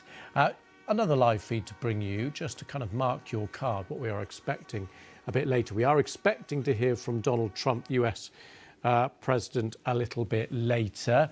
It is just gone 10 a.m. in the morning in Washington.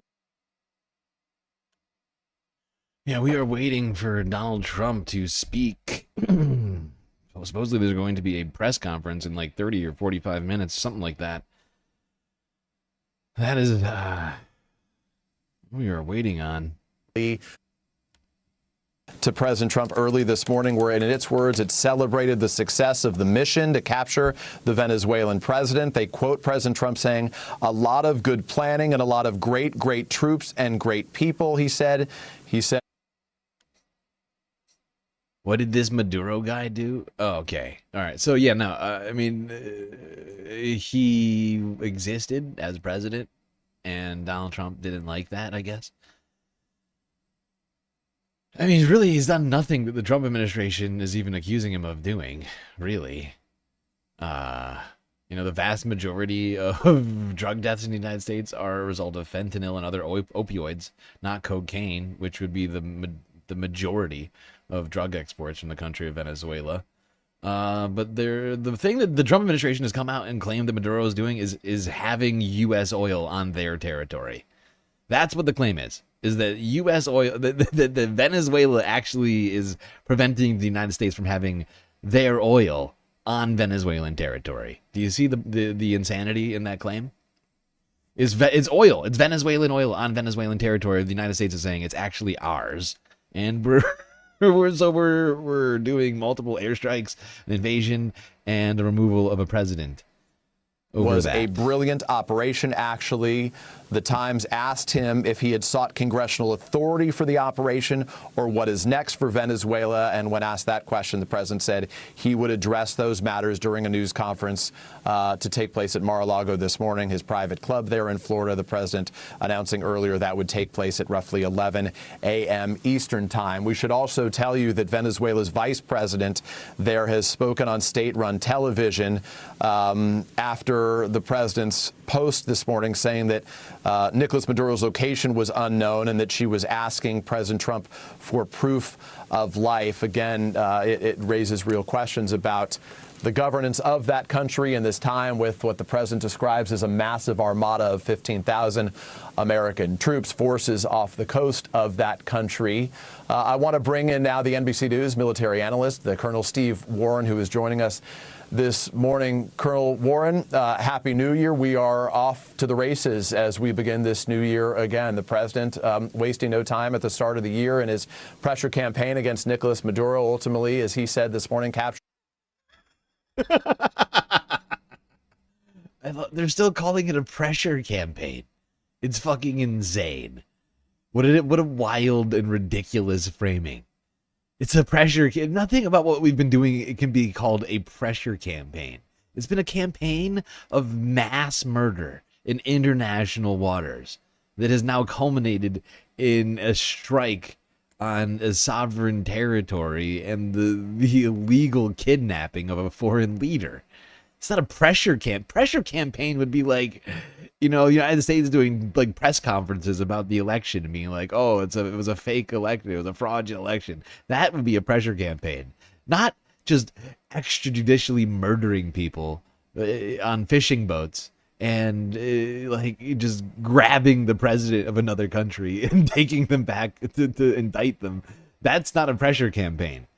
It's impossible to describe what's happening as a pressure campaign unless you're a completely deluded individual. Oh my God, this pressure. Fucking insane. You're insane. You guys are out of control. Controlling Venezuela, said Trump's illegal and unprovoked bombing of Venezuela and kidnapping of its president are grave violations of international law and the U.S. Constitution. These are the actions of a rogue state. The American people do not want another regime-change war abroad. This is something that also has been resonating in different authorities. Within the United States, we saw different people denouncing from congressmen, both Republicans, Democrats within the United States, denouncing that this action is completely illegal, that the Congress of the United States never gave its approval for the attack. We must remember that, and that Trump is violating not only international law, but the United States laws as well, as the Congress is the only one allowed to approve any kind of military action. But not that's within the U.S. laws, but also in international law, the only organization, multilateral organization that is allowed to approve an invasion of some kind of a third country is the United Nations Security Council. And of course, as we have seen from the previous two meetings that took place at the United Nations Security Council with regard to this topic, these actions was completely denounced and condemned. But the United States decided to carry out unilateral. At least we have one person in our country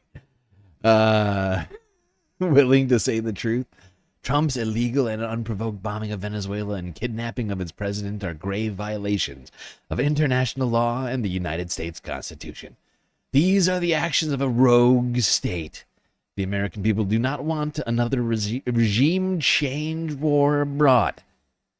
At Rep. Rashida, Congresswoman Rashida Tlaib on Twitter. The woman's right. Woman is dangerous, ladies and gentlemen. Very correct. As empires do, Trump's illegal action to attack the sovereign people of Venezuela. Now, the president of the European Council also took to X recently to denounce these actions, and Antonio Costa, the president of the European Council, he posted a tweet saying, "I'm following with great concern the situation in Venezuela. The European Union makes a call to de-escalate and to a resolution based in a framework of international law and the consecrated principles of the United Nations Charter. The European Union will continue to support a peaceful solution, a democratic solution, an inclusive solution in Venezuela. We trust in the efforts to..." Frizla with the gift membership. Palseer, enjoy it. Enjoy that gift sub. Incredible generosity happening in the chat right now. I appreciate all of you.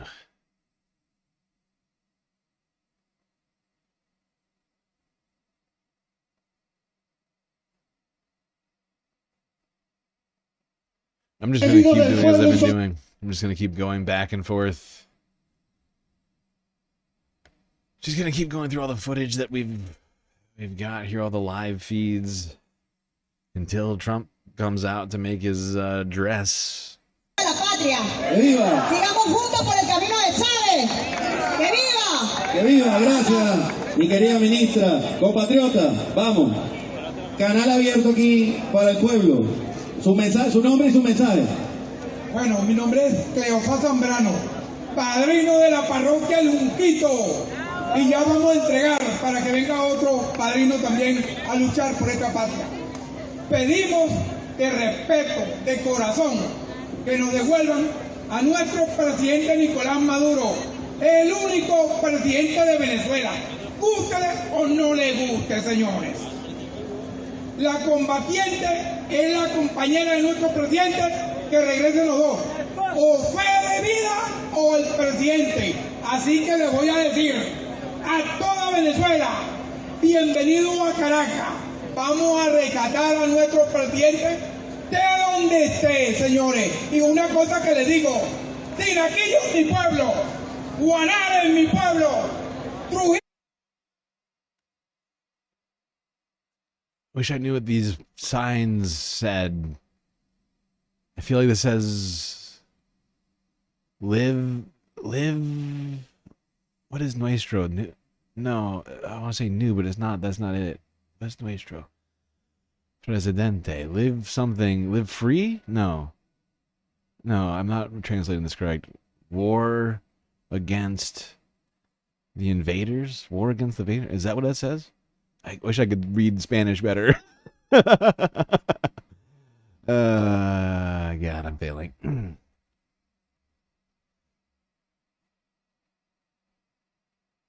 He is in Florida, and we're expecting a press conference or him to be speaking. Free Nicolas Maduro, is that what it says? The next couple of hours. Is that what it says? It says free Nicolas, free the president. That was the vibes that I got from it. I just don't know the exact words. I wish I spoke Spanish. Prisla with the gifted subs, even more gifted subs. My God, who got them? Vicky, Brasmo, Ben Longstrith, Wedge Wizard, and Uncle Simric, all getting a sweet galactic memberships from Prisla. Incredibly generous. I didn't even set out a goal today, and I feel like we actually technically completed one.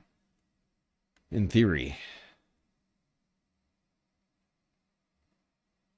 Really appreciate you, Space Fans. There's always a bit of a health warning with timings for press conferences and media appearances. Of course, there's never exact timings, but you can see there are people out and about in Florida as well. So they're just a taste of some of the live pictures we have coming into us here at the BBC in central London. We'll be keeping across all of those for you in the hours ahead, and especially in the build-up potentially to those words from Donald Trump. Let's take you now to what happened overnight and those dramatic pictures of those strikes. So a number of airstrikes hitting various parts of Caracas. Let's take a look at some of those pictures now. These are the early hours of the morning. Number of strikes, helicopters flying over the city as well. And according to the Venezuelan government, at least, there were strikes in 5 different areas, generally around Caracas, including a military base on the outskirts of the capital. And there were also strikes in surrounding areas as well. Don't know exact nature of the strikes. Assumed to be military installations. Some reporting from the US that they effectively were a distraction from the extraction operation of the president and his wife. No word on casualties there. Donald Trump saying there were no US fatalities in the operation. But we are waiting any more details from Venezuela itself. But we don't actually have any reports of any fatalities there. Right, just to bring you up to speed with those pictures from overnight and just remind you of what we are looking forward to. We're going to try and take a moment to look at the words specifically of Okay, I actually Donald just figured Trump. something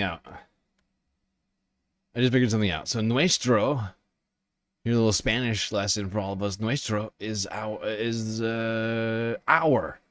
right? It's the plural we. Or no, sorry, not the plural we. It's the, what do you call it? Possessive pronoun, right? In Spanish, which means that sign said free our president.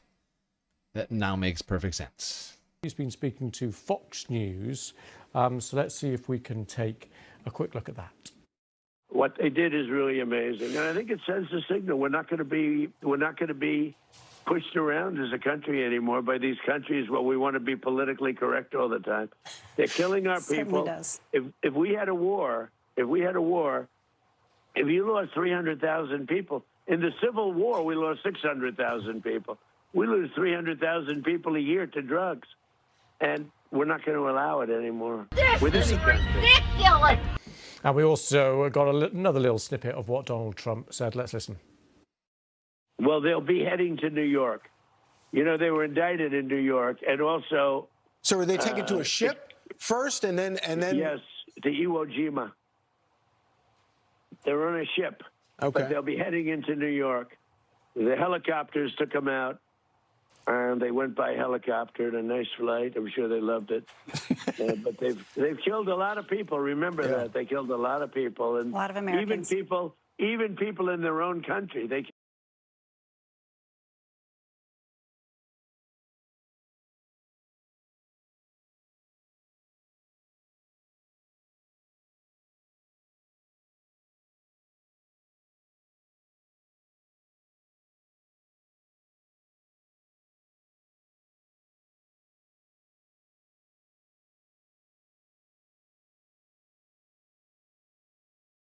And we start with Lucas Tomlinson live in West Palm Beach, where the commander-in-chief has been.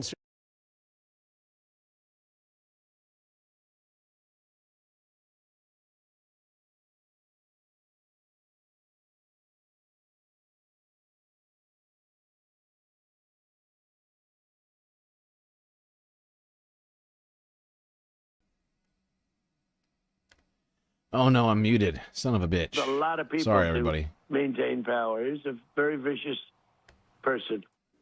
So they're the first interview done by the president to Fox News, as you saw. They're giving us some new details about the operation, saying he watched it on a live feed, effectively describing the president's home as like a fortress, and they're clearly describing the fact that he's now on a ship on his way to New York. Well, before we heard from Donald Trump, we heard from various figures within Venezuela reacting to the attacks themselves. First, let's hear from the Venezuelan defense minister. This must be it. In the face of this cowardly attack, which threatens the peace and stability of the region. It's 9 a.m. on the East Coast, and if you're just joining us this morning, we have major breaking news. Venezuelan dictator Nicolas Maduro has been captured by U.S. forces. President Trump confirming the large-scale U.S. military operation overnight. Attorney General Pam Bondi confirming Maduro and his wife face drug and weapons charges.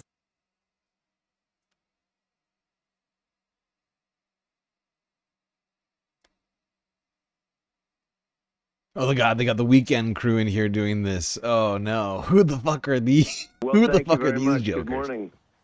So you've had quite a busy evening. Tell us about it.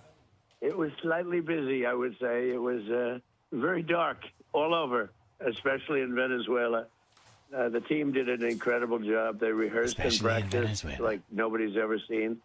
And I was told by real military people that there's no other country on earth that can do such a maneuver. If you would have seen what happened, I mean, I watched it literally like I was watching a television show.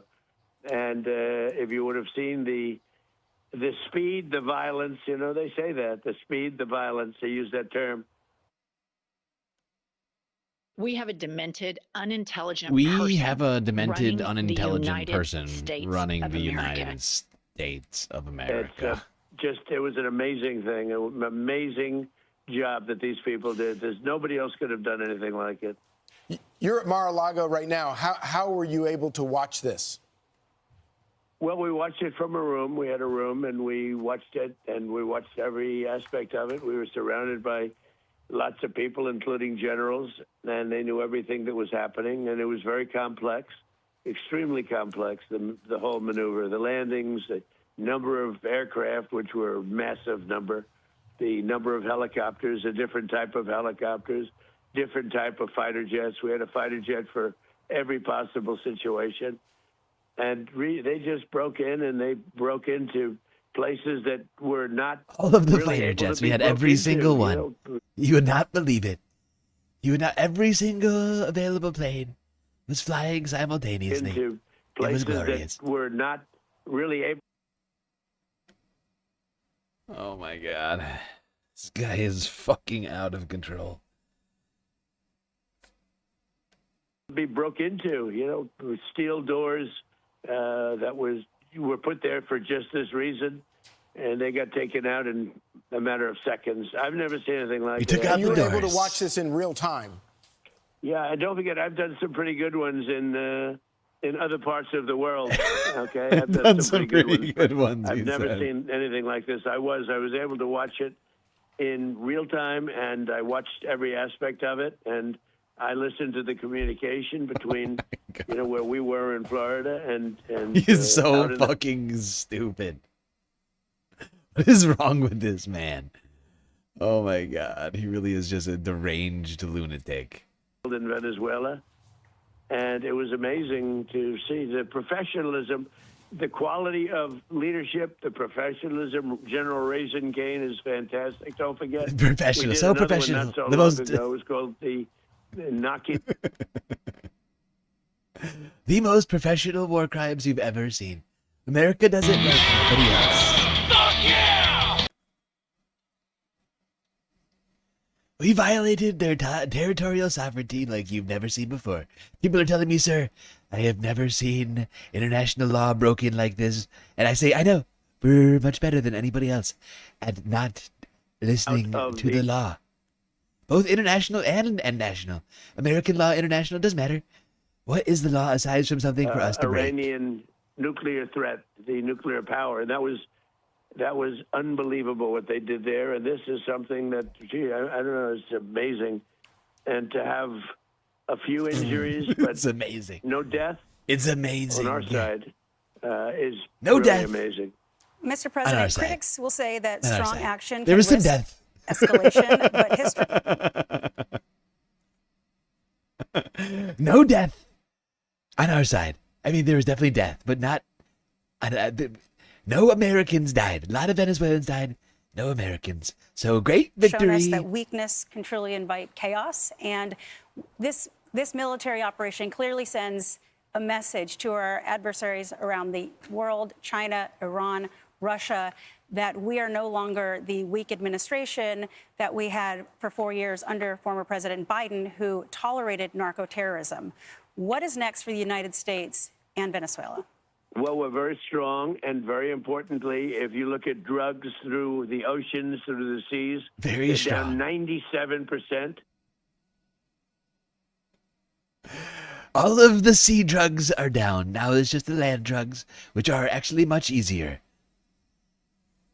That's the boats. It's sort of related to this, as you know. The drugs. Otherwise known as boats way down, in the water. And it's getting very, very tough. It's a You whole may have different heard. look. We have a whole different country. We have a country now that's respected. We have a country. I built the military in my first term. Everyone respects and us so much. A little chunk of it, a lot, but it was. So much respect. It's actually unprecedented. No one's ever seen this level of respect before. Never before has this level of respect ever been seen for the United States of America. Now that we're doing an incredible number of strikes in American waters and on South American territories, people think we're much better than before. We were just doing the genocide in the Middle East and the Palestinians. We were helping Israel, but now we're doing our own illegal crimes, which is much better, really, when you think about it. It's much better to do your own crimes than have other people do them for you. It's very weak having other people do your crimes. It's much better to just do them yourself. And that's what I say. And that's what Pete says, too. Pete Hegseth, the great Secretary of War. But they gave it to Afghanistan so stupidly. It was one of the... Compare this to Afghanistan, where we were a laughingstock all over the world. We're not a laughingstock anymore. No, we have the greatest military in the world by far. We have the Nobody's laughing. Military equipment in the world by far. And you had to see this in real time. You had to see this, the professionalism and the bravery, everything about it. And you almost couldn't hold them back. It was like they wanted to go so badly. And most people would have said, I'll take a pass. I know that Charlie would have wanted to go because Charlie's a very brave person. But I know a lot of other people would have said, I think I'll pass on this one. Let's watch it on television. So it's been amazing to see how good they were, how professional they were. It's hilarious, how the president. He's so funny.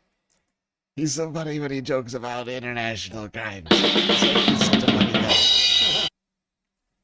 You are not What funny. A funny guy. You are fat. You are a joke. You are stupid. The equipment we have is. I mean, the level of equipment and to see how it worked so perfectly. And, you know, if you compare this to attacks on Iran over the years with, you know, helicopters crashing into each other, the whole thing was a mess. The Jimmy Carter situation, which was a mess. And every other situation compared to this, nobody's ever seen like this. Look, the Iranian attack knocking out their nuclear power. What the fuck is he rambling about right now? Oh my god, he is so deluded. Oh, our sundowning dictator is just rambling on and on about all the worst shit that they've done so far. Old Cyclone We had peace in the Middle Cheeto. East, so we have it. Without that, you could never have peace in the Middle East. We knocked them out, and look what's happening now to Iran, but we knocked it out. That was, it could not have been better, and this could not have been better. I don't even know which is, these are both really important. If you think about equal it's a perfect war crime. I wonder how it's going to be rated, but knocking out the nuclear power of, think of it, they were ready, they were within 2 months, they would have been a nuclear power. And comparing that to this in a certain different way, I think this might have been actually more complex. Well, it's interesting. But that was something that was amazing. It's interesting, Mr. President. We've looked, our own Lucas Tomlinson, our reporter here. I don't know if you knew this intentionally, but the capture of Maduro and his wife coincides with the 6th anniversary of your taking out the Iranian Revolutionary Guard's Qasem Soleimani. Interestingly, it's 6 years after. But let me ask you a question, Mr. President. Because by the way, that was the third thing, and we have a fourth. We got Soleimani. We got another thing. We had, we have taken out so many. Look at what we did to the leader of ISIS, who's no longer with us. Look at us. We're just going around. We're just murdering people. There's like, look, oh, there's another leader we can murder. Who's next? Let me see. I guess it's the president of Colombia. Watch out. Watch out, buddy. After You're for 20 next. years, and we got him. We've done a lot, but this was something, maybe because it's fresh in our minds, because, again, the Iranian situation was so big, knocking that out. And every single, the B-2 bomber, every single missile hit. Remember when Trumpians were telling us that Trump was actually the anti-war president? I remember that. It was long, long ago. It was like 6 months ago. Look, he deserves the Nobel Peace Prize. Look at this guy go. Look at him waging peace all over the place. And the target was an air shaft. Right. Dark at night. Think of that. Dark at night, no moon. You couldn't see a thing. And every missile went right through that air shaft and just obliterated the place. Those are explosions of peace, That was everyone. amazing, and this was amazing. Those are peace explosions happening on your screen. I wonder, Mr. President, though, I want to ask you because from your Vice President, J.D. Vance, said that the message is pretty clear. The drug trafficking must stop. So was this operation a message that you're sending to Mexico, to Claudia Sheinbaum, the president there? Well, it wasn't meant to be, and we're very friendly with her. She's a good woman, but the cartels are running Mexico. She's not running Mexico. The cartels are running Mexico. And we could be politically correct and be nice and say, "Oh yes, she is." No, she's very, nice. She's very frightened of the cartels. They're running Mexico, and I've asked her numerous times, "Would you like us to take out the cartels?" No, Mr. President. No, please. So we have to do something because we lost. The real number is 300,000 people, in my opinion. They like to say 100,000. 100,000 is a lot of people, but. They like saying that, but it's really much higher. They like saying it. Who likes saying it? Nobody likes that people die from doing drugs. But that does not justify what's happening here, obviously. But like who's in Trump's mind, who is it that's actually genuinely trying to downplay drug deaths in this country? Like nobody. Like nobody I can think of. Like it's insane. He's like, look, people say the numbers, and then it's like, actually, the numbers are much worse. Donald Trump just loves to be able to pretend that he has secret numbers. Like, that is his thing. Like, he likes to say, well, the numbers say one thing, but actually, they're much, much worse. It's actually trillions of people dying every year. It's the secret numbers. People don't know about it, but only people like me have access to them, and actually, it's much worse than you think. Oh, yes, looks like Leica needs another Scooby snack over here. The real number is 300,000 people, and we lost it to drugs. Real number is much and worse. They come in through the southern border, mostly the southern border. Plenty come in through Canada, too, by the way, in case you don't know. But they come in through the southern border, and something's going to have to be done with Mexico. Why did you decide to do this morning? Are you talking about calling you people or the shot?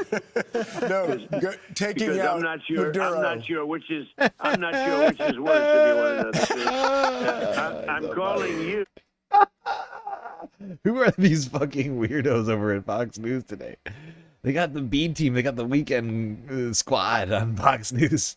Some of the fakest laughs I've ever heard in my life. What is going on with these weirdos? Did he just threaten Canada? He absolutely did just threaten Canada. That's correct. He basically just threatened Canada. He basically just threatened Mark Carney with being arrested. He just basically said Canada's next, maybe Mexico too. We're gonna do a strike, and then Claudia Sheinbaum and Mark Carney right to jail, right away. Right to jail. This guy is fucking out of control. Anti-war president, my ass. We're like regime change imperialist. I haven't spoken to anybody else because Charlie Hurd has been a great friend of mine for a long time. He was with me when it was not fashionable. And those are the people I like. He was with me, Charlie, when it was not at all fashionable. So that's the reason I'm doing this. And your show is great. You're doing a great job. What a good team. Because of Charlie. But I meant, why did you make the decision to take out Maduro this morning? And what was Maduro doing when our guys came in on him? So we were going to do this 4 days ago, but the weather was not perfect. The weather has to be perfect. And we had just the perfect weather. We had, very good. A little bit few more clouds than we thought, but it was good. We waited 4 days. We were going to do this 4 days ago, 3 days ago, 2 days ago, and then all of us. We were going to do it in 2024, but they were like, it's nasty out. Look at that. It's gross. Yeah, but I guess we'll wait a few days. 2-3 days. It opened up, and we said go.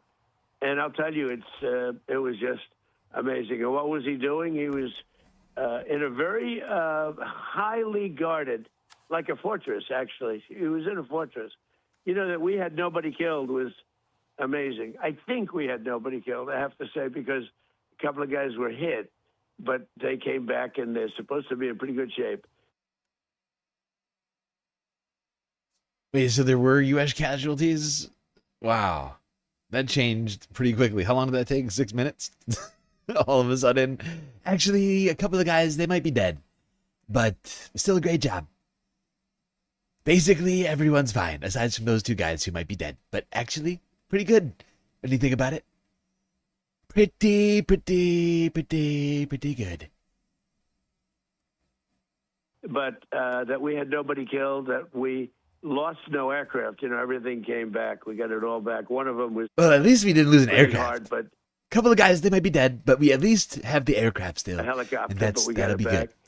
But it just was the right time to do it. We had to do it because it's a war. We're losing 300,000 people a year. It's we a don't lose war. that much in a war. It is not a war. It is. It's a war now. It's a war now. It wasn't a war until this, and until the United States. Really? Who actually believes that? Who's actually stupid? Is there anybody in this chat stupid enough? Really? Is anybody here stupid? I know we've had a few trolls in here tonight. Today, whatever time it is now. Does anybody actually believe that people buying drugs and then dying in the United States is somehow a war? I would just love to get this out. If anybody does, in fact, in this chat, actually believe that narrative, that the existence of drugs and people doing them is a war. It wouldn't even be a war if people were being forced to do drugs, right? It would be fucked up, but it wouldn't be a war. But that's not even what's happening. People are voluntarily buying those drugs and then they die. Okay, it's not a war. And a lot of those drugs people are dying from are not coming from Venezuela. The vast majority, in fact, are not coming from Venezuela. So, the premise is complete garbage. And you have to be a full, smooth-brained idiot to believe that. And we had to do it. But he was in a in a house that was more like a fortress than a house. It had steel doors. It had what they call a safety space, where it's, you know, solid steel all around. He didn't get that space closed.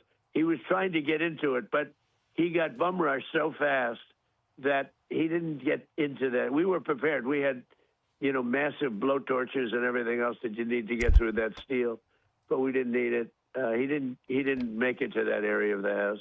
Mr. President, your war on narcoterrorism from our southern border and beyond clearly will save American lives. Moving forward for Venezuela, what do you think is next for the Venezuelan people now that you have removed Maduro so that he can face American justice? Well, we're making that decision now. We can't take a chance on letting somebody else run and just take over where he left or left off. So we're making that decision now. We'll be involved in it very much. And we want to do liberty for the people. We want to, you know, have a great relationship. I think the people of Venezuela are very, very happy because they love the United States. You know, they were run by essentially a dictatorship or worse. It couldn't have been worse. It was a terrible thing that was taking place in Venezuela. But look, tremendous numbers of people were being killed through drugs. And what they did to our country in sending prisoners and people from mental institutions and mental institutions. And He's still sticking to that. How many years now has he been saying this? It's been like a decade that Donald Trump has just been too stupid and too much of like what do you like? How is it that he's still claiming this? I don't understand. I really don't. He confused asylum, claiming asylum with mental asylums long ago, and he's just stuck to this for so long. They're emptying the asylums into America. Oh my God, he is just so painfully stupid.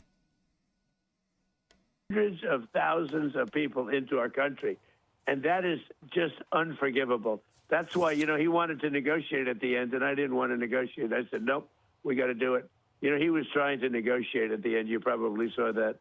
And trying hard to make a deal. And I said, and, you know, this could have been a very foolish thing if it didn't work out. But I said, nope, we can't do it. What he did with drugs was bad. What he did with a lot of other things was bad. But what he did was sending hundreds of thousands of Tren de Aragua and drug dealers. And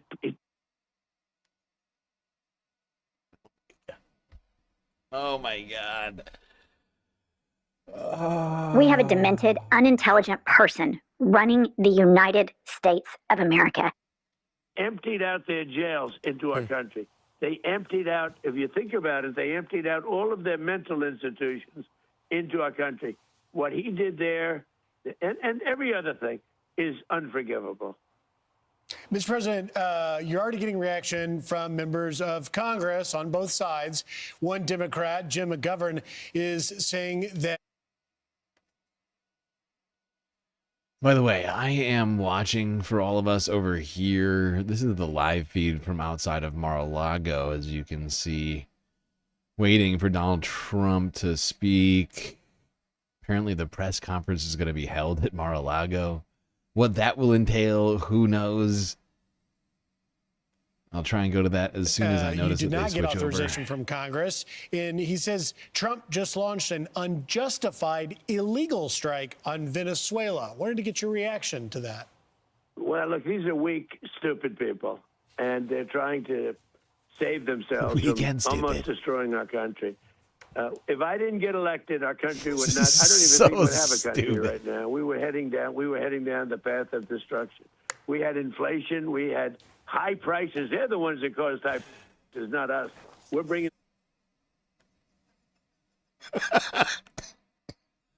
Oh my God, dude.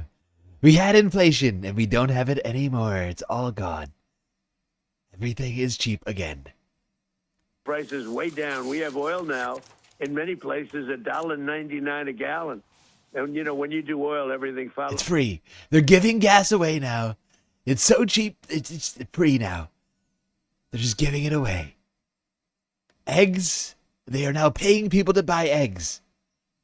Because they're so but cheap. everything is following. But no, they would have destroyed our country. If we didn't get elected, if Kamala or a Joe type got elected, if that group got elected. Or a Joe. But if Kamala got elected, I don't think at this point we would even have a country. We're laughed at all over the world.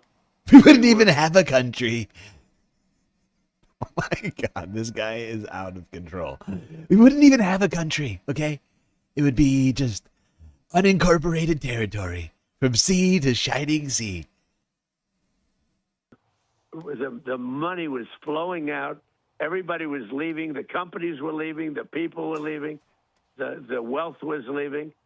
We have $18 trillion coming back into our country, the biggest number in the history of the world. The second biggest number was $3 trillion. We're at $18 trillion. Biggest number, $72 quadrillion into the United States. In 12 months, people don't even believe it, but it's real. 73,000 quintillion. It's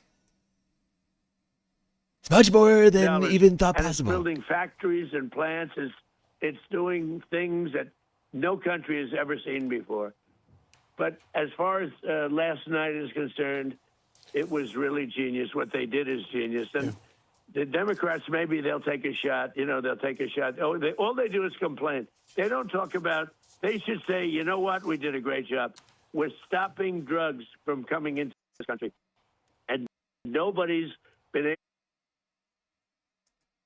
You can't pick a reason for why this happened. No, it's 30 different reasons. It's it's happening because of every reason thinkable.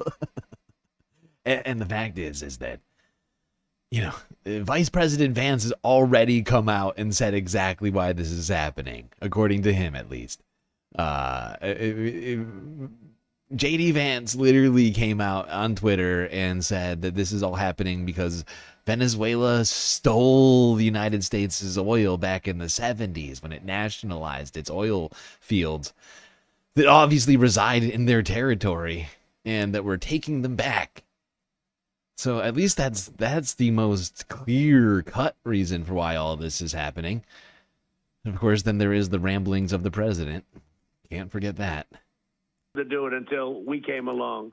But they should say, great job. They shouldn't say, oh, gee, maybe it's not constitutional. You know, the same old stuff that we've been hearing for years and years and years. Same old stuff. People are always like, yeah, it's very weird. Very weird. People always saying, what's up with that? Like, you're not following the Constitution. Who cares? It's an old piece of paper. Nobody cares.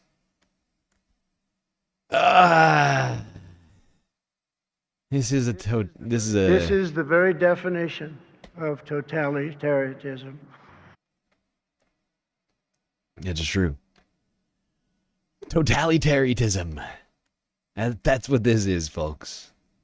People keep complaining about the Constitution. It's like very annoying.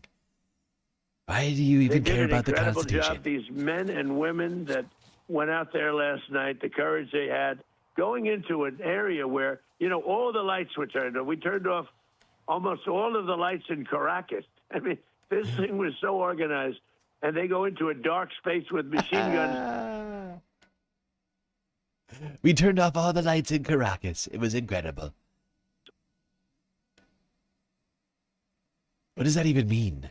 I'm trying to figure out what that means. Did they bomb a power plant or something? Or I'm trying to figure out what they do, like some sort of like a cyber attack? At facing them all over the place. And then you hear from a guy that I'd never even heard of him. But you hear from some congressman saying, oh, this is so terrible. We're saving lives. And by the way, the boats,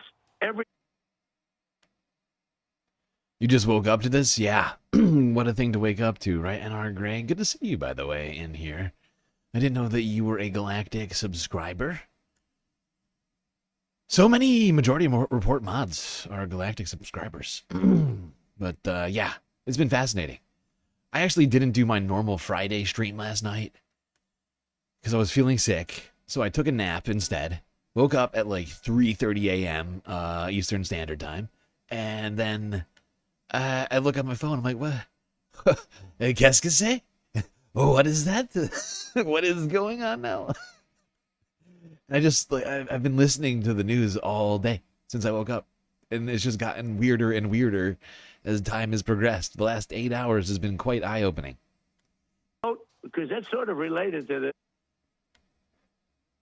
It's almost time, by the way. It's almost 11 o'clock. 4 minutes away from the supposed time that we are to get a Donald Trump address at Mar-a-Lago. Will it happen on time? Who's Every to say? vote that we hit saves 25,000 lives. Yeah, I don't think you're going to get any hosannas or thanks from certain Democrats in Congress, that's for sure. But one of the things, you've already obviously cracked down on these drug boats. You've also cracked down on these illegal oil shipments coming out of Venezuela. The countries that negotiate with Venezuela for that illegal oil are already starting to suffer. What do you see as the future of Venezuela's oil industry? Well, I see that we're going to be very strongly involved in it. That's all. I mean, what can I say? We have the greatest oil companies in the world, the biggest, the greatest, and we're going to be very much involved in it. We can't. Oh my God. Yeah, we're going to be very involved in taking the oil out of Venezuela for ourselves. If you weren't a subscriber, you couldn't chat. That's true. I'm impressive in that way, in that one way. I force people to subscribe for an entire minute to chat on YouTube and on Twitch. It's very mean of me, but I do it to get our numbers up a little bit, you know. What can I do? Do something like this, and we're prepared. You know, we were prepared to do a second wave. We were all set, and this was so lethal. This was so powerful that we didn't have to, but we're prepared. We're out there with an armada like nobody's ever seen before, and we're prepared, and we're prepared. And frankly, probably thought we were going to have to do it, but we were prepared for a second wave going in. Mr. President, sorry, Nicole, can I just follow up on one thing? And that was when part of Vice President Vance's tweet about an hour ago said that you offered several off-ramps to Maduro that he didn't take. What did those off-ramps look like? Well, basically, I said you have to give up. You have to surrender. And he was close, but in the end... What does that even mean? I really did. How is that even an off-ramp? You have to surrender. Well, first off, there was no war. So what does that mean? We were bombing just fishing boats in the Caribbean. There was no actual war. So what does surrender even mean in this context? This is fucking insane. You have to surrender, and that will end it. He was close, but in the end, I really didn't. We had to do something that was really much more surgical, much more powerful. This was much more powerful than anything we could have done. This is amazing, and we learned a lot going into. We learned a lot of things, but this was a very important symbol. This is the very definition. I had discussions. I actually spoke to him myself, but I said you have to give up. You have to surrender. When did you speak to him? He was not willing. A week ago. A couple of times, but a week ago. Mr. President, this is clearly a signature moment for your administration, this military strike, the capture of Maduro. We've had a lot of signature moments, if you really think about it. It certainly was. Let's add it to the list, one of the signature moments. But what do you say to the people waking up to this news this morning who are concerned that these actions may result in prolonged involvement of U.S. military in Venezuela? Well, first of all, I say that what we're doing is saving lives because the drug trafficking is so bad. It's gotten so out of control. And, when you think 97% of the drugs coming in by sea, by ocean, by waterway, 97% down. It's almost nothing left. You don't see ships. You don't see anybody. You see very few ships coming in loaded up with, hundreds of bags of fentanyl, cocaine, and everything else you can imagine. It's virtual. Fentanyl does not come from Venezuela. Oh my God. This guy is a fucking moron. Fentanyl does not come from Venezuela. Everyone knows this. Apparently, aside from Donald Trump. How is he that stupid? They have all of the intelligence on the planet. Who is this stupid? Who is stupid enough to believe that all the fentanyl is coming from Venezuela? Stopped, and we'll stop it on land. And this was one of the things that we did to stop it on land. We had to do this in order to stop it on land. This was a part of it. There are other parts, and there are other areas, frankly. But what they did is really amazing, and I think it sends the signal. We're not going to be pushed around as a country anymore by these countries where we want to be politically correct all the time. They're killing our people. Does. If we had a war, if you lost 300,000 people in the Civil War, we lost 600,000 people. We lose 300,000 people a year to drugs, and we're not going to allow it anymore with any country. You said that you were prepared for a second wave, and I assume that you still are. But what does the future look like for the Maduro loyalists who are still in Caracas and I assume have not yet fled or been removed? Well, if they stay loyal, the future is really bad. Really bad for them. If they convert, there's a conversion factor. I would say most of them have converted. He's had very little loyalty. In fact, I noticed that today that some people are marching on the street waving flags, and they're very in support. They have American flags being waved on the streets. So, I mean, I think he's got very little support. Look, he was in... I haven't seen a single one. We've been watching video over here. Like, I have not seen a single American flag. I've seen a bunch of Venezuelan flags.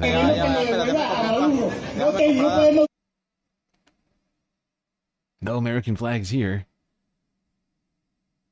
So I don't see a lot of that. I don't think we're going to see a lot of that. Well, will you, Mr. President, throw your support behind opposition leader Maria Corina Machado, who, as you recall, won the Nobel Peace Prize and then in turn dedicated it to you for your efforts in pressuring Maduro? Are you going to fully support her to take over to run the country?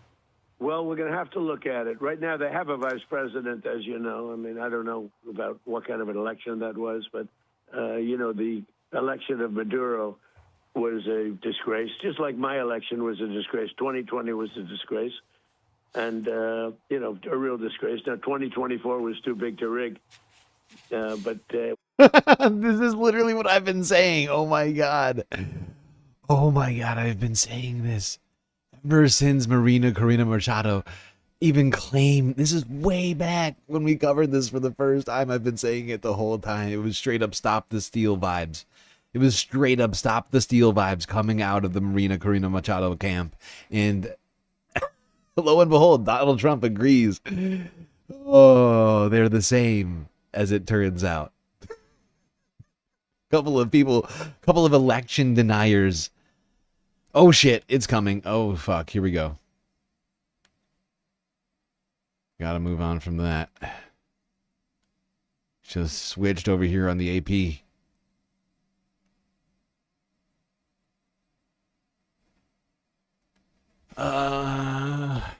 Play something in the background, I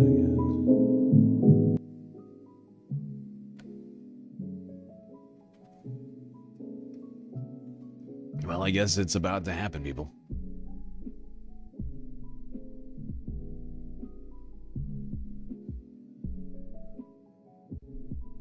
Is this live?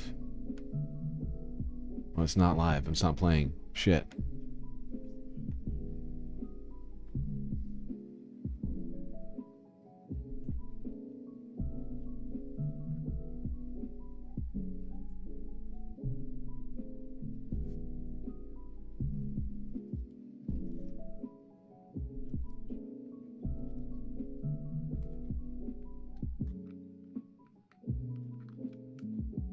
Maduro walks out instead. That would be hilarious.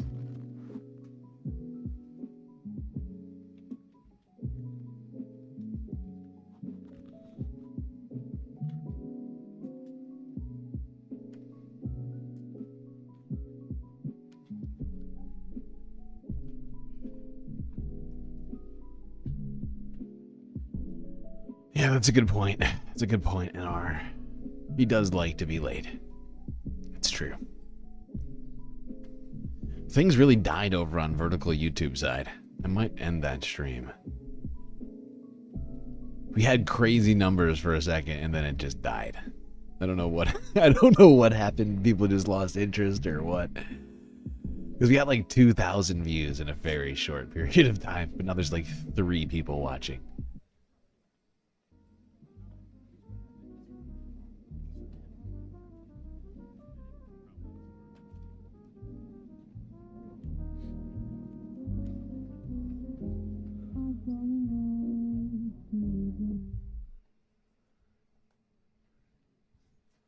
Well, folks, I don't know. I don't know. I'm just going to play this until it actually... What he did was, I mean, his was open. I would say, frankly, you want to know the truth? I think Charlie would testify this. It wasn't a hell of a lot worse than what they did to us in 2020. It was, our election was a disgrace in 2020, and everyone knows it. And now it's come out, and it's come out even in the legal form. But it was disgraceful. He had an election that was a rigged election. And the people have no love for him, that's for sure. He had very little loyalty, if any loyalty. He was a dictator who was a tough cookie, and he ran it tough, and the people can't believe they got so lucky. Mr. President, what do you make of the fact that just hours before the airstrike, there was a Chinese delegation meeting with Nicolas Maduro, and we have yet to hear from China any sort of comment on the attacks? Yeah, I know nothing about that, but I have a very good relationship with President Xi, and there's not going to be a problem. And they're going to get oil. We're going to allow people to have oil. But we can't take a chance after having done this incredible thing last night of letting somebody else take over, where we have to do it again. We can do it again, too. Nobody can stop us. There's nobody that has the capability that we have. You know, when I watched that war in Russia, This guy is a deranged megalomaniac. everybody dying, and This dude is mad with power. Nobody can stop us. That is the words of those are the words of a deranged fucking lunatic. Who the hell says that? Nobody can stop us. We can do whatever the hell we want. That's not that's not a good vibe. yeah, it's primitive. It's primitive. It's horrible. It's Could really horrible. you tell us, Mr. President, a little bit more? Because you're talking about the precision of this operation and the brave men and women. Was this Delta Force guys? Were this Navy SEALs? These Could you talk a people little are bit the more most, about that? Yeah, they're the most highly trained soldiers in the world. There's nobody that has their talent, because it's talent. It's not just bravery. It's bravery. You have to have the bravery, but it's talent. Nobody has talent like this, and nobody has equipment like we have. I mean, everything was pinpoint. They had everything. They practiced. They actually built a house which was identical to the one they went into, with all the safes and all the steel all over the place, and, you know, at the top of stairways and rooms. It was Delta Force, sir? I don't want to say, but I will say this. I'm having a news conference in just a little while, so therefore I'm going to have to get off this line pretty soon, but I'm having a news conference at 11, and we're going to be talking about it. And I will say that I'm very proud to be an American. As are we, Mr. President. Will we be hearing from Secretary of War Pete Hegseth about what went into the As are planning we, and Mr. President. Oh my God, what a bunch of good little propagandists. We too are proud, Mr. President. Thank you so much for your great leadership. Thanks, Julio. Can I fillet you now live on television? Omegastar perhaps? gifted a tier 1 subscription to Braided Jade. Oh, Megastar, thank you for the gifted subscription over there. Enjoy it, Braided Jade. Yeah, sorry, I noticed that the video volume was low. That's my bad. That's my bad. execution of this incredible operation? Yes, and General Kane and some other people, they'll be telling you things that we can't tell you. We're not going to say everything because we have things that nobody even knows about. Nobody has even a clue about. and we don't want to talk about that. And there's no reason to. But you'll be seeing a lot of things. So we're going to have a pretty open news conference, and we have to make sure that Venezuela doesn't go bad again. It went bad. You know, it was a great country 20 years ago, and now it's horrible. Remember, I used to say that if they get elected, the other side, the people that we're talking about, if they get elected in our country, it will be Venezuela on steroids. Do you remember that? I used to say that all the time, Charlie, right? Indeed. We would have been Venezuela on steroids, meaning we would have been a bigger version of Venezuela. What does that even mean? But the end result, we would have been a failed nation. Had they gotten elected, we would have been a failed nation. So I'll get ready for a news conference. And, real quickly before we let you go, though, can you tell us where Maduro and his wife are right this second? Well, they'll be heading to New York. You know, they were indicted in New York, and also. So are they taken to a ship first, and then? Yes, the Iwo Jima. They're on a ship, but they'll be heading into New York. The helicopters took them out, and they went by helicopter in a nice flight. I'm sure they loved it. But they've killed a lot of people. Flight. Remember that they killed a lot of people, and a lot of Americans. Even people in their own country. So they killed a deranged. lot of people to maintain power. He's a very vicious person. Well, President Trump, I'm incredibly grateful to you for coming on this morning. Thank you very much, and thank you for your time. We know that you've got a lot on your plate these days, but we're very appreciative, and we look forward to your press conference at 11. Well, remember one thing. Our country now, it's not because of this, but long before this, almost from the time I took office, it's gone so fast. Our country is hotter than it's ever been before. And we had a dead country a year and a half ago.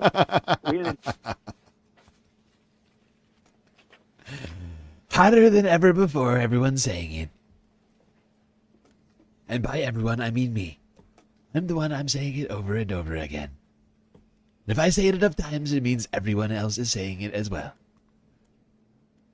That's the way that works. I am so fucking, like, I'm so sick of this timeline right now. Do we really have 3 more years of this? So I had like a weird sense of optimism. You know, we did all the New Year's Eve stuff, New Year's stuff, and I was like, you know what? Maybe 2026 maybe it's gonna be better. And now we're day 3. We started a war with Venezuela. It's not a good start. Not gonna lie, not a good start. You do like that Shorts doesn't play ads. That's a fair point. Shorts doesn't play ads. It's true. Something I had not even thought about.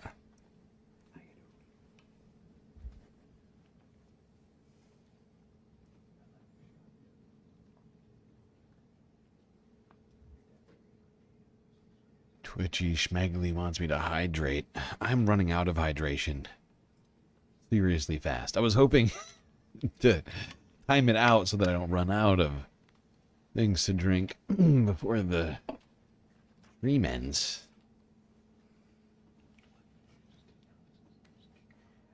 Good God. Climate and everything are the same word. That was the wrong sound shot.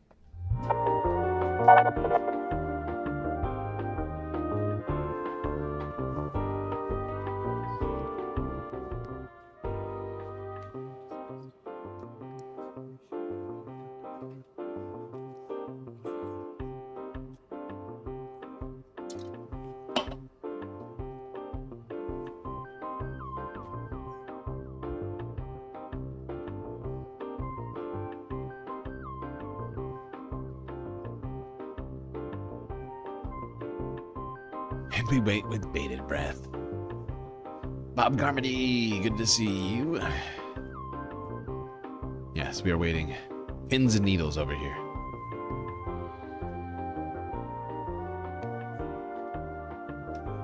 What unhinged justification will the president give today?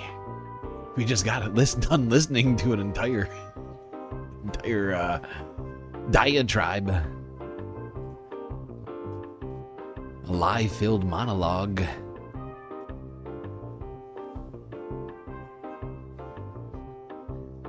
over on Fox News. What will Donald Trump have to say here at the podium?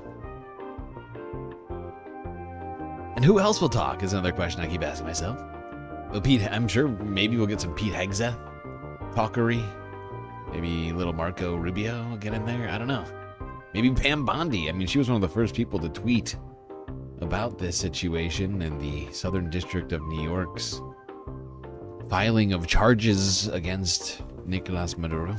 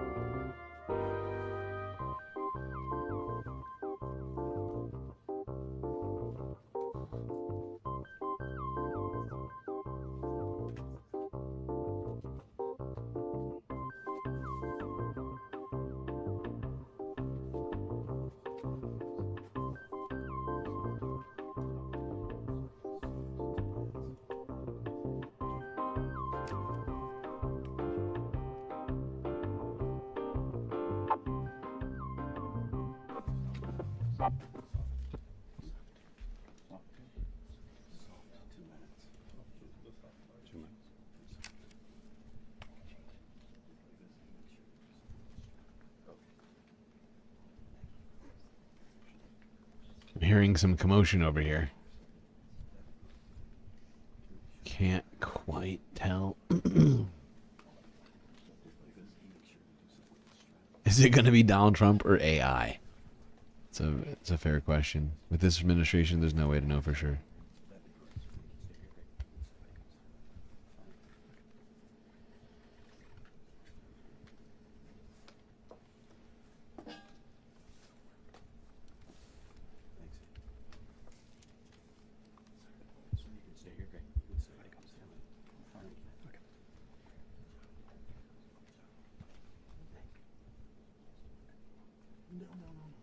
Put more music on, I guess.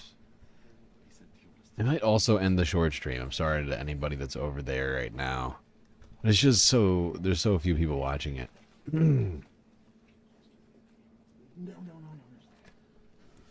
Yeah, we got like 50 people watching on YouTube. Wide. 20 on Twitch. But like 3 on YouTube vertical right now. Even though really YouTube vertical was winning in views for much of the stream, it's now really dropped off over there.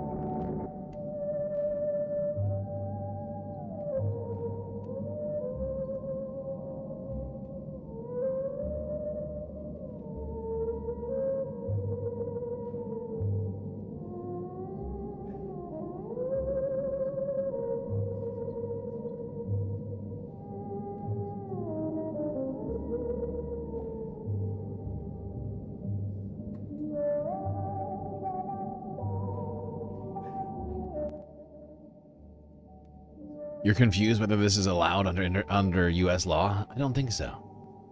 Certainly not without congressional approval. At the very least. Hold on, I'll be right back.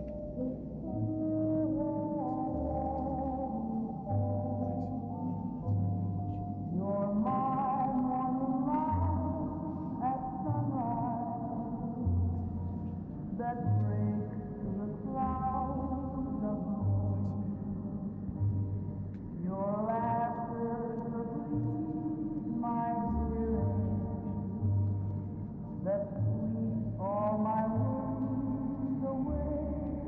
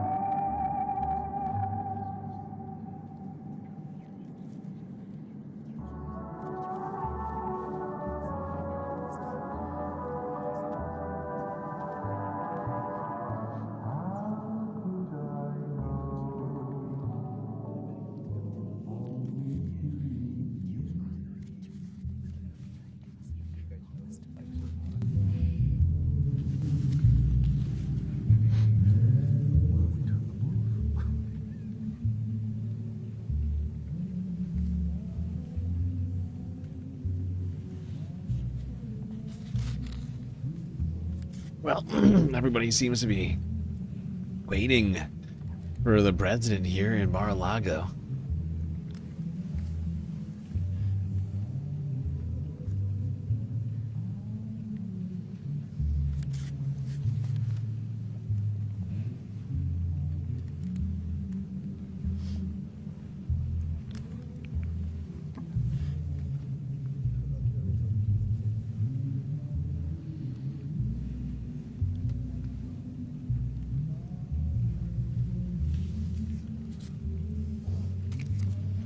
Damn, Omega Star is on a 25 stream streak. Well done. That's a lot of streams that you've been making it to.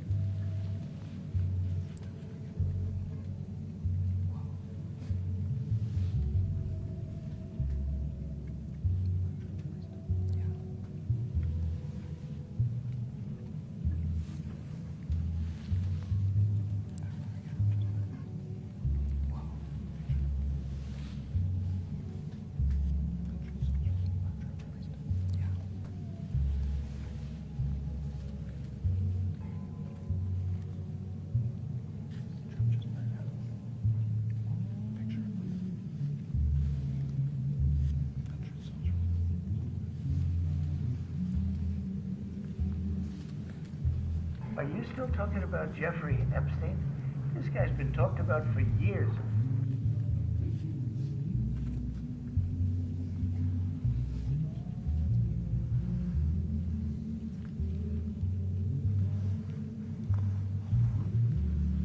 I did everything right and they indicted me.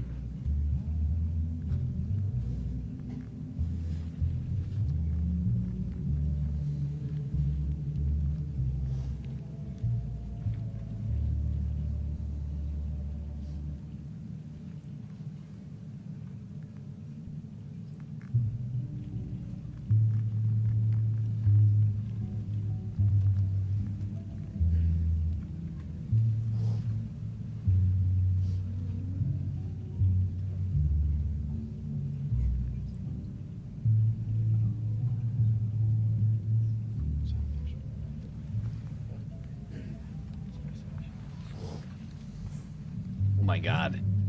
He has been just leaving us here for like a half an hour. We've just been sitting and waiting. Patiently waiting the supreme dictator of the United States.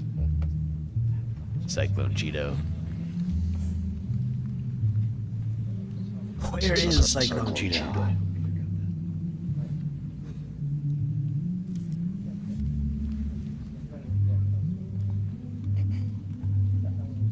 Cyclone Cheeto. Cyclone Cheeto. Cyclone Cheeto. Cyclone Cheeto.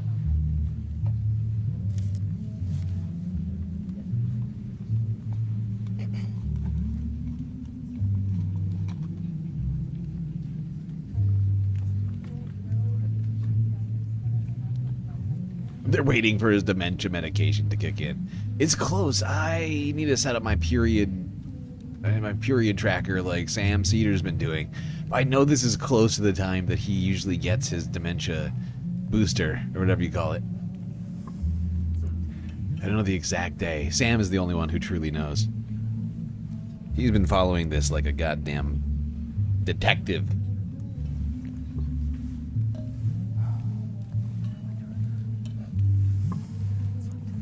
And the last time, I'm trying to remember the last time Sam mentioned it on the show. It was like 2 months ago or something. I think it was like October 8th, I think. It's like a 30-day clock on it, so it complicates it, which is why I need the period tracker. Or is it with the, actually? Yeah, no, I need the tracker. I need the tracker app.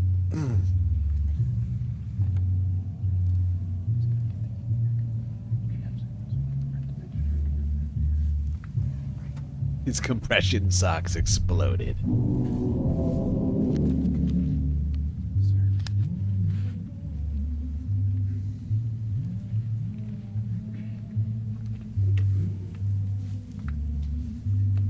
Last night was the full moon. You may be right about that.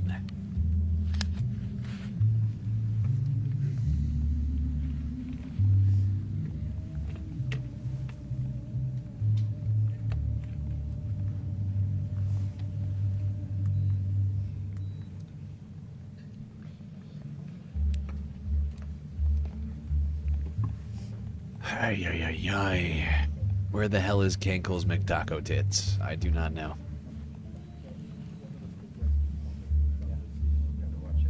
When will Kenkel's McTaco Tits show his orange, ruddy face?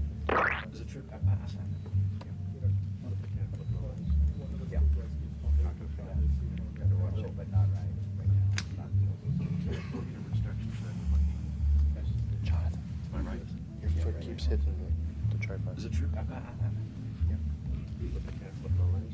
Yeah. You're not going to pan? I will. The camera glitch is kind of getting to you, not gonna lie. What camera glitch? Am I right? Oh, you're talking about like the latency in the camera? Like in the feed? I've noticed there's like a couple of drop frames over on the Associated Press's end. They also have like 50,000 people watching the stream right now. Like the whole planet is watching this right now. So that could be part of why they're experiencing some amount of frame droppage on their end.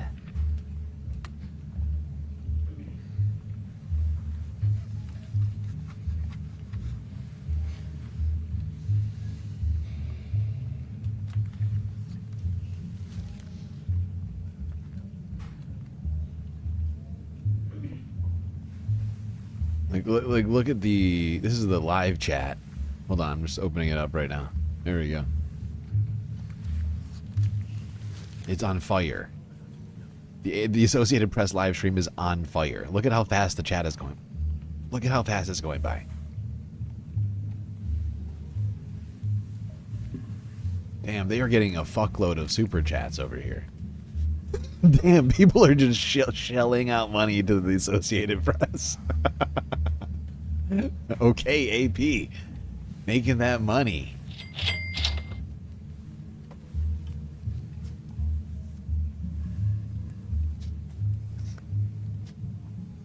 Good God. The chat is ablaze. It's on fire. I'm not sure I've ever seen the Associated Press live stream this animated. Like it's intense. It's like a Hassan chat or something. It's like exactly chat. This is literally what I was thinking just there. Literally what I was thinking. It's like Hassan's chat. It's out of control. Oh my God. 100%. It's exactly what it's like.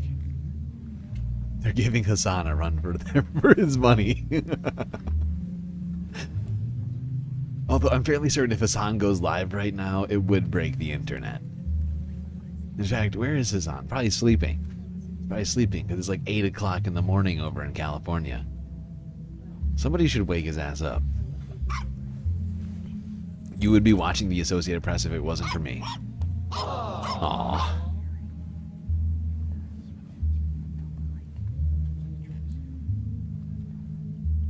Feed Leica, says Omega Star. Okay.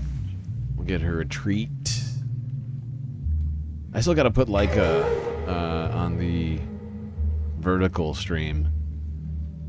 I like quickly threw it together before going live today. I was working on it last night a little bit and this morning a little bit, and then I was like, oh my God, I have to go live. So I did not finish a bunch of shit I was planning to. Darren Baker, thank you for the follow on Twitch. Much appreciated.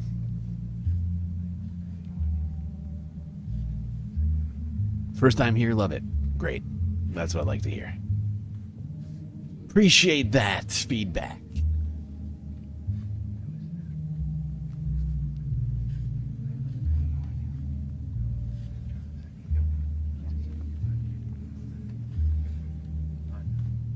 Why do you dick ride a rich person like Hassan? Is that a real question? I mean, I feel like that's a joke, but it's not clear. but I'll pretend that it's a real question. But Hassan became rich by doing good things. So that's how I can make that justification. It's quite easy.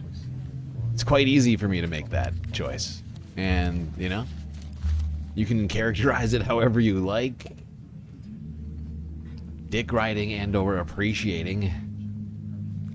I do appreciate Hassan for all sorts of reasons. And him being rich does not predicate that in any way for me personally.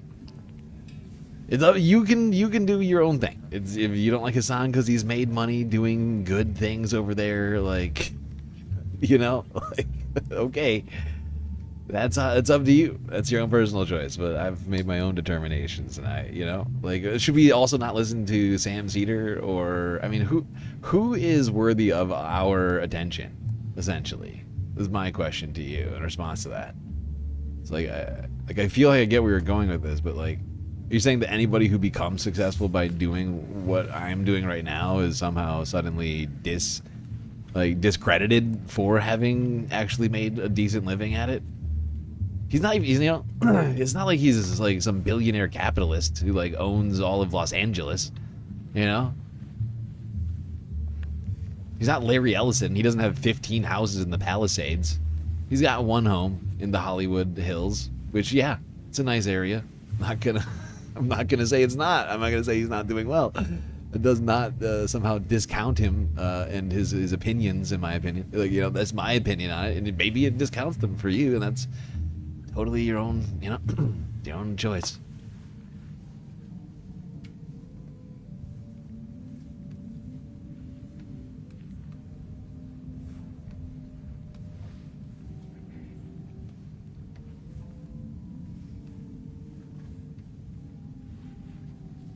Yeah, the rich only serve the rich, but like, I mean, Hassan, like, since when is Hassan like anti-billionaire tax or something, right? Like, Hassan's constantly saying higher taxes on the rich, so he, you know, it's like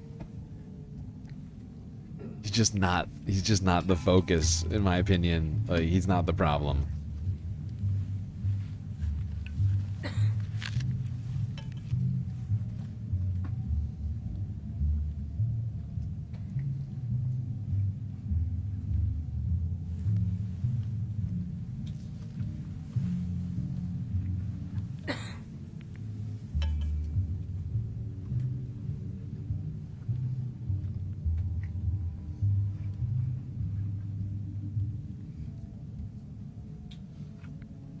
Same thing with Sam Cedar. See, I feel like you're purity testing, right? Like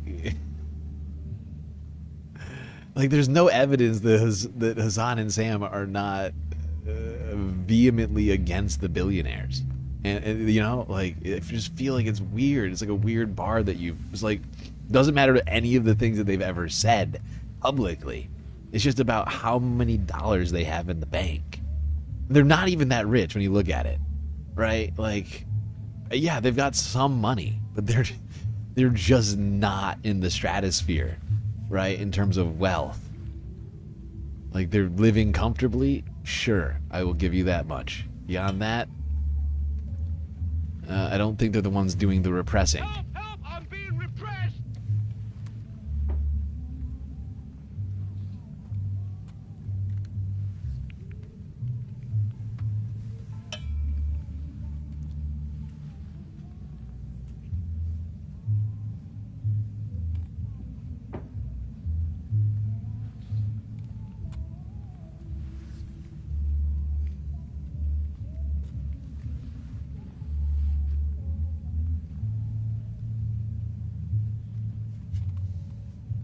How are we still waiting right now? We've been here. It's 11:40 right now. How is this even possible? How are we still these poor people?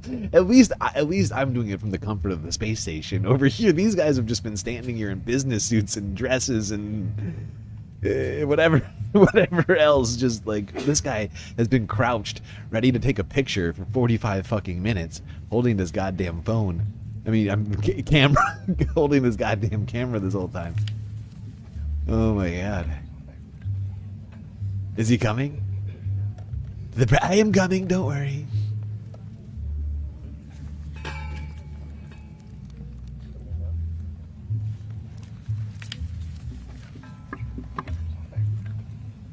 Breaking. The king is dead. Long live the king.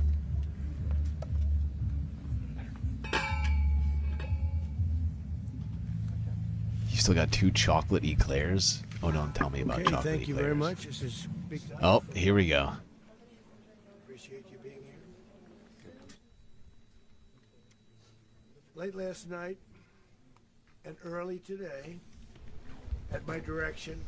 Okay, thank you very much. This is big stuff. Armed Forces conducted an extraordinary military operation in the capital. Late last night, Venezuela, and early today, overwhelming American at my direction. What is happening with the sound? United States Armed Forces conducted an extraordinary military operation in the capital of Venezuela. Overwhelming American military power, air, land, and sea, was used to launch a spectacular assault. And it was an assault like people have not seen since World War II. It was a force against a heavily fortified military fortress in the heart of Caracas to bring outlaw dictator Nicolas Maduro to justice. This was one of the most stunning, effective, and powerful displays of American military might and competence in American history. And if you think about it, we've done some other good ones, like the attack on Soleimani. Jesus Christ. Attack on al-Baghdadi. Can't even stay focused. And the Why? obliteration and decimation of the Iran nuclear sites just recently in an operation known as Midnight Hammer. All perfectly executed and done. That right No nation All in the perfect world could execution. achieve what America achieved yesterday, or frankly in just a short period of time. All Venezuelan military capacities were rendered powerless as the men and women of our military, working with U.S. law enforcement, successfully captured Maduro in the dead of night. I feel like I'm taking crazy pills. Dark. The lights of Caracas were largely turned off due to a certain expertise that we have. It was dark and it was deadly. But captured along with his wife, Celia Flores, both of whom now face American justice. It's dark and deadly. Maduro and Flores have been indicted in the Southern District of New York. It's Jay Clayton, for their campaign of deadly narco.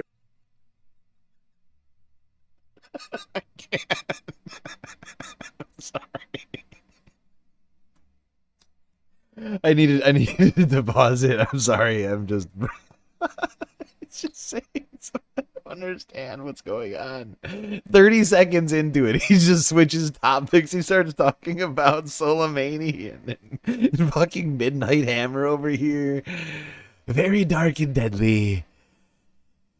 Oh my god, this guy is fucking out of control. This man is just a deranged lunatic, megalomaniac, sundowning senior citizen with his hand on the goddamn nuclear button, dude.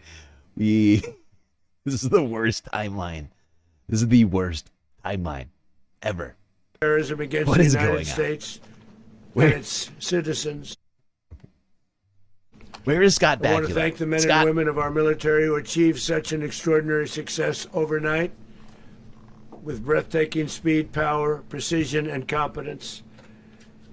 You rarely see anything like it. You've seen some raids in this country that didn't go so well.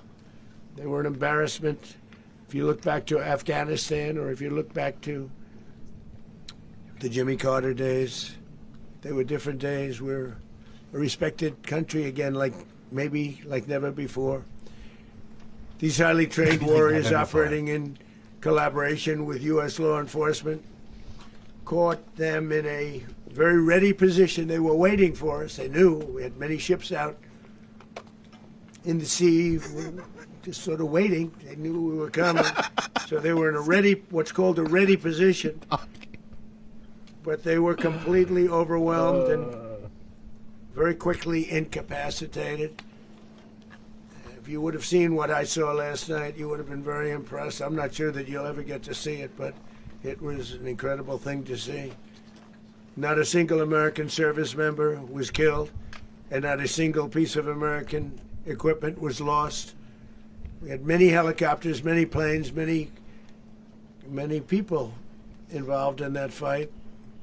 But think of that, not one piece of military equipment was lost, not one service member was, more importantly, killed. The United States military is the strongest and most fearsome military on the planet by far. With capabilities and skills our enemies can scarcely begin to imagine. We have the best equipment anywhere in the world. There's no equipment like what we have, and you see that even if you just look at the boats. You know, we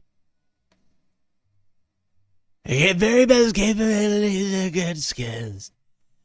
Never before seen in the entire world. Knocked out 97% of the drugs coming in by sea. 90%. Each boat killed. This guy is slurring, just slurring all over the place right now. Is it the Fixident or is it the dementia drug? I don't think he's gotten it yet. 25 on average, 25,000 people. We knocked out 97%. And those drugs mostly come from a place called Venezuela. We're going to run the country until such time as we can do a safe, proper, and judicious transition. So we don't want to be involved with having somebody else get in, and we have the same situation that we had for the last long period of years. So we are going to run the country until such time as we can do a safe, proper, and judicious transition. Shut the fuck up. Because that's what we're all about. What? We want peace, We're gonna liberty, what? and justice for the great people of Venezuela.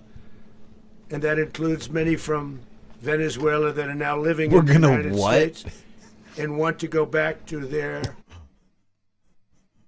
Did he just say that? Did he just say that the United States is going to run Venezuela? This is fucking insane. Donald Trump is occupying all of Venezuela now. We're running the country according to him. It is now a puppet. It's a puppet of the United States. We've just annexed Venezuela illegally. Oh my God. He's just trying to keep up with his good buddy Putin, you know? Just annex some territory. NBD, get in there. Might as well. Everybody's doing it. Everybody's doing it. Might as well be us. It's their homeland. We can't take a chance that somebody else takes over Venezuela that doesn't have the good of the Venezuelan people in mind. We've had decades of that. We're not going to let that happen. We're there now, and what people don't understand, but they understand as I say this, we're there now, but we're going to stay until such time as the proper transition can take place. So we're going to stay until such time as we're going to run it, essentially, until such time as a proper transition can take place. As everyone knows, the oil business in Venezuela has been a bust, What a does total that bust mean? for a long period of time. They were pumping almost nothing by comparison to what they could have been pumping and what could have taken place. We're going to have our very large United States oil companies, the biggest anywhere in the world, go in, spend billions of dollars, fix the badly broken infrastructure. Oh my God. The last 9 hours have just completely just upended the the world order as we knew it. Oh my God. We've just seen formally, I mean, in whatever you want to call it, I mean, this count feels formal.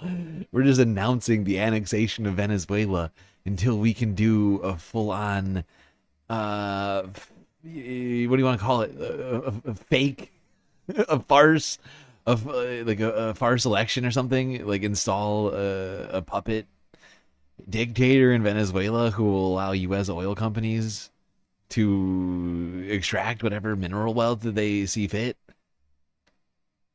whenever that comes up, you know. But until then, we're just gonna run Venezuela as some sort of vassal state. Really? Wow. The fact that this is all happening out in the open should be genuinely, I know it's been an insane year, but this should be genuinely disturbing to all of us. This is a complete. I mean, we've been talking about every single one of these boat strikes in the Caribbean having been a violation of international law. But this is a complete flouting of international law in a way in the United States I don't think we'll ever be able to live down. This is a historic moment.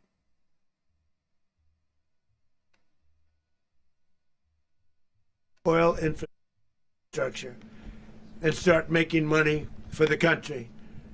And we are ready to stage a second and much larger attack if we need to do so. So we were prepared to do a second wave if we needed to do so. We actually assumed that a second wave would be necessary, but now it's probably not.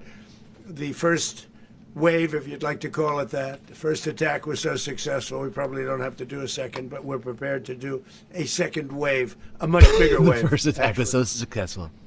This was pinpoint, but we have a much bigger wave that probably won't have to do.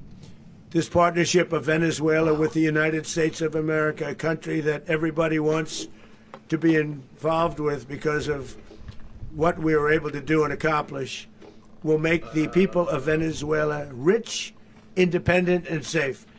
And it will also make the many, many people from Venezuela that are living in the United States extremely happy. They suffered. They suffered. So much was taken from them. They're not going to suffer anymore. The illegitimate dictator Maduro was the kingpin of a vast criminal network responsible for trafficking colossal amounts of deadly and illicit drugs. This is so incredibly clownish. We're liberating Venezuela. We're going to make them independent by seizing the territory and all of their oil. That's how you make them independent and free and safe. By plundering the vast oil reserves and doing a literal into coup. The United States. As alleged in the indictment, he personally oversaw the vicious cartel known as Cartel de las Solas, which flooded our nation with lethal poison, responsible for the deaths of countless Americans, the many, many Americans. Hundreds of thousands over the years of Americans died because of him. Maduro and his wife will soon face the full might of American justice and stand trial on American soil.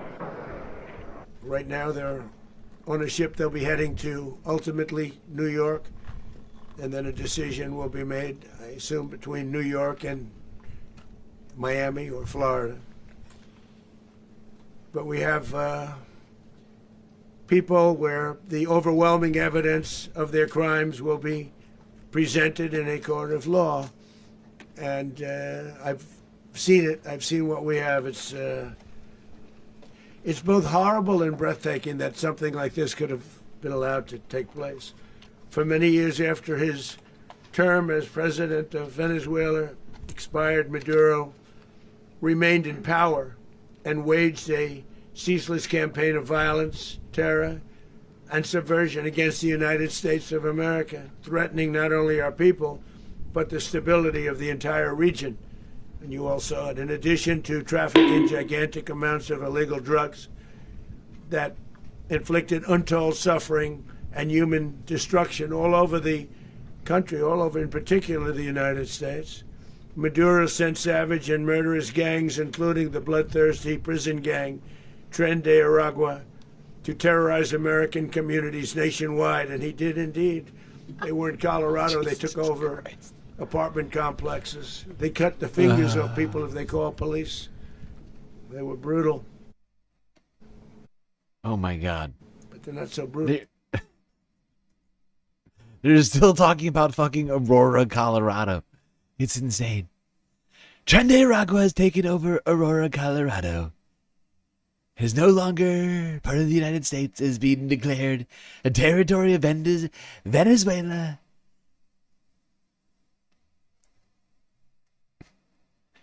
I cannot believe that this talking point hasn't died. There's been so much debunking of this claim. It's so fucking shameful. You should be ashamed of yourself for having that thought. I don't want reality. Now, and I just have to congratulate our military, Pete and everybody, and our National Guard, because the job that they've done, whether it's in Washington, D.C., where we have a totally safe city, where it was one of the most unsafe cities anywhere in the world, frankly, and now we have no crime in Washington, D.C. We haven't had a killing. We had the terrorist attack a few weeks ago. A little bit of a different kind of a threat, but we haven't had a killing in a long period of time, 6-7 months. We used to have two, on average 2 a week in Washington, our capital. We don't have that anymore. The restaurants are opening. Everyone's happy. They're walking their daughters. They're walking their children, their wives. They walk to restaurants. Restaurants are opening all over Washington, D.C. So I want to thank the National Guard. I want to thank our military. And I want to thank law enforcement. Been amazing. And they should do it with more cities. We're doing it, as you know, and we're doing it in Memphis, Tennessee right now, and crime is down. We've just sort of started a few weeks ago, but crime is down now 77%. And the governor of Louisiana called, great person, and he wanted us to help him, as you know, in a certain very nice part of Louisiana. And we have done that. It was a rough section, and we have crime down. I understand it's down to almost nothing already after 2.5 weeks. New Orleans, it's down to almost nothing, and we've only been there for 2.5 weeks. Can't imagine why governors wouldn't want us to help. We also helped, as you know, in Chicago, then crime went down a little bit there. A very small help because what's up with everybody today? What's going on here? What's up? Anybody getting weird vibes from this right now? Am I the only person? What's going on in this room right now? Why is everybody looking so sullen? Marco Rubio's doing some weird shit with his feet. He's just looking down at the carpet right now. Everybody's got their arms crossed, aside from Stephen Miller, who's got his arms behind his back. Everyone's just kind of looking away from the cameras, just sort of looking downtrodden. What's going on here? What is going on here with these guys? There's a weird vibe. Megastar just cheered 100 bits. Everyone is horrified. Such a weird vibe going on here. Then crime went down a little bit there. We did a very small help because we had no working ability with the governor. The governor was a disaster and the mayor was a disaster, but it knocked down crime. But we're pulling out of there when they need us. We'll know. You'll know. You'll be writing about it. And likewise, Los Angeles, where we saved Los Angeles early on, where the head of the police department made a statement that if the federal government didn't come in, we would have lost Los Angeles. That's long after the fires. That's when they had the riots in Los Angeles. We did a great job. Got no credit for it whatsoever, but that's okay. It doesn't matter. We don't need the credit. But we'll be pulling out when they need us. They'll call, or we'll go back if we have to. We'll go back. But are they possibly ashamed or embarrassed? It's a fantastic question. I mean, they certainly should be ashamed of themselves. You should be ashamed of yourself for having that thought. Are these guys capable of shame? I wonder to myself. But it feels almost like an air of shame. Perhaps. By the way, Omega Star, thank you for the bits. Did a great job in various cities. But the place that we're very proud of is Washington, D.C., because it's our nation's capital. We took it from being a crime-ridden mess to being one of the safest cities in the country. But the gangs that they sent raped, tortured, and murdered American women and children. They were in all of the cities I mentioned, Tren de Aragua.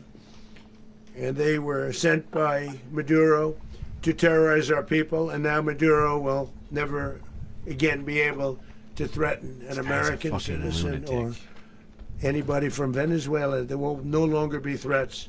For years I've highlighted the stories of those innocent Americans whose lives were so heartlessly robbed by this Venezuelan terrorist organization. Really one of the worst. One of the worst, they say the worst.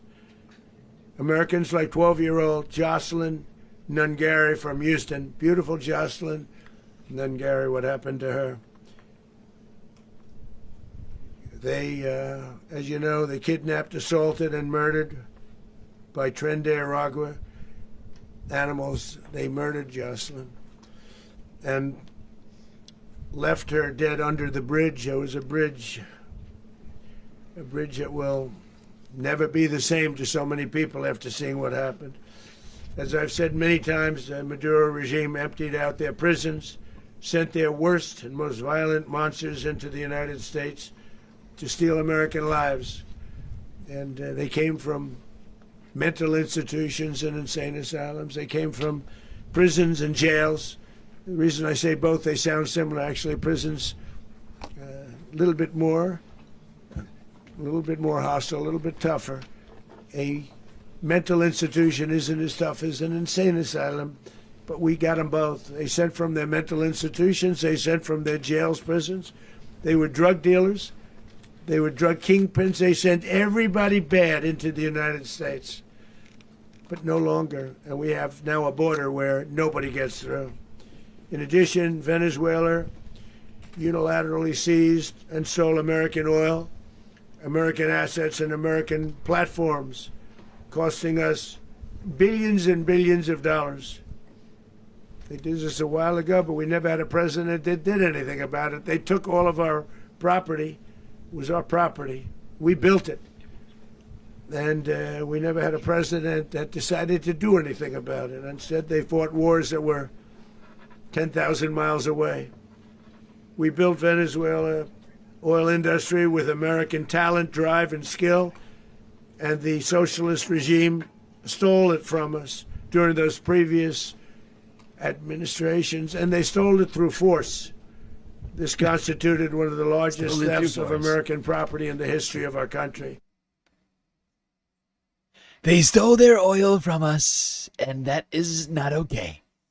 Stealing your own oil from us is never right.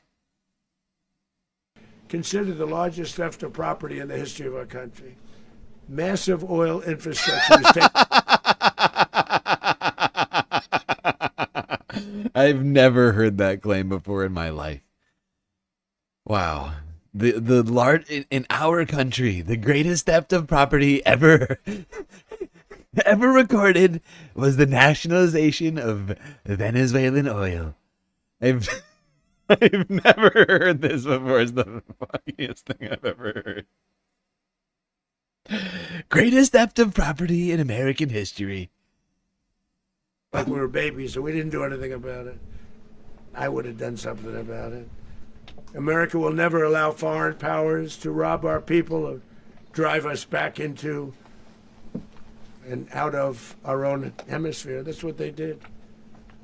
Furthermore, under the now deposed dictator Maduro, Venezuela was increasingly hosting foreign adversaries in our region and acquiring menacing offensive weapons that could threaten U.S. interests and lives. And they used those weapons last night. Potentially in league with the cartels operating along our border. All of these actions were in gross violation of the core principles of American foreign policy, dating back more than 2 centuries. And not anymore. all the way back. It dated to the Monroe Doctrines. And the Monroe Doctrine is a big deal, but we've superseded it by a lot, by a real lot. They now call it the Monroe Document. I don't know. It's Monroe Doctrine. We sort of You are forgot not about funny. It. It's very important, but we forgot about it. We don't forget about it anymore. Under our new national security strategy, American dominance in the Western Hemisphere will never be questioned again. Won't happen. So just in concluding, for decades, other administrations have neglected or even contributed to these growing security threats in the Western Hemisphere. Under the Trump administration, we are reasserting American power in a very powerful way in our home region.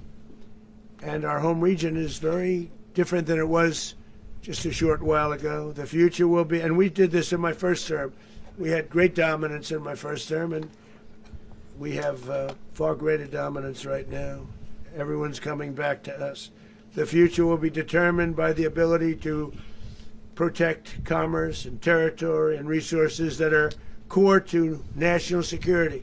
These are core to our national security. Just like tariffs are, they've made our country rich. Just like tariffs. And they've made our national security stronger than ever before. But these are the iron laws that have always determined global power. And we're going to keep it that way. We will secure our borders. We will stop the terrorists. We will crash the cartels. And we will defend our citizens against all threats, foreign and domestic. Other presidents may have lacked the courage or whatever to defend America. But I will never allow terrorists and criminals to operate with impunity against the United States. This extremely successful operation should serve as warning to anyone who would threaten American sovereignty or endanger American lives. Very importantly, the embargo on all Venezuelan oil remains in full effect. The American Armada remains poised in position, and the United States retains all military options until United States demands have been fully met and fully satisfied.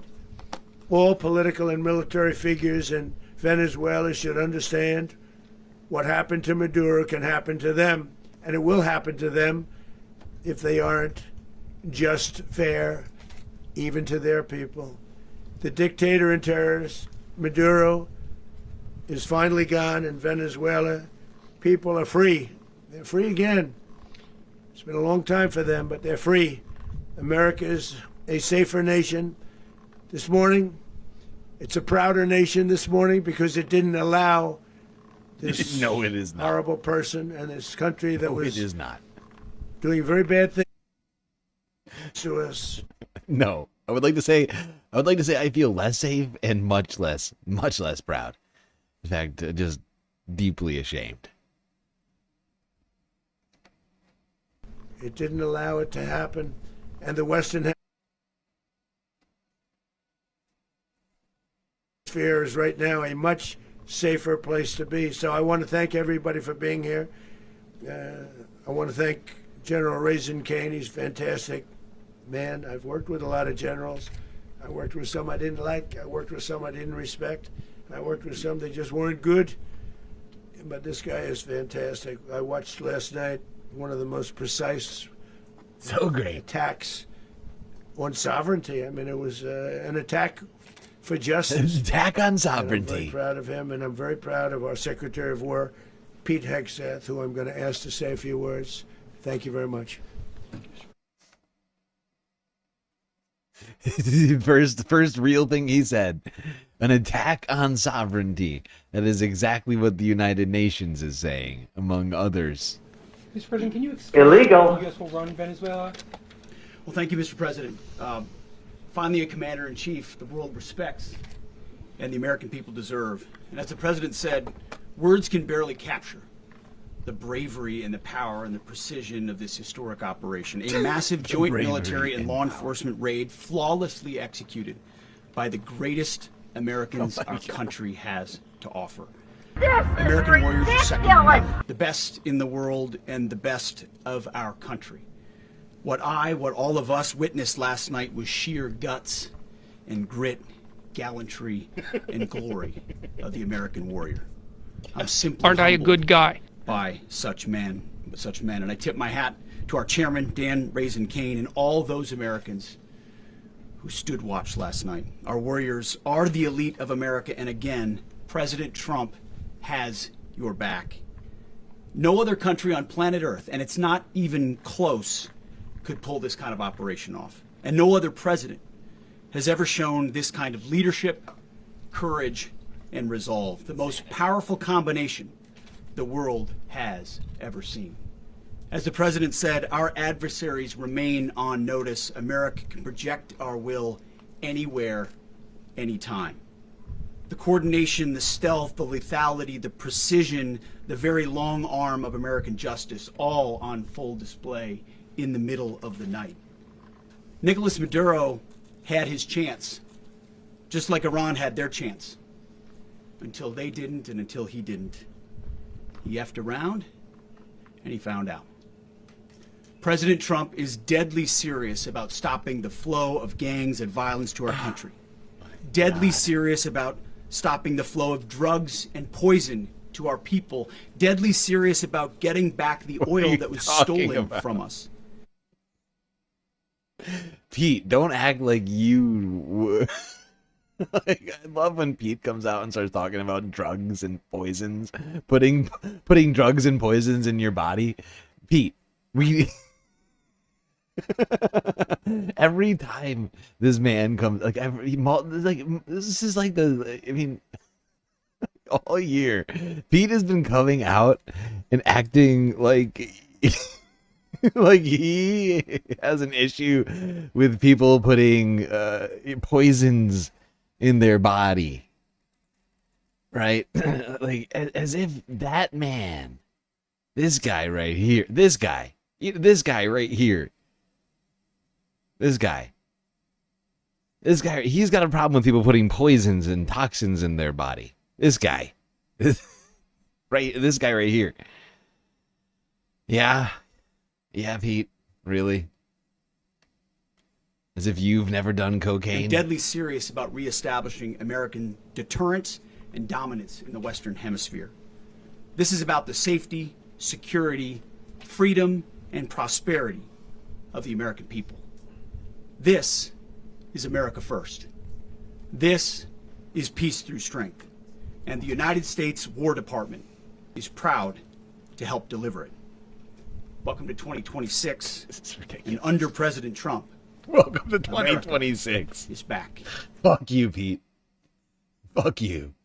Welcome to 2026. This is the worst way to start the year. Well. Yeah! I'd like to welcome now our Chairman Raisin Kane, to give a few more details about the operation. Mr. Chairman. Thank you, Mr. Secretary. Thank you, Mr. President, and good morning. Last night, on the order of the President of the United States and in support of a request from the Department of Justice, as the President said, the United States military conducted an apprehension mission in Caracas, Venezuela, to bring to justice two indicted persons, Nicolas and Cecilia Maduro. This operation, known as Operation Absolute Resolve, was discreet, precise, and conducted during the darkest hours of January 2nd and was the culmination of months of planning and rehearsal, an operation that, frankly, only the United States military could undertake. What I'd like to do this morning is talk to you through some of the preparation and the details without compromising any of our tactics, techniques, and procedures. There is always a chance that we'll be tasked to do this type of mission again. Our interagency work began months ago and built on decades of experience of integrating complex air, ground, space, and maritime operations. While the past 2 decades have honed the skills of our special operations forces, this particular mission required every component of our joint force, with soldiers, sailors, airmen, Marines, and Guardians working. The president seems getting very tired of people talking. Look at him. This guy is falling asleep, very sleepy. Very, very sleepy people talking. I don't care. I've already said the words I wanted to say. Time for me to just nod off while standing up at a press conference. Is very boring. Dan keeps talking about a bunch of with stuff. soldiers, sailors, I don't know what it means. airmen, Marines, and Guardians working in unison with our intelligence agency partners and law enforcement teammates in an unprecedented operation. We leveraged our unmatched intelligence capabilities and our years of experience in hunting terrorists. And we could not have done this mission without the incredible work by various Everybody intelligence listening? Okay, agencies, good. including the CIA, NSA, and NGA. We watched, we waited, we prepared, we remained patient and professional. Very sleepy. Meticulously Very, planned, very sleepy. drawing lessons from decades of missions over the last many years. Many. Oh, this almost was went an down. audacious I'm okay. operation that only the United States could do. It required the utmost of precision and integration within our joint force. And the word integration does not explain the sheer complexity of such a mission. An extraction so precise it involved more than 150 aircraft launching across the Western Hemisphere in close coordination, all coming together in time and place to layer effects for a single purpose: to get an interdiction force into downtown Caracas while maintaining the element of tactical surprise. Failure of one component of this well-oiled machine would have endangered the entire mission, and failure is never an option for America's joint force. Those in the air over Caracas last night were willing to give their lives for those on the ground and in the helicopters. Let me talk a little bit about the preparation. After months of work by our intelligence teammates to find Maduro and understand how he moved, where he lived, where he traveled, what he ate, what he wore, what... The president is so tired right now. Look at him. He's like struggling so hard to just keep his eyes open, let alone stay erect. Phrasing? My bad. Pets. In early December, our force was set pending a series of aligned events. Key was choosing the right day to minimize the potential for civilian harm and maximize the element of surprise and minimize the harm to the indicted personnel so, as the president said, they could be brought to justice. And as the president said earlier today, weather in Venezuela is always a factor this time of the year. And over the weeks through Christmas and New Year's, the men and women of the United States military sat ready, patiently waiting for the right triggers to be met and the president to order us into action. Last night, the weather broke just enough, clearing a path. I like how he just looked around Marco Rubio at Pete Hegseth, like, or was that Pete? Whoever that was.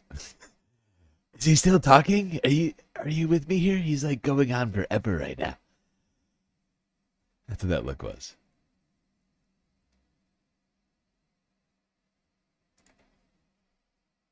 He's still going. What is up with that?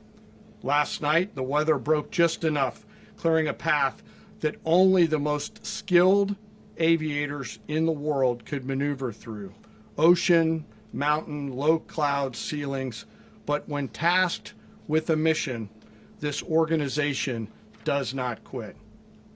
At 10:46 p.m. Eastern Time last night, the president ordered the United States military to move forward with this mission. He said to us, and we appreciate it, Mr. President, good luck and Godspeed. And those words were transmitted to the entire joint force. Jesus, I say Over that. the course of the night, aircraft began launching from 20 different bases on land and sea across the Western Hemisphere.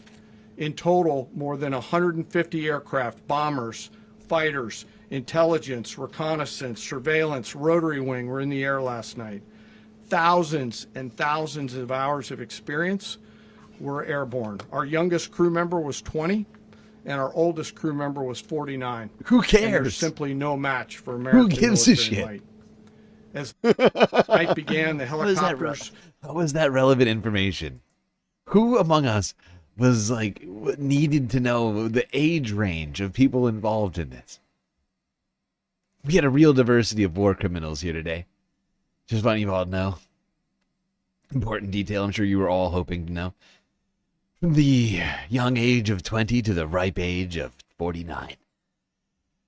Yes, indeed, we had a real myriad of different generations represented in this illegal action. Oh, what a beautiful cornucopia. Took off with the extraction force, Diversity. which included law enforcement officers, and began their flight into Venezuela at 100 feet above the water.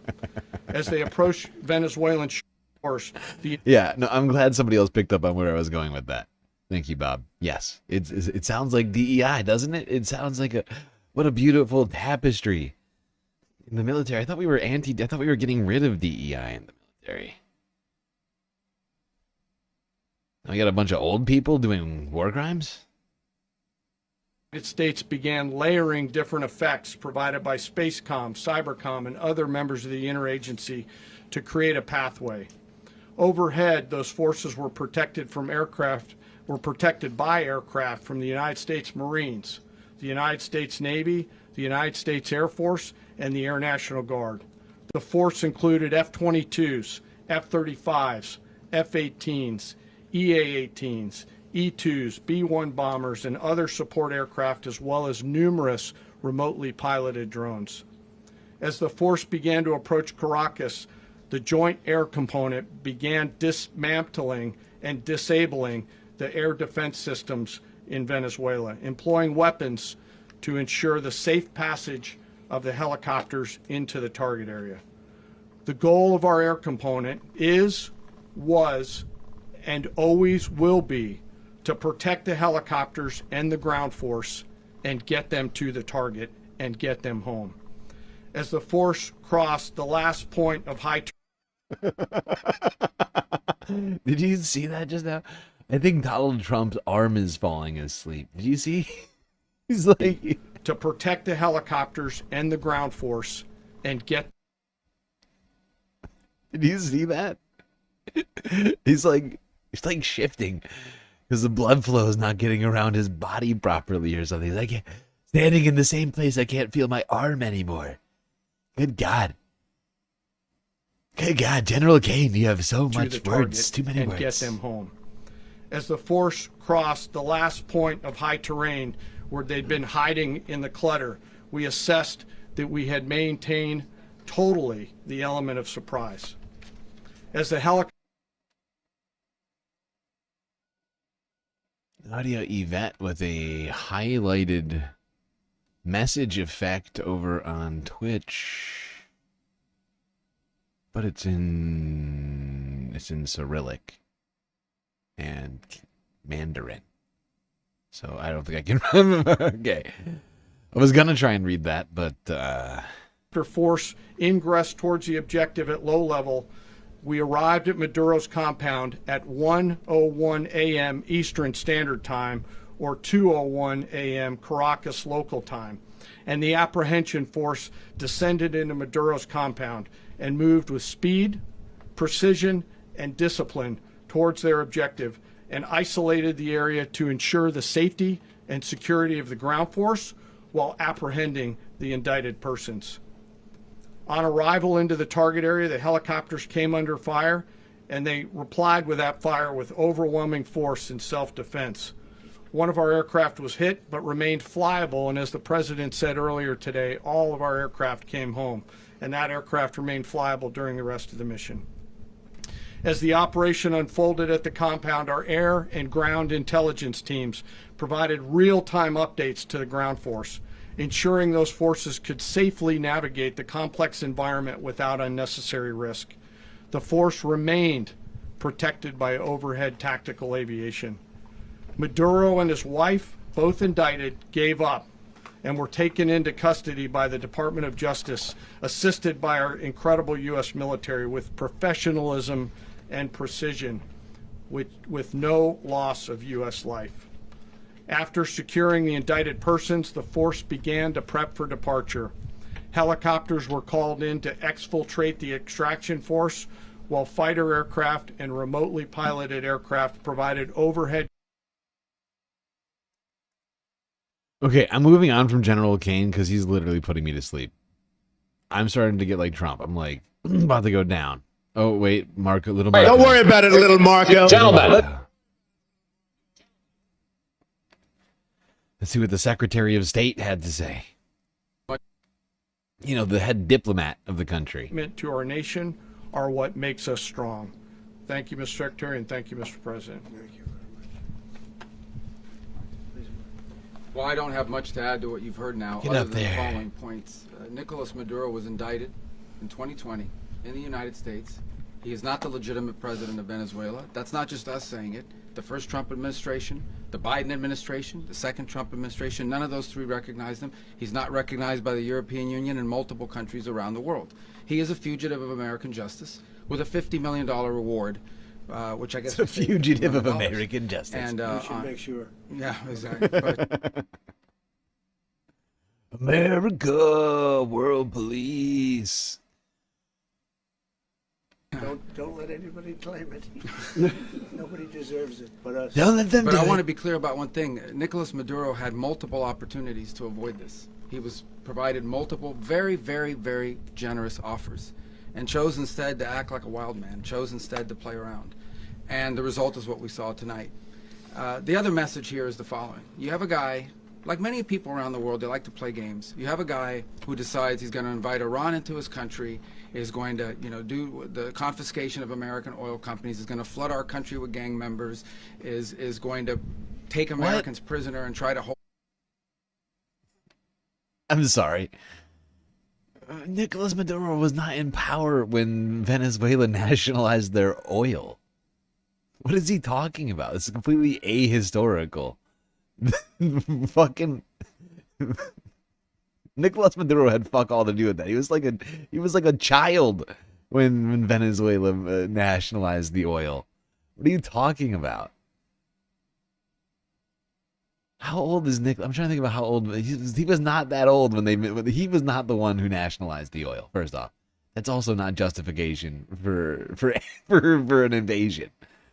Okay, it's their oil. It's on their land. They should be able to do whatever the fuck they want to.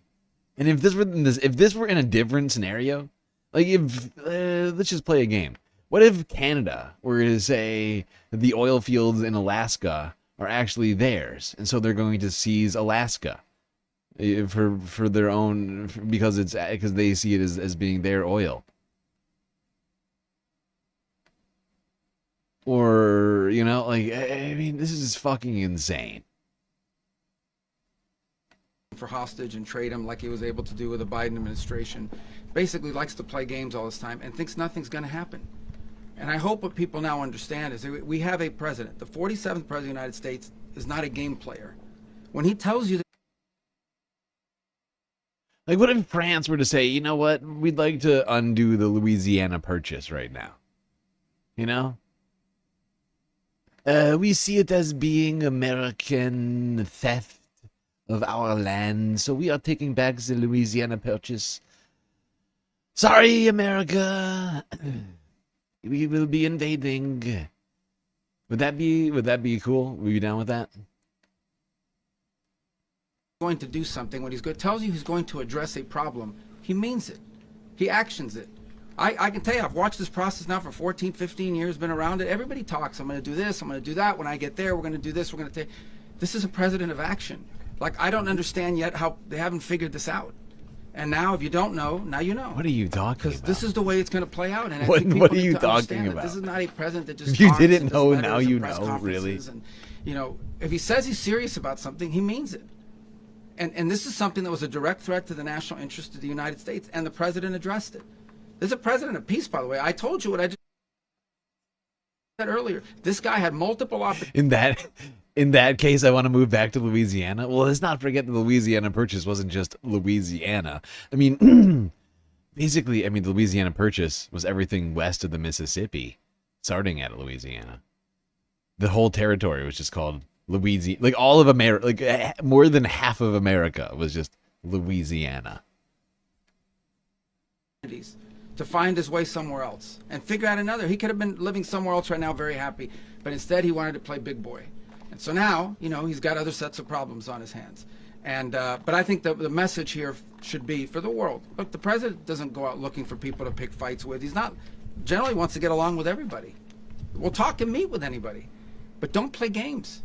Don't play games with this president's in office, because it's not going to turn out well. Who's playing games? And so I hope that the United States. Oh my God, the president is falling asleep. The president is straight up falling asleep over here. But in the United States, we are the ones who are clearly playing games right now. If anybody is playing games, it is us. It is us who is clearly playing the fucking games. It's ridiculous. We're playing games with international law and territorial sovereignty. And just completely running roughshod over the supposed world order. The law and rules-based one. People have told me is so important over the years. I guess that lesson was learned last night, and we hope it'll be instructive moving forward. Is that a message for Cuba? Mr. President. Mr. President. Mr. President. Mr. President. Mr. President. Mr.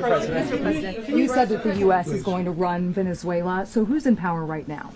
Well, we're going to be running it with a group, and we're going to make sure it's run properly. We're going to rebuild the oil infrastructure, which will cost billions of dollars. It'll be paid for by the oil companies directly.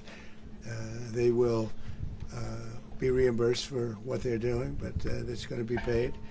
And we're going to get the oil flowing the way it should be. As you know, it was just a minor flow. It was actually a minor flow for what they had. Who's going to be reimbursing them? Is the United States government going to pay for U.S. oil companies to build out oil fields in Venezuela? Is that what I'm to understand? Or is Venezuela going to pay for it like Mexico paid for the wall? But we're going to run it properly, and we're going to make sure the people of Venezuela are taken care of. We're going to make sure the people that were forced out of Venezuela by this thug are also taken care of.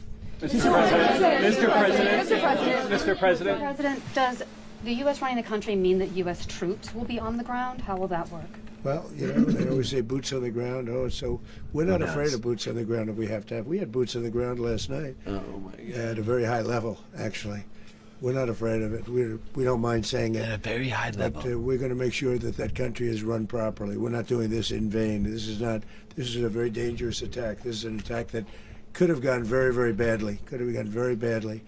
We could have lost a lot of people last night. We could have lost a lot of dignity. We could have lost a lot of equipment. The equipment is less important, but we could have lost a lot.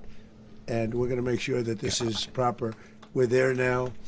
We're ready to go again if we have to.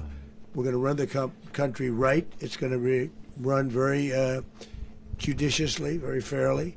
It's going to make a lot of money. We're going to give money to the people. We're going to reimburse people that were taken advantage of. We're going to take care of everybody. It's very important. We couldn't let them get away with it. They stole our oil. We built that whole... We're going to reimburse... Who do you figure he's talking about when he says we're going to reimburse people who were taken advantage of? It's not going to be the people of Venezuela. It's clearly going to be the oil companies who he sees as being the main victims in all of this. These American oil companies, those poor billionaires and their oil companies. They've been so wronged. They're the victims. It's the oil companies, really.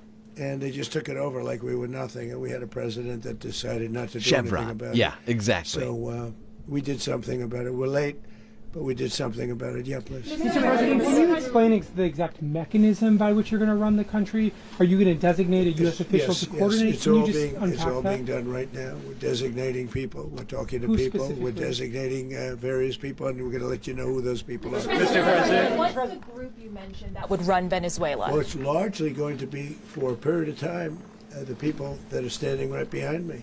We're going to be running it. We're going to be bringing it back. It's a dead, I talk about a dead country.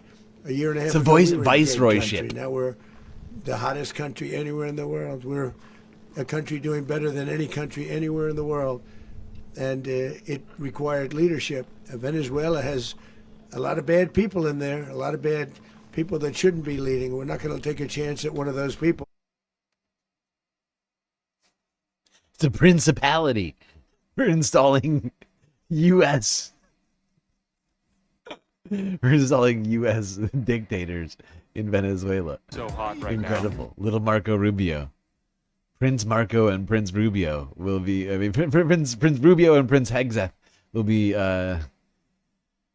dictat of Venezuela, apparently. This is fascinating. What a crazy 12 hours it's been so far today, chat. People right behind me, they're going to be running it. Little Marco and Pete Hegseth, they're going to be in charge. Take over for Maduro. So you can look at, and others, we have fantastic people, including people in the military. So we're going to have a group of people running it until such time as it can be put back on track, make a lot of money for the people, and give people a great way of life, and also reimbursement for people in our country that were forced out of Venezuela. Mr. President, Rubio would be. you said earlier today that you weren't going to back Machado to come back and be the opposition leader in your Fox and Friends interview. And then you also mentioned the vice president of Venezuela. Are you going to work with the vice president of Venezuela, or how do you foresee the relationship Well, going? I understand she was just sworn in, but she was, as you know, picked by Maduro. So Marco's working on that directly. He just had a conversation with her, and she's essentially willing to do what we think is necessary to make Venezuela great again. Very simple. Mr. President. He said it. He said it. He said, make Venezuela great again. Oh, my God. This guy is fucking We have a insane. demented, unintelligent person running the United States of America. But does he even know what he's talking about? Did he just say that Marina Machado was picked by Maduro? Did he? I'm confused. Does he know what he's talking about at all? I'm so confused. I'm so fucking confused. What's going on? Is that what he? I almost want to go back and listen to it again, but this is like. Oh, this has gone on way longer than I wanted to. Colombian President Gustavo Petro, a couple weeks ago, he said he's got to watch his ass. And today, he said he's not concerned about anything happening to him in the aftermath of this operation. So, just what your message is Well, about he that. has cocaine mills. He has factories where he makes cocaine. Cocaine mills. And yeah, I think I stick by my Cocaine my factories. statement. He's making cocaine. They're sending it into the United States. So Mr. President, he does have to watch his Mr. ass. Mr. President, did you notify any members of Congress in advance? Marco, do you want to talk about that? Because you were involved in Sure. it. We call Oh, members of my Congress God. immediately after. This Yes, is not the please, kind of Marco, mission tell we us. can do congressional notification on. Immediately It's after. a trigger-based mission in which conditions had to be met night after night. This is We not watched the sort of monitor thing you after need number of days. congressional So it's notification just on. simply not the kind of mission you can call people and say, hey. Shut up. This is full-on shock and awe. You fuck off. You fuck off right now. You don't need congressional oversight for a strike on a sovereign territory in our own hemisphere. We don't need that.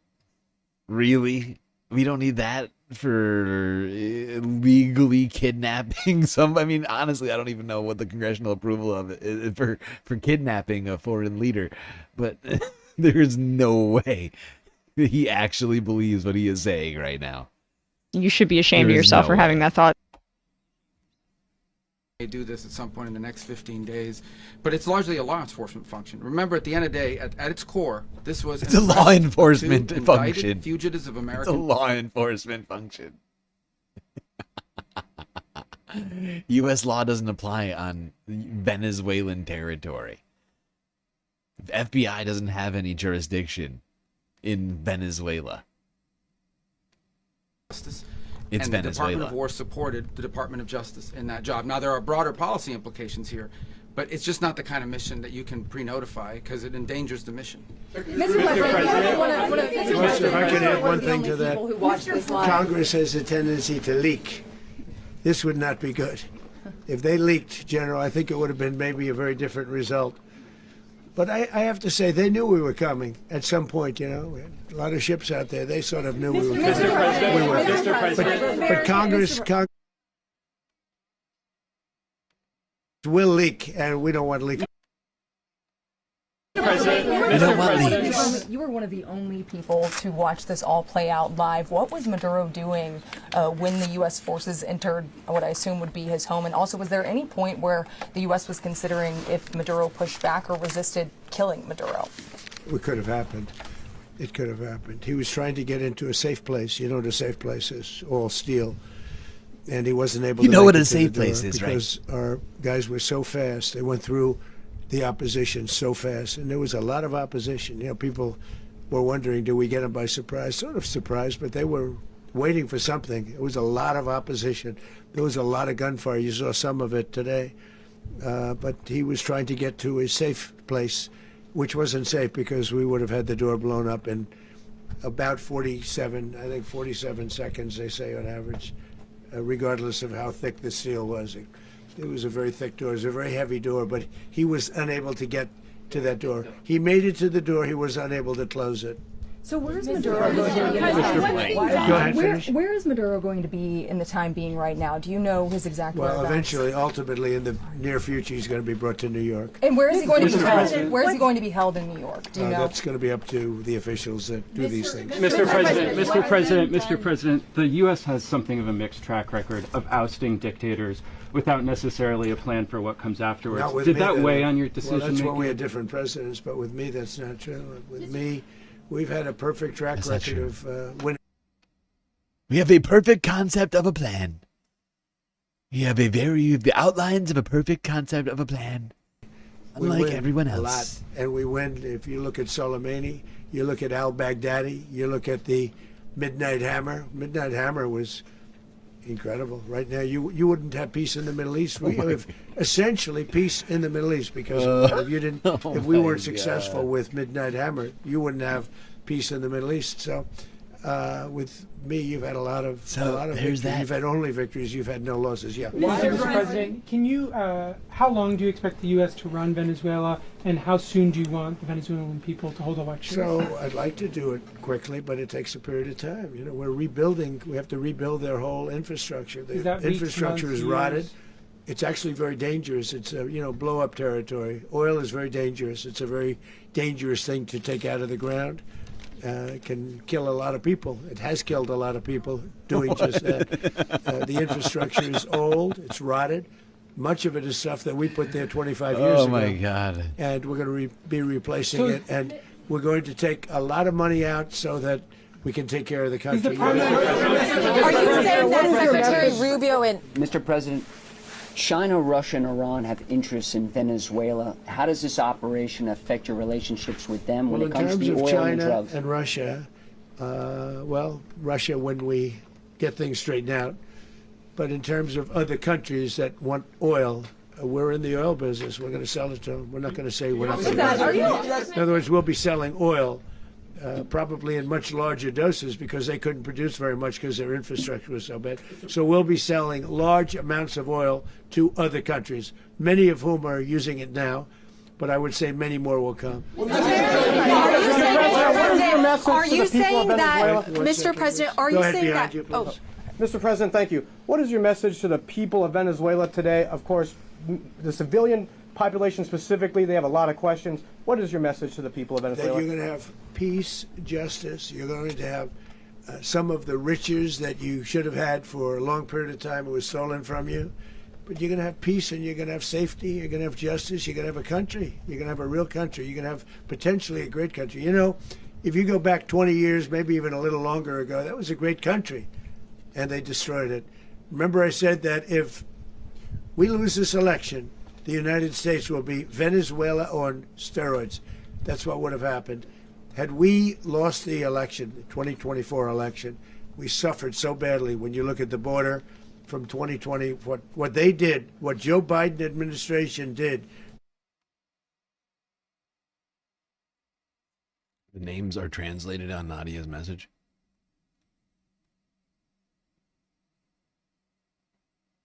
Oh, I see what you're saying. Okay, this is Nadia Vet over on Twitch. Xi Jinping and Vladimir Vladimirovich Putin should get Shanghai Huzhou Zhuji and BRICS together in a huge anti-USA alliance and declare war on the United States for this, and Germany at minimum should join them in retaliation for Biden bombing Nord Stream, and Italy for the Gladio terrorism, in Greece for the regime of the colonels, and really every country the CIA has ever couped in retaliation for the death squads and mass torture. Our country should never be forgotten. But if we had to go through another year of that, we would be exactly where Venezuela was in terms. I used to say, if they win, we're going to be Venezuela on steroids, and that's what would have happened. President, thank you. Are you saying that Secretary Hegseth and Rubio are going to be running Venezuela, and will you be sending in U.S. military They're going troops to be a to provide? team that's working with the people of Venezuela to make sure that we have Venezuela right. Because for us to just leave, who's going to take over? I mean, there is nobody to take over. You have a vice president who's been appointed by Maduro. And right now she's the vice president, and she's, I guess, the president. She was sworn as president just a little while ago. She had a long conversation with Marco, and she said, we'll do whatever you need. I think she was quite gracious, but she really doesn't have a choice. We're going to have this done right. We're not going to just do this with Maduro, then leave like everybody else, leave and say, let it go to hell. If we just left, it has zero chance of ever coming back. We'll run it properly. We'll run it professionally. We'll have the greatest oil companies in the world go in and invest billions and billions of dollars and take out money, use that money in Venezuela. And the biggest beneficiary are going to be the people of Venezuela. And also, I can't stress this strongly enough, the people that got thrown out of Venezuela that are now in the United States, and frankly, some want to stay and some probably want to go back. Yeah. So, Mr. President, what's being done to protect Americans in the country, and were any of the detained Americans Well, right now they're arrested very last protected night? because nobody's going to mess with us. They're very protected. The people of, and we let them know that you better not touch one of them. Are you concerned that bad elements of the Maduro regime will remain in place? Well, we know who they are.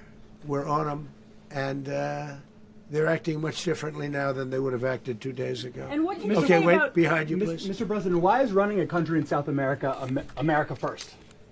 Well, I think it is because we want to surround ourselves with good neighbors. We want to surround ourselves with stability. We want to surround ourselves with energy. We have tremendous energy in that country. It's very important that we protect it. We need that for ourselves. We need that for the world. And we want to make sure we can protect it. Yes, sir. Please, go ahead. Yeah, is there a message here for Cuba and Diaz-Canel? Well, Cuba's an interesting case. Cuba is, not doing very well right now. That system has not been a very good one for Cuba. The people there have suffered for many, many years. And I think Cuba is going to be something we'll end up talking about because Cuba... This is insane. This should, every single person who's listening to this right now should be thinking about all the other places that Donald Trump is threatened. Whether it's Cuba, Panama, Greenland, Colombia, Mexico, Canada. We're looking at I feel like the United States is about to basically wage war against the entire Western Hemisphere. But we're essentially declaring not just war, but the annexation of all of Venezuela as part of U.S. It's basically U.S. territory right now. It's like the Virgin Islands. Granted, of course, it's to be seen what exactly that means here. But the things that they are declaring right now, that they are going to go in militarily, boots on the ground. They literally just said it. There is no problem with there being boots on the ground right now. And apparently there were plenty of boots on the ground last night, according to him. So we're going to occupy Venezuela, install a puppet dictator at some point, but not until we're done extracting all of the mineral wealth and setting up oil companies in the country and at some point in the future, but who knows exactly when. Until then, Marco Rubio and Pete Hegseth are going to be, the barons of Venezuela. Baron Hegseth and Rubio. A failing nation right now, very badly failing nation. And we want to help the people. It's very similar in the sense that we want to help the people in Cuba, but we want to also help the people. Next, he's going to install Elon Musk as, the Prince of Greenland. And, Peter Thiel will, maybe he'll just give Peter Thiel all of Hawaii or something. He already owns an entire island in Hawaii. He might as well just own the whole thing, I suppose. I mean, this is insane. Like, the implications of this for the future are just disturbing. That were forced out of Cuba and living in this country. Do you want to say something about that, Marco, please? Well, I mean, Trump would rather have World War III than for people to talk about the Epstein files. And you know what? I think, honestly, the more and more I think about it as this all drags on, I think this has to be Epstein files related to some degree. Because this is actually a really good distraction. But I have some, I mean, from the stream that I had planned, like, it included some very, very bad stuff for Donald Trump, including now leaked, I guess apparently it's been out for a while, but nobody's been talking about it. Like, I had heard fuck all about this until recently. But I have found footage of somebody who's claiming that Donald Trump raped them at the age of 13. Which I was planning on talking about tonight. I mean, I'm still gonna try, but like, this is taking up all of the oxygen in the room. Gave you a statement a few minutes ago about, when the president speaks, you should take him seriously. So suffice it to say, Cuba is a disaster. It's run by incompetent, senile men, and in some cases, not senile, but incompetent nonetheless. It has no economy. It's in total collapse. And by the way, really? We're going to talk about senile men? You're going to really talk about senile, incompetent men with this guy right behind you? Don't worry about it, little Marco. Gentlemen. All the guards that helped protect Maduro, this is well known, their whole spy agency, all that were full of Cubans. I mean, it's amazing. This poor island took over Venezuela in some cases. One of the biggest problems that Venezuelans have is they have to declare independence from Cuba. They tried to basically colonize it from a security standpoint. So, yeah, look, if I lived in Havana and I was in the government, I'd be concerned, at least a little bit. Are you cutting off the oil flow to Cuba from Venezuela? Well, the president already announced a week ago that anything that's sanctioned, it's sanctioned oil, it's not going to be allowed to get there. So that's an The answer is yes. Mr. President, is the U.S. aware of the location of opposition leader Machado, and have you been in contact with him? Yeah, the Katie Johnson thing. Yes. No, we haven't. Really, no, we haven't. I found a full video of her, like, giving testimony on apparently her allegations on Donald Trump. Opposition leader Machado, and have you been in contact with her? No, we haven't. Really, no, we haven't. Mr. President, on Monday. Oh, I think it would be very tough for her to be the leader. She doesn't have the support within, or the respect within the country. She's a very nice woman, but she doesn't have the respect. Mr. President, is it possible that the U.S. ends up administrating Venezuela for years? Well, it won't cost us anything because the money coming out of the ground is very substantial, so it's not going to cost us anything. So the U.S. isn't going to dedicate money to... Well, we want safety there. We want to be surrounded by countries that aren't housing all of our enemies all over the world. That's what was happening, and you don't want to have that. But we're going to be rebuilding, and we're not spending money. The oil companies are going to go in. They're going to spend money. We're going to take back the oil that, frankly, we should have taken back a long time ago. A lot of money is coming out of the ground. We're going to get reimbursed for all of that. We're going to get reimbursed for everything that we spend. So it's going to be a very important. This is a very big evening that took place last night. We have to be surrounded by safe, secure countries, and we also have to have energy. Very important. We have to have energy that's real energy, not where they're getting 4% and 5% of the energy out of the ground. You take a look, it was such a disaster. So what's going to happen with Venezuela, I think, over the next period of a year is going to be a great thing. And the people of Venezuela will be the biggest beneficiaries. Mr. President, U.S. military. Mr. President, thank you. What did you last speak to Maduro about when you spoke? And is the Well, I don't want to get into the Venezuela? conversations, but I did have conversations with him, and I said, you got to surrender. And I actually thought he was pretty close to doing so, but now he wished he did, yeah. Mr. President, can you explain, you said that Maduro is responsible for drug trafficking. You recently pardoned the former president of Honduras who was convicted of many drug trafficking. Can you explain how these two situations are different? And would you ever pardon Maduro? I endorsed, as you know, the winning president, the man who won in Honduras. I endorsed the man who won in Chile. I endorsed the man who won in Argentina. And we are doing very well with that whole group. What the man that I pardoned was, if you could equate it to us, he was treated like the Biden administration treated a man named Trump. That didn't work out too well for them. This was a man who was persecuted very unfairly. He was the head of the country. He was persecuted very unfairly. And there are a number of them. And we felt that it was a very unfair situation that happened to him. He's also a party member of the man who won. So obviously the people liked what I did. And one of the reasons that was done is because of the fact that the party in power felt very strongly that that man was treated very badly. I studied it very quickly, and then I studied it in great detail. I went to a lot of the people standing behind me, and they felt that that man was persecuted and treated very badly. That's why I gave him a pardon. Mr. President, you referenced boots on the ground earlier. Can you just sort of button this up? Do you envision the U.S. military having a presence in Venezuela as the U.S. runs that Well, country? no, we're going to have a presence in Venezuela as it pertains to oil, because we have to have, we're sending our expertise in. So you may need something, not very much. But no, we're going to be taking out a tremendous amount of wealth out of the ground. And that wealth is going to the people of Venezuela and people from outside of Venezuela that used to be in Venezuela. And it goes also to the United States of America in the form of reimbursement for the damages caused us by that country. So I want to thank you all very much. Thank you. Do you have one? Yes, please. You were so nice before. I'm going to give you the final question. Go Thank ahead. you, Mr. Unless it's a bad question, in which case I'll go one more. It's about who? It's about Putin, if you want. About Putin? Well, that's always nice. You had a phone. You had a phone call with him on Monday. Did he talk at all about Maduro? Did y'all talk about this? No, we didn't. And We then, never spoke about Maduro. Are you mad at him right now? I mean, there's this I'm not intelligence. thrilled with Putin. I'm not thrilled with Putin.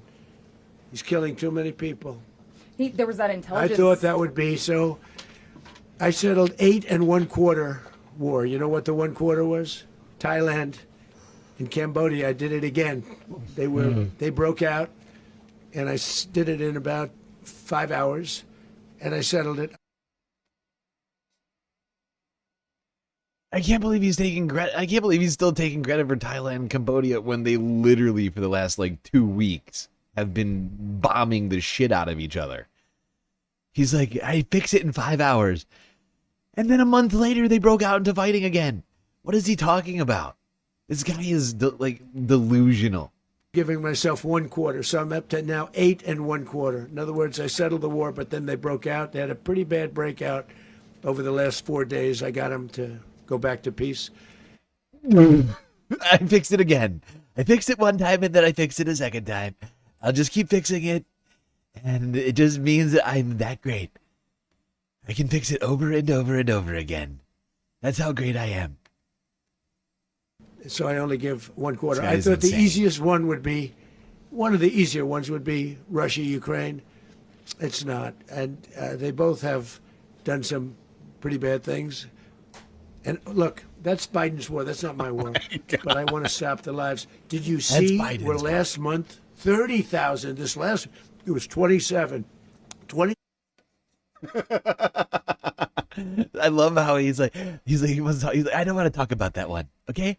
I know I said that I would solve it day one, but that's Biden's war actually. And it's got nothing to do with me. And I don't even need to solve it actually, because it's his fault.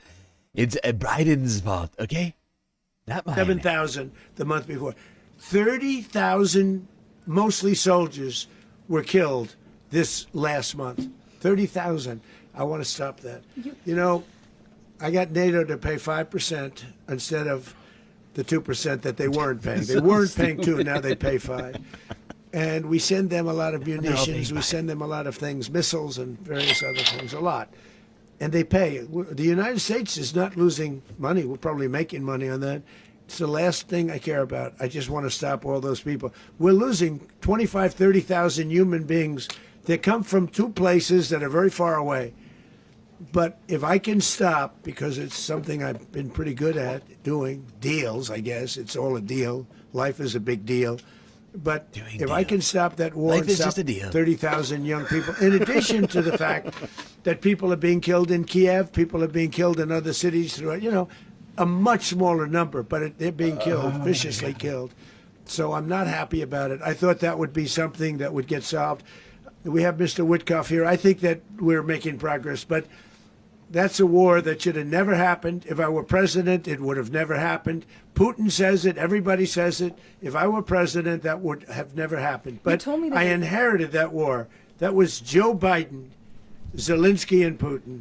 I came into the situation, and it's a mess. And I will say this. I watched an operation last night that was so precise, that was so brilliant. I mean, it was incredible. If we had our people, like this general and our people involved, that war would not have gone on very long, that I can tell you. You told me That war, to use an old term, that war has become a bloodbath. And we want it to get stopped. Thank you very much. It's an old term. No one's ever heard it before. Are you concerned a rogue Venezuelan general? Well, there you have it. I'm honestly sort of floored right now. I didn't know what fully to expect at this press conference. Even after having listened to Donald Trump talk on Fox News, we clearly did not get the whole story on Fox News, because a whole bunch of other incredible revelations here from this press conference. The United States is declaring the annexation of Venezuela. I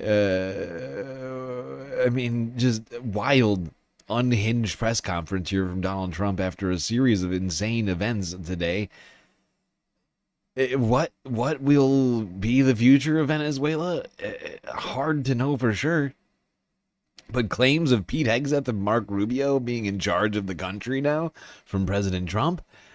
What else did we just hear? I mean, I'm utterly I'm trying to go through it all in my head, right? It's fucking insane.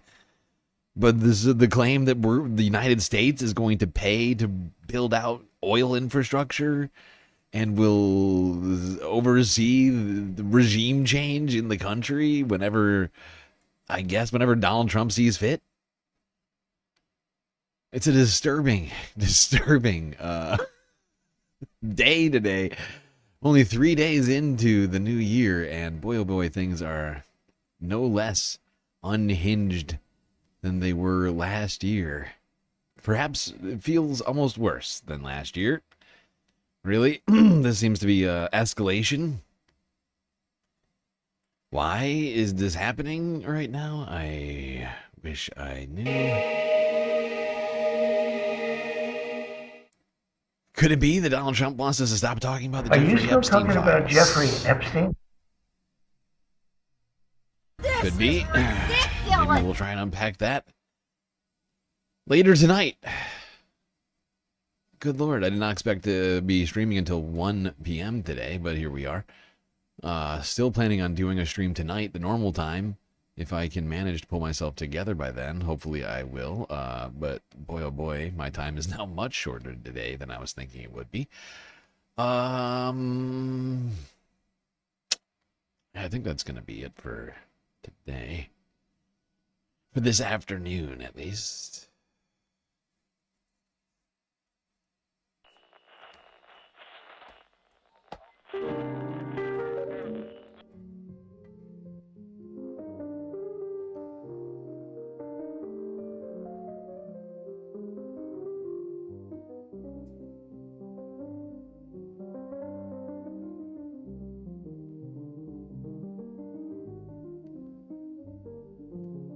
Well, we got through another one.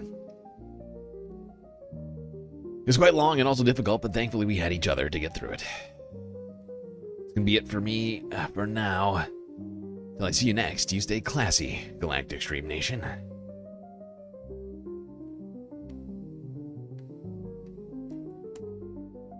Can't forget this. These are your galactic patrons. Gabby, Goth Dogs, Aaron W, Schmegley, PB, Midi, Afroponics, Normal by Nature, Interplanet Janet, Godcat, Robot Cat, Disco Wolf, Callie Braiding, Sammy, Geodragon, The Anti-Corporatist, Obsessive Audio, Moanoif, Nadia, Choki, Skelt, Selena, Omegastar, Sasha G, Pitchforks Dragon, Vincent Morales, Donald James X, Evan from Portland, Lovely Pariah, Mish, Becky, Decipher, Icebreaker, Columbia, Rica, New York, Will in Detroit, Sisyphean Task, BC, Free Palestine, Hermit Horologist, HBX, Manda, Lori Lunchmeat, Carl Gaslightocracy, Paige Larson, Frizla, Benihana 99, Dark Sparkle, and CJ from the 6. That's right, all these people here have helped produce the show which your eyes and ears just got done enjoying. You can too for just a few US dollars a month on Patreon.